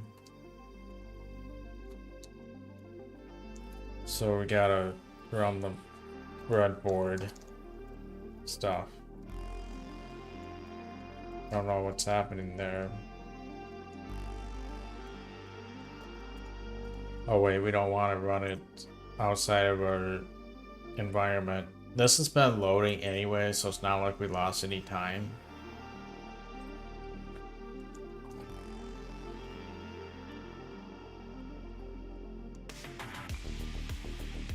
So we gotta change our directory. Then we'll run this. So now this is ready. Hey Mycroft, open GarageBand. So the red LED should come on in 8 seconds.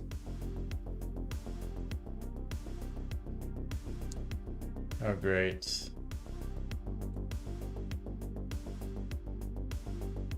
So now it's not coming on.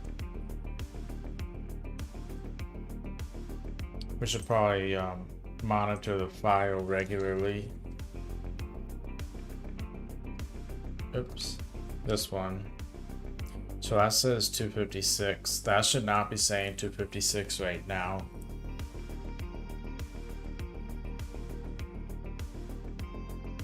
Why is that?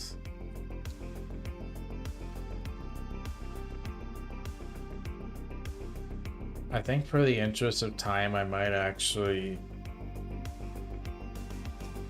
not worry about that. So I did the GarageBand, right?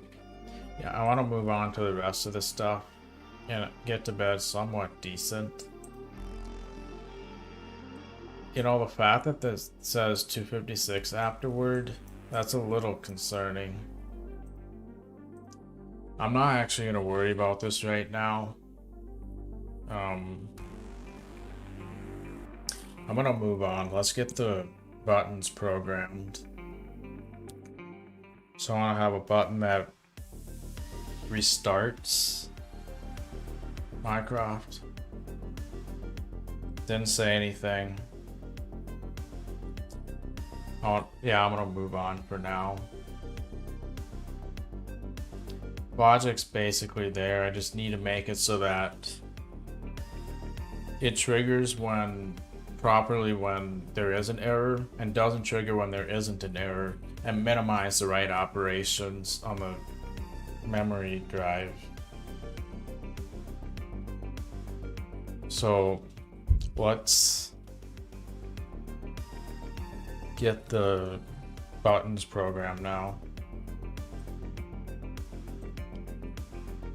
Yeah, I'm telling you, I'm tired. Okay, so I want to have one button restart it. I will eventually have it start it too, but that's way too much screwing around because I need to be able to run the script at startup. This one that we're seeing right here, I need to be able to add that to startup, but I tried doing that in the cron tab and I can't get it to work with even the at reboot syntax. Doesn't work. Those of you who are wondering about that. So I can't get it to run at startup. I'll have to manually start it up.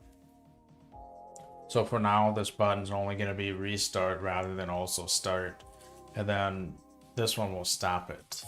Pretty straightforward what it does. So we should be able to get it in a very short amount of time.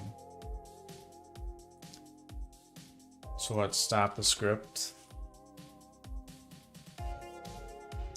Okay, so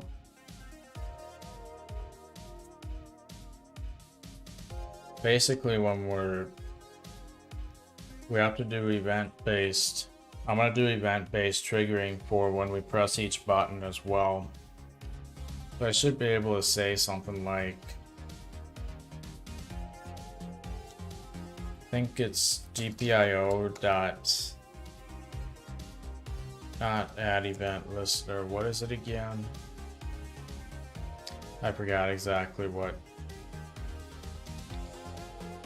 it is. Oh, it's add event detect. So if I want to add a callback function, just like how I have a callback function for this right here, I want to add a callback function for when I press the buttons. We did that while loop earlier, but I want to actually do a callback function for this too. So for button 1, because I think we created a variable for that, right? Button 1 and button 2. So yeah, we're good with that. So button 1. So now we need to tell it, are we pressing it or basically releasing it? We want to actually do the opposite of the direction we're pulling in. So we're pulling up. that means we want to say GPIO.falling.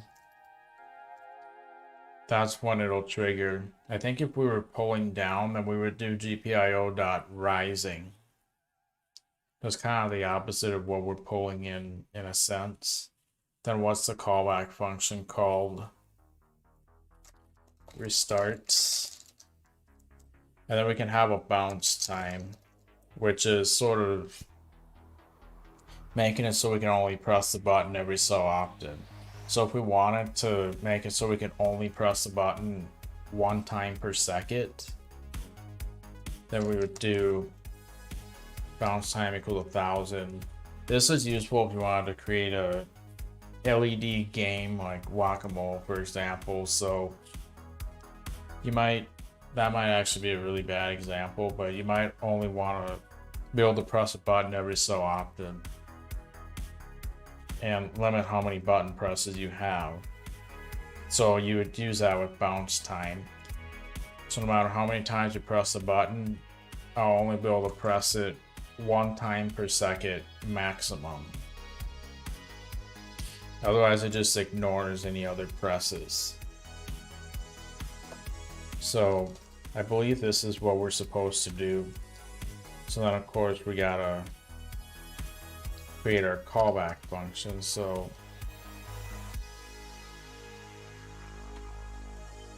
right there, then I think we have to input an argument if I remember correctly. I think we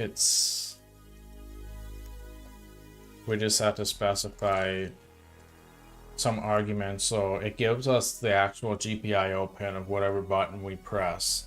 So if we have multiple buttons that call the same callback function, we're going to want to be able to differentiate which actual button we press. So let's say we added button 2 and that also did this same callback function.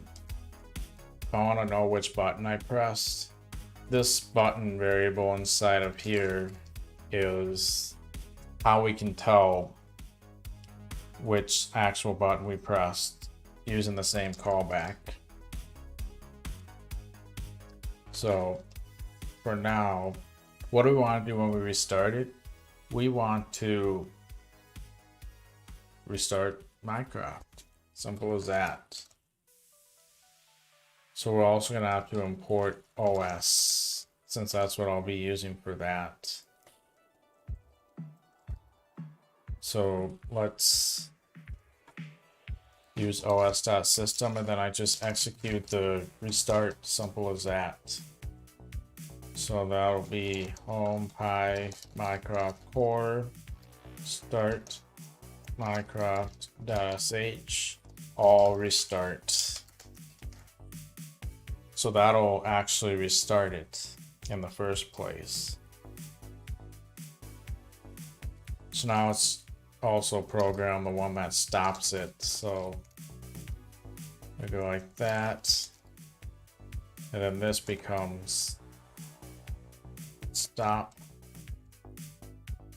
Mycroft. So then this will become stop.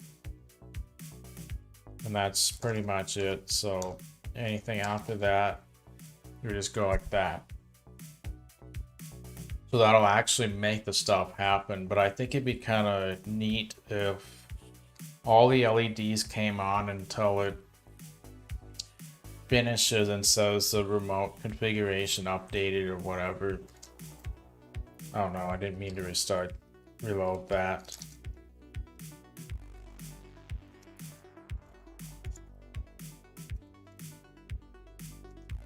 So basically I want all the LEDs to come on until I see the remote configuration updated. So why don't we restart it now? Listen for all messages.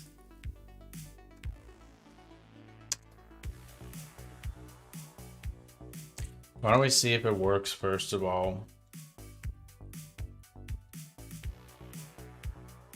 So now if I press that first button right here, so now it's actually restarting. That's good to know the button really works. So we're gonna get a whole bunch of different messages. Is it restarting again?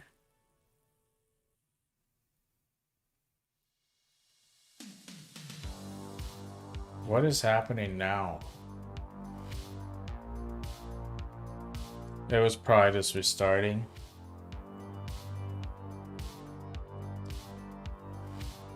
Maybe that's actually what's really going on behind the scenes. I don't know. Let's take a look at this.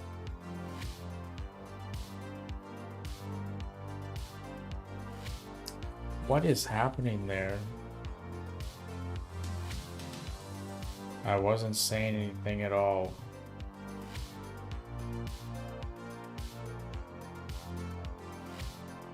Did it even restart? I'm sorry, but did that actually restart at all?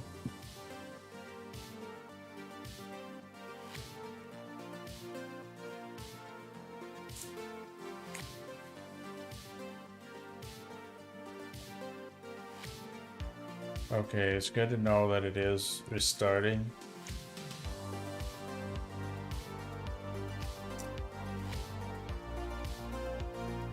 So I'm basically now waiting for it to say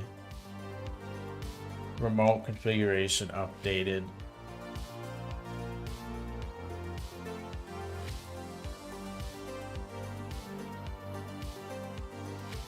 This is not, this right here does not mean it's ready yet. It's ready once it says remote configuration updated.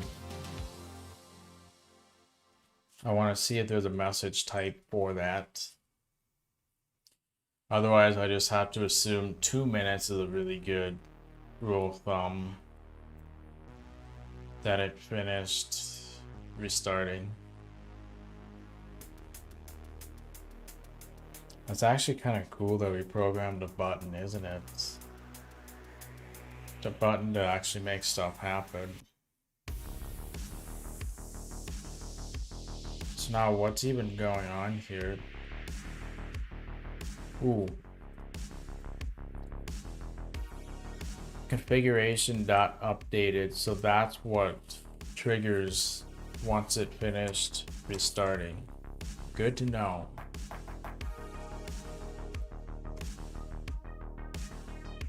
So configuration.updated. Got it. So now we want to subscribe to configuration.updated. Okay. Updated configuration. I don't know what to even call it. So when we start, actually, yeah, no, when we restart, then we're turning on red, green, and blue regardless of what the status was.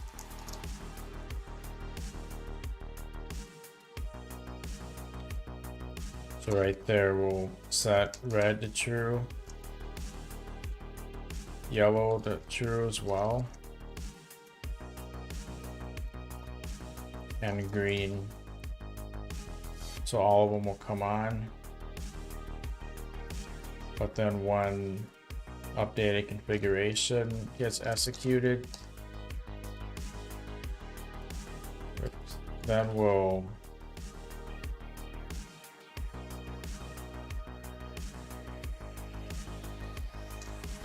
so that's a function that we'll put right here. Message. So once the configuration's updated, then we just simply turn off all the buttons. I mean the LEDs. Oops. Oh man, keep doing that wrong. There we go. So once it's updated, then all the LEDs will turn off. So let's just see if it works.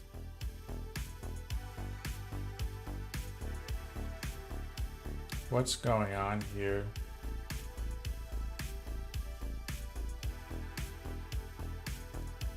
That's a little curious.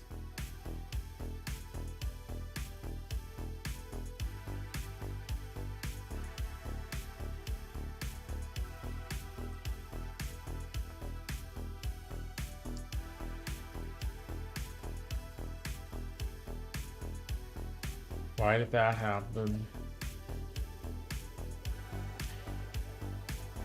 It's like it stopped. It's like the script accidentally stopped everything.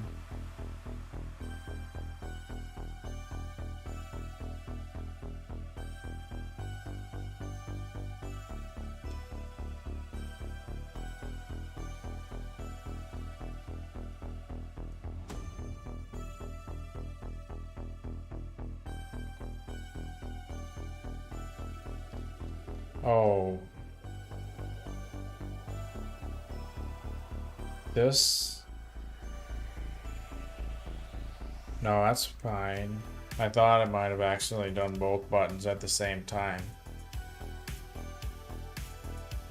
Let me verify that the buttons are wired correctly. So that's to pin 22, which I'm sure is correct. Yeah. Button 2. Is there a place where we have to specify that? The button 2. We already do that. Cool. We already do that right there. So that goes to 22. The other one goes to ground. So it is fine.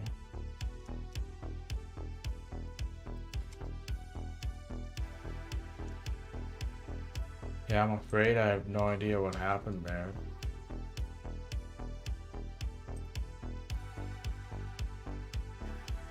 So now if I restart it,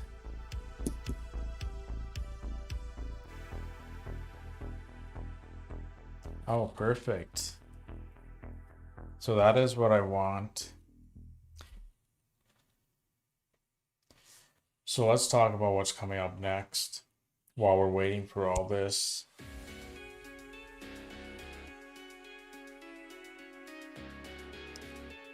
But yeah, essentially that will be on until it finishes restarting, and then I trust that the stop button will work. We'll probably test that at the end or something.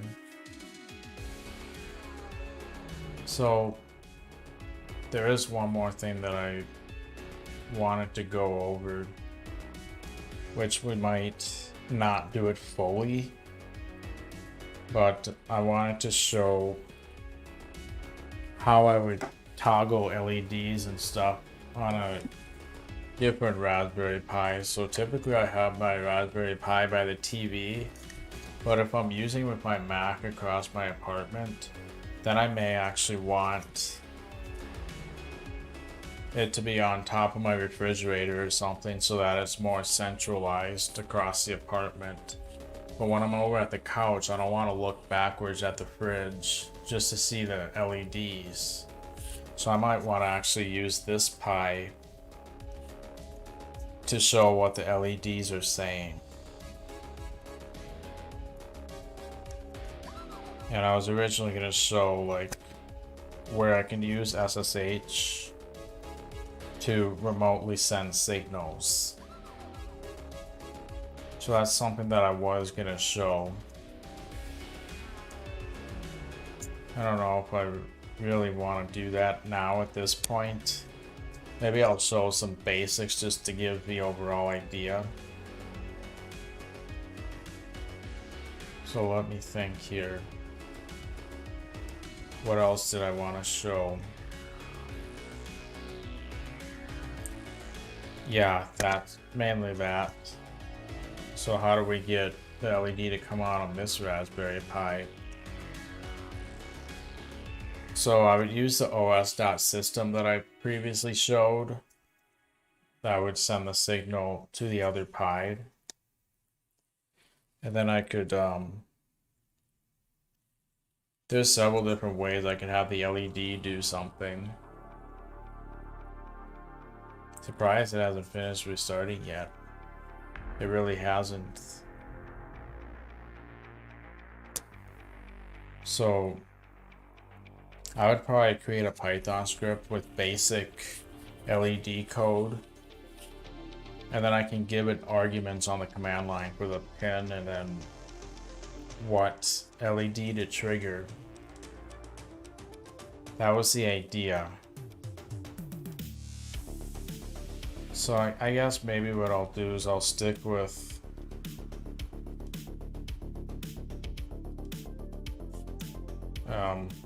just getting one LED to trigger. I'm not going to actually integrate it with this because I don't want to take the time to do that, but just showing how we can remotely trigger an LED on a completely different Pi.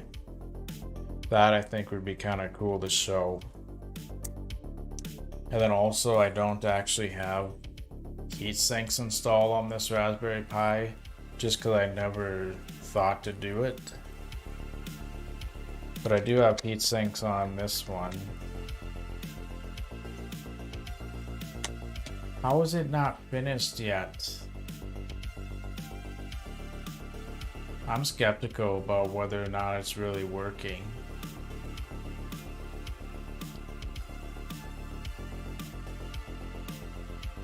I think I'm gonna reboot it again.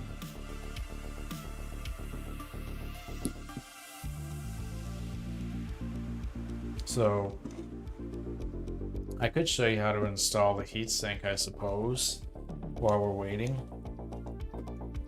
So I got heat sinks on this Raspberry Pi, but not the other one. So why don't I show you how we can get a heat sink on this one. So where can I put this where we can still kind of see the LEDs? Yeah, so I'm gonna just switch to the full view. So I just kind of want to show you how to install heat sinks in case you've never done anything like that before. You're kind of afraid to do it. We can see if the LEDs turn off from right there. Okay, there it is. So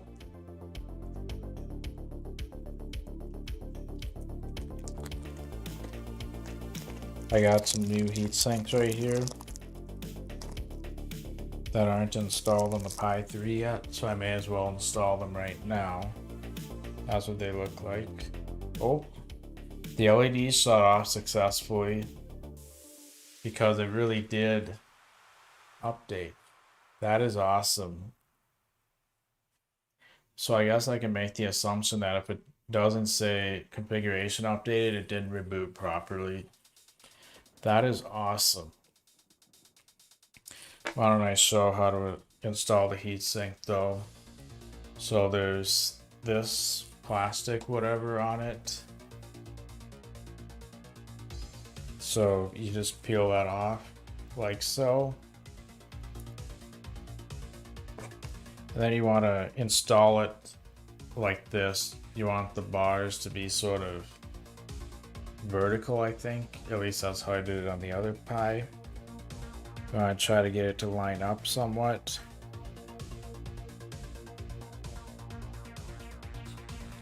I'm not happy with that placement. Move over to the left a little bit more. Now I got it lined up pretty good, so I just push it down to get it firmly in place. And then same thing with this other heatsink right there. Peel it off and install it in the same direction, I think.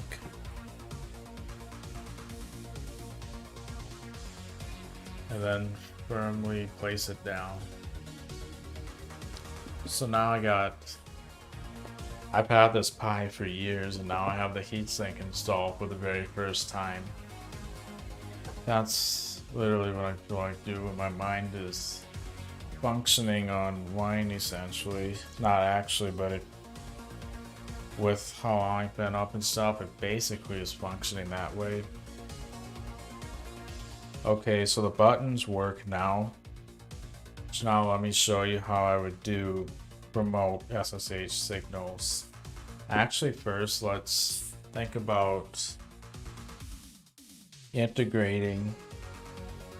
Let's actually think about integrating the script into my actual Mycroft itself, so I'm not manually running the script all the time in the terminal. So how do I go about doing that? Well, I actually have a launch script in case you didn't know. Right here. I want to start the script right there. So the reason why I starting it like this and then restarting it is because I get those remote configuration or the uncommitted changes errors when I first start it up. So then restarting it once it's started fixes it. It launches almost perfectly when I do it like this. So I think what I'll do is once it does this, I'll have it execute the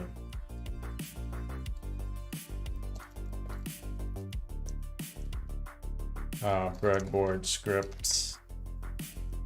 Now, remember we have to switch to the venv environment. So before that, I'm going to want to say source open. This should actually say Python 3. The source, the home directory, Mycroft core .venv /bin/activate. So I want to run that before running the Python script. Now it's gonna attach all the output and stuff to the terminal, so I actually want to detach it. So when the script is actually done, I'm probably just gonna get rid of that exit for now. Then I want to actually do a no hang up so that it detaches from the terminal completely, and even when the script ends, the Python script will continue to run regardless. And then I also want to redirect the output to dev null so that it doesn't attach any of the output to this terminal here, which once I launch the script, I want the terminal to stop doing stuff. So we're gonna redirect it to dev null, and then we're gonna also redirect standard error, which is 2, to standard out. So all standard error goes to standard out, and then standard out then goes and gets backgrounded. I think that's the syntax you would use to detach all the output. The standard error and standard out sort of get funneled into one thing when they were originally separate things, and then that all goes into dev null, which is like a black hole in a sense, or like ground on an outlet. We're redirecting all the output to ground instead of the terminal in a sense. So in theory, that should make it so that the Python script always launches when I run this launch script. This is how I normally launch Mycroft, by the way. So now let's see if we can maybe get an LED to receive a signal from the other Raspberry Pi, which, where did that go? See if we can get it to receive a signal from one Pi to the other. I did a previous project when I was doing this breadboard project, which I don't know if you've seen that one, but I was going to show remotely sending SSH signals, and I figured this would be a good opportunity to do that. Otherwise, we basically got this all integrated. So I think I'm gonna real quickly hook this up. So let's plug in the Pi 3. And I'll give it a little bit to start up. While we're waiting for that, let's unhook the breadboard. So I'm gonna unplug these pins for right now. I'm gonna actually continue using the Pi 4, but in case I wanted to do that Pi 3 solution, how do I go about doing that?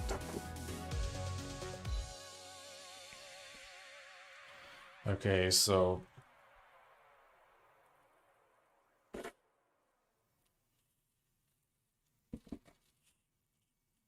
I'm gonna want both of them at the same time, won't I?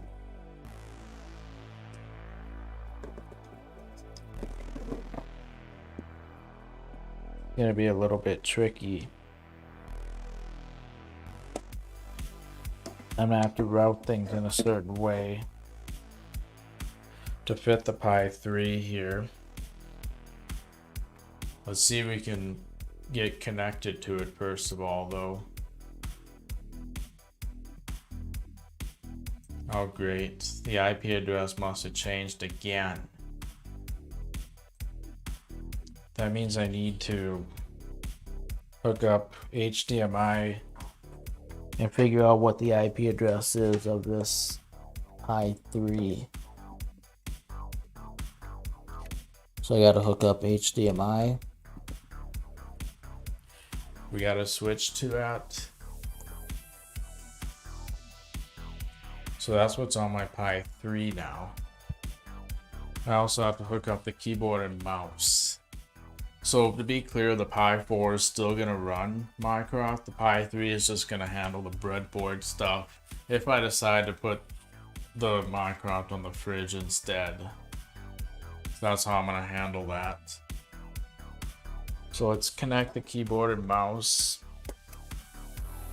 to it. Actually, I have a better way. Like that. So what is the IP address? That is correct. Now it works. Great. So I guess as long as I'm on the source, I may as well keep you on it. So this is just like the Pi 4, but this is the old Raspbian interface. You can tell the interfaces look quite a bit different. So now I'm gonna hook up the breadboard to this Pi instead. We're gonna just see if we can get a basic signal sent over using the Pi 4. So now I'm getting all the pins hooked up as I showed you earlier. I think I have it lined up correctly, I hope. So this will be a little difficult to line up. We're just gonna get one basic LED signal over SSH. So how are we gonna do this? Well, I think you can do it directly on the terminal, but I think I'm gonna create a Python script that takes in arguments. So I can specify which LED I want to do and whether I want to turn it on or off. So I just want to show how you can do that. I'll just create a script in the documents called, I don't know, toggle LED.py. So this will be kind of like our original code. We'll say import rpi.gpio as GPIO, and then GPIO.set warnings to false, GPIO.set mode to GPIO.bcm. We'll use that again. And then we gotta program our red, green, blue LEDs. I think I'm actually gonna use a dictionary for that because I may want to specify the argument as a string. Then I can just do a dictionary lookup. So let's create a dictionary called LEDs. So I'm gonna say that red is equal to, oh great, what pin is that? I have it on the other Pi. I'll just look it up by looking at the breadboard script.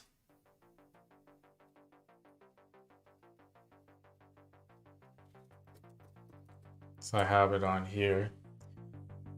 26, 16, and 21. That's red, yellow, green. 26, 16, and 21. So red is 26. I think it's comma separated, right? I don't usually do dictionaries. Yellow is 16. And green is 21. Is that right? Let's just try printing LEDs index red and make sure we got the right number.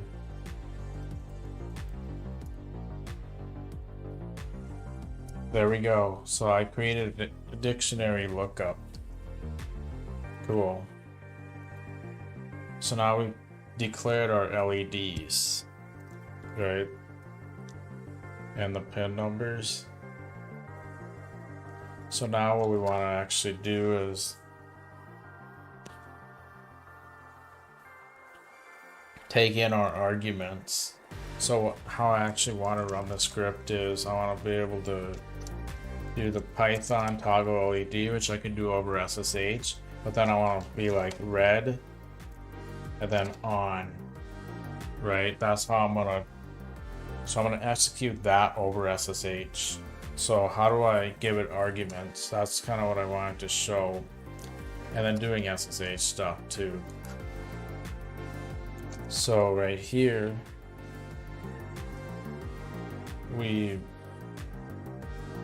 how do we take in arguments? Well, we can import sys. We can access arguments by saying sys.argv.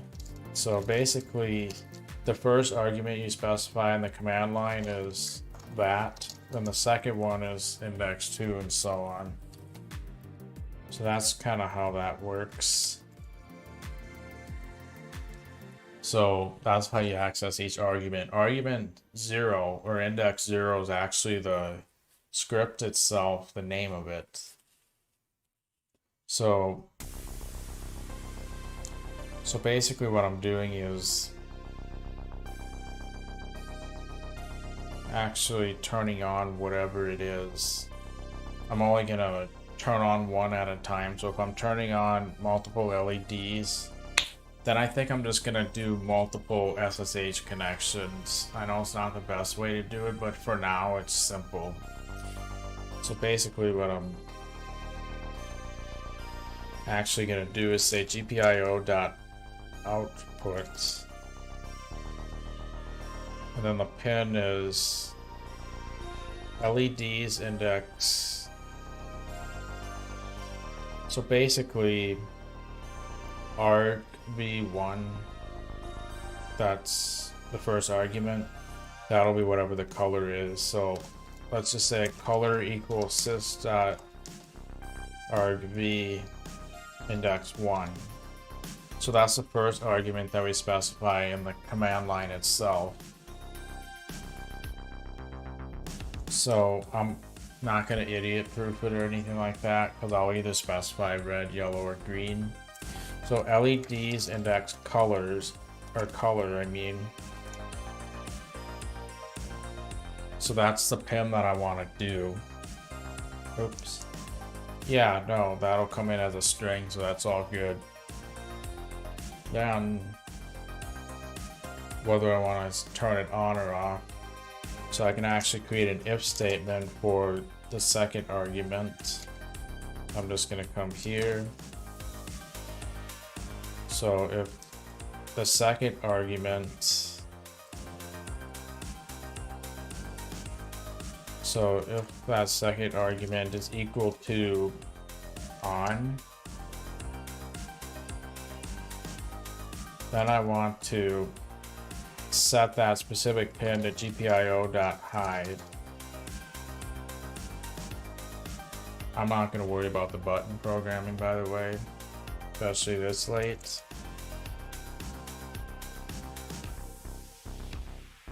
Then otherwise I set it to low.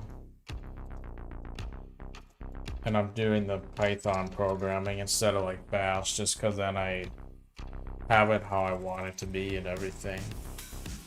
Especially with how I specify arguments.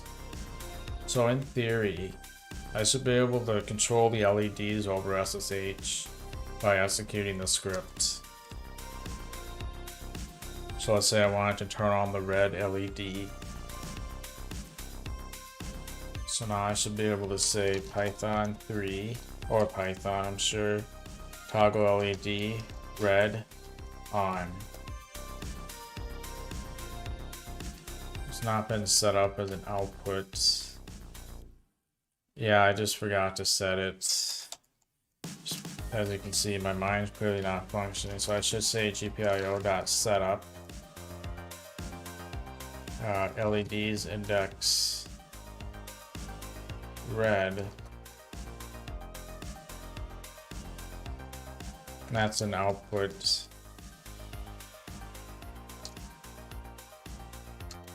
Yeah, dot out, right? So then yellow and green, they're both outputs, all of them are outputs. So now if I try what I was just doing, no attribute outs. Maybe it has to be all capped. How did I do it on the other Pi actually? Yeah, it is all capped. That is why it's not working. I keep forgetting. So that's supposed to be all capped. All capped. All capped. There we go. So now the red light turned on just by specifying red and on. Now if I say off, it'll turn that off. If I want to turn the green one on, I just say green and on like this. Cool. So this is how we'll do it on a completely different Raspberry Pi. So now that we got that implemented, let's come to the other Pi now. And what we want to do here, let's just show how to basically do it.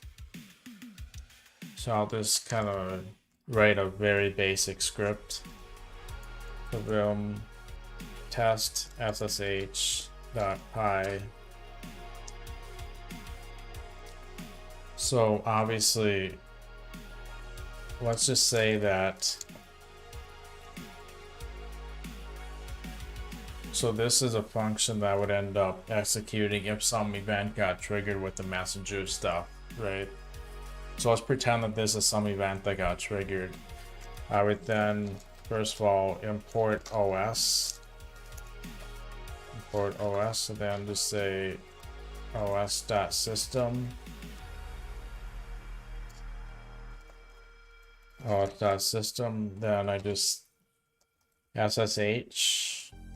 At, oh, and by the way, I actually want to set up host-based authentication because we're gonna have to input a password otherwise, which I don't want to deal with. So I'm gonna show you how to set up host-based authentication real quick. So there's actually two different ways you can do it. I'm actually going to be releasing a video excerpt where I demonstrate this on camera, but I will show you one of the methods. So we want to connect from the Pi 4 to the Pi 3. So right now I can actually say SSH Pi at whatever the IP address is, 55.45. That's hilarious. One of them is .55.45. The other is Oh, they're actually both on .55. So my Pi 3 is 10.14.55.45, but the laptop is .54.45. They are on the same subnet, just so you know, but it's kind of ironic that both my laptop and Pi 3 end in .45, and they're on the same network. It's just ironic how that's working out. So yeah, if I go like this, we could actually, I'll turn that off for now, the camera part. So I would say yes right here. And then I have to punch in the password, which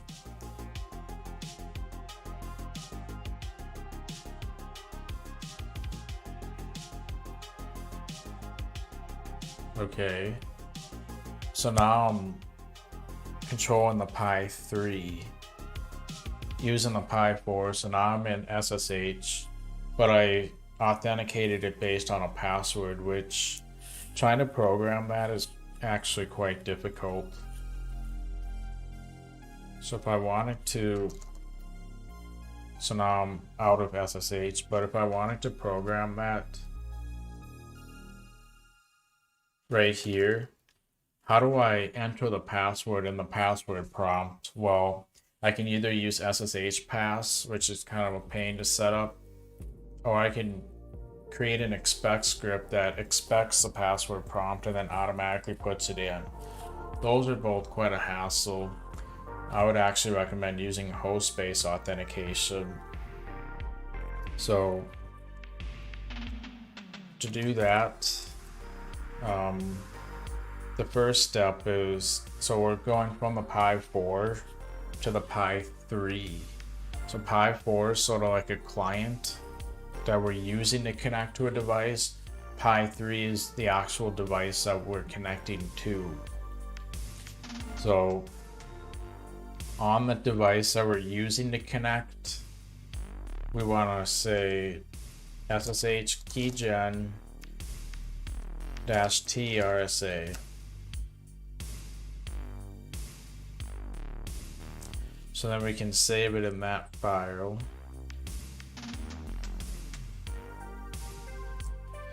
Actually, I might create a separate file.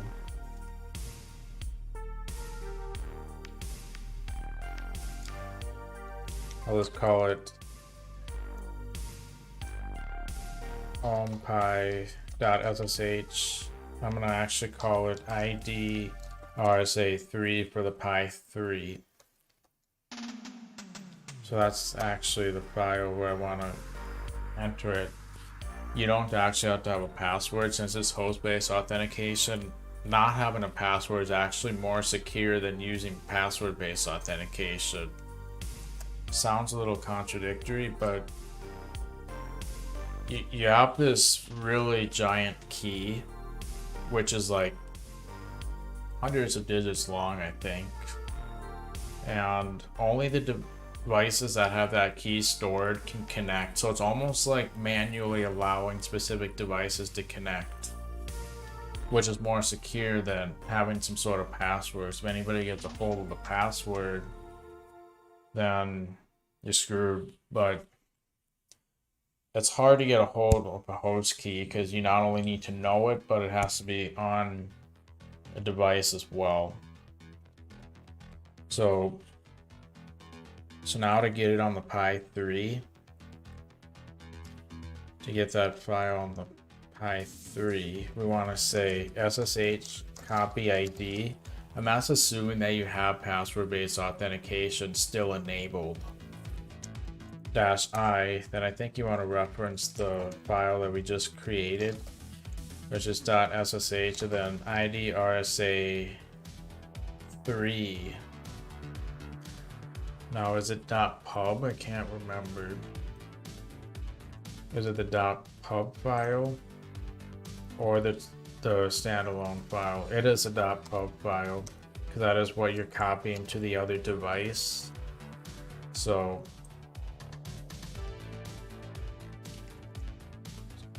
ID RSA3.pub, and then you want to specify where you're copying that file to. So ultimately, that's a file created from the key we generated. We have to either manually copy it via a flash drive, or else we can run this and it'll automatically copy to the other device. So we want to do .55.45. I think that's what we want to run. So now I have to enter the password. So bear with me one sec.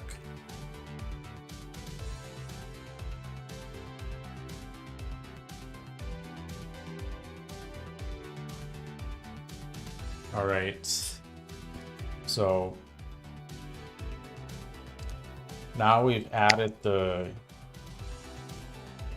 giant key to the Pi 3 at this point. So now that's all set up. So now we want to disable password-based authentication on the Pi 3, right? Yeah. So now on the Pi 3, let's switch over to that one now. So on the Pi 3, we want to disable password-based authentication. So to do that, use Vim or Nano, whatever, with etc SSH, then sshd config. So the first thing you want to do is, I'm trying to remind myself of the exact steps. I can never remember. You want to, so you also want to disable the whole password-based authentication and root. Challenge response authentication, look for that line, make sure that says no, which it does. And then password authentication,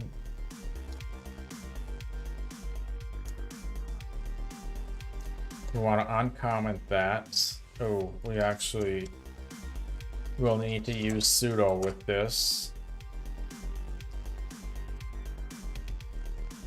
So password authentication, uncomment that, change that to no. Then we want to change use PAM to no. And then we might want to disable root login too, because if anybody can log into root, that's really unsecure, especially if you have a device that's facing the internet. So I'm going to search for permit root login. Now I want to change that to no as well. So now when we made those changes, we want to restart SSH. So now we should have no longer need password-based authentication. So now we come back to the Pi 4. Now we should be all set. So by the way, if you don't have password-based authentication enabled and you're trying to add a device, you will need to manually copy that ID RSA.pub file to one of these and then put it on, or whatever means you can put it on with. So now that we got that set up, let's see here.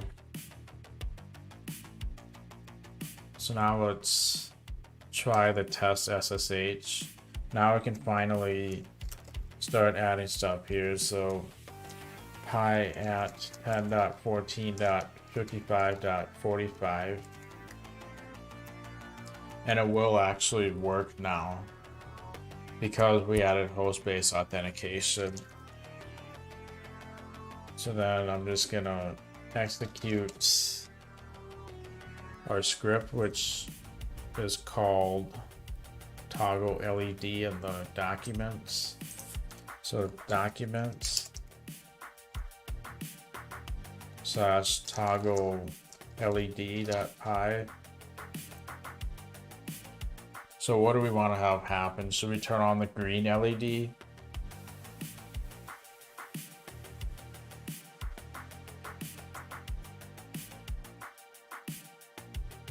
Yeah, let's just do that. So then we can specify arguments like we normally would.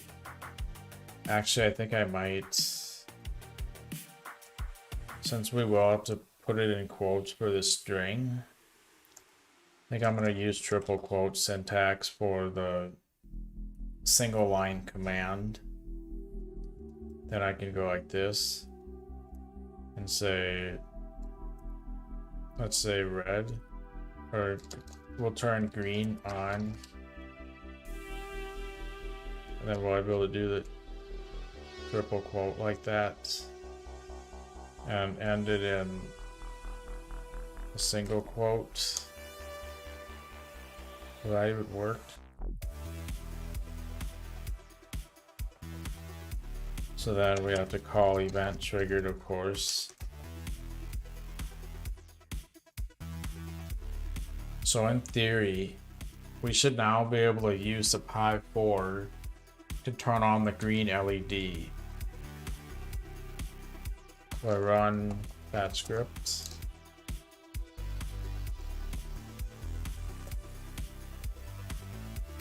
Permission denied. I thought that we authenticated it.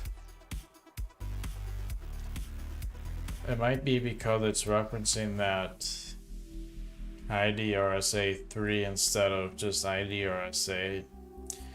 If I did ID RSA.pub instead of that 3, I'm pretty sure this would have worked. I'm gonna have to look into this, but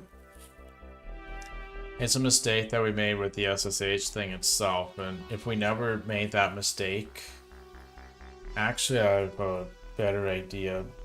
Let's copy that raw ID RSA itself using a flash drive. So I'm gonna plug this into the Pi 4. So on the Pi 4, I'm gonna copy that SSH key. So this will be the other form of step 2. So let's go into wherever our flash drive is.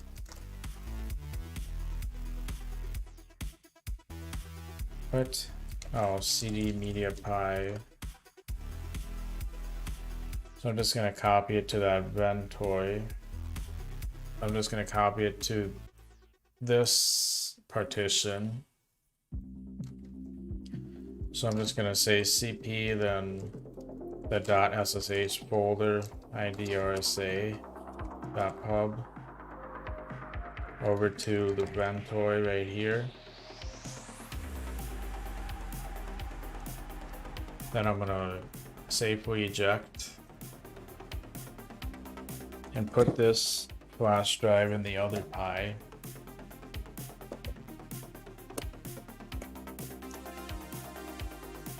We'll turn off that camera for now.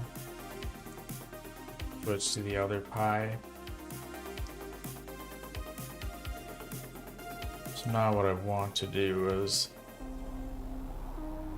what's in our .ssh folder in the home directory?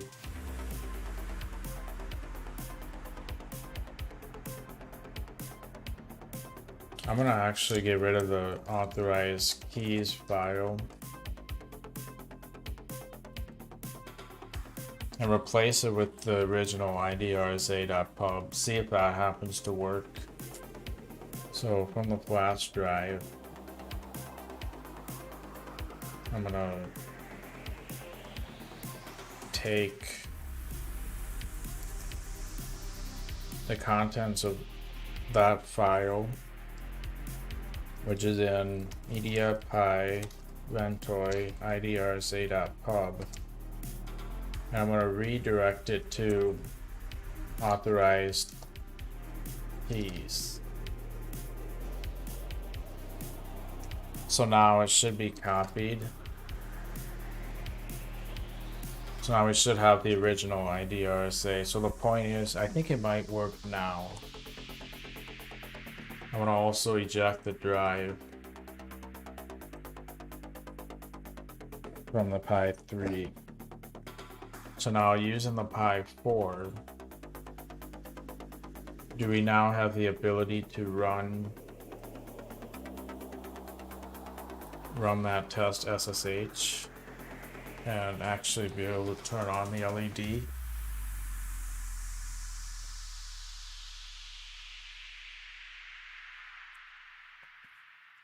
Why was permission denied?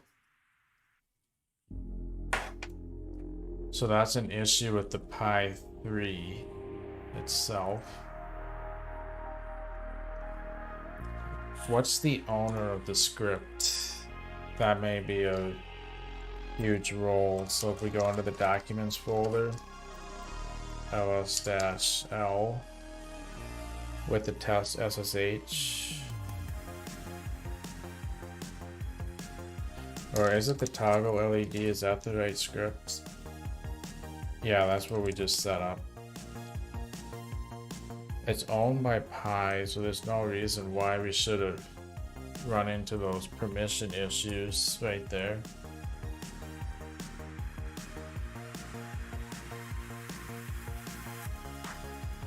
I don't know what happened there, but if I can get around that permission issue, we're now getting a different error than we did before. I don't think running sudo would change anything. Oh, we haven't done that yet. We want to say yes here. What? We're getting that error again? Oh, because it's running as root now.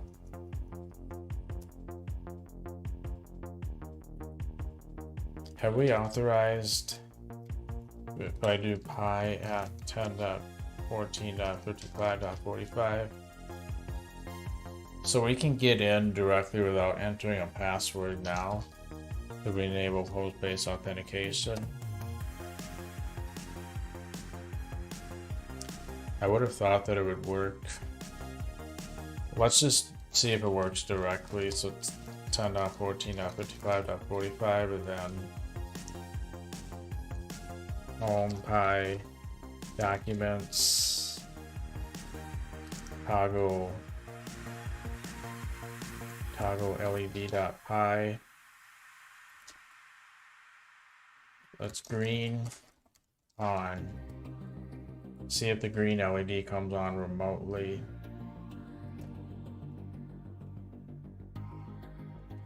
Whatever. I'm sure there's some kind of simple going on here. I'm gonna end this live stream. It's like 3 in the morning and I've been doing this for how long now? Crikey, almost 6 hours. That is crazy. I think it's a good time to wrap up now. So that was the last thing I was gonna show. So assuming that that permission thing didn't happen, I think it would have worked. So yeah, otherwise that is it, I guess. So if you have any questions, comments, or concerns, feel free to let me know. I'll try to get to you as soon as possible. Otherwise, yeah, I think that's it. So thanks for watching and have a good one. Peace.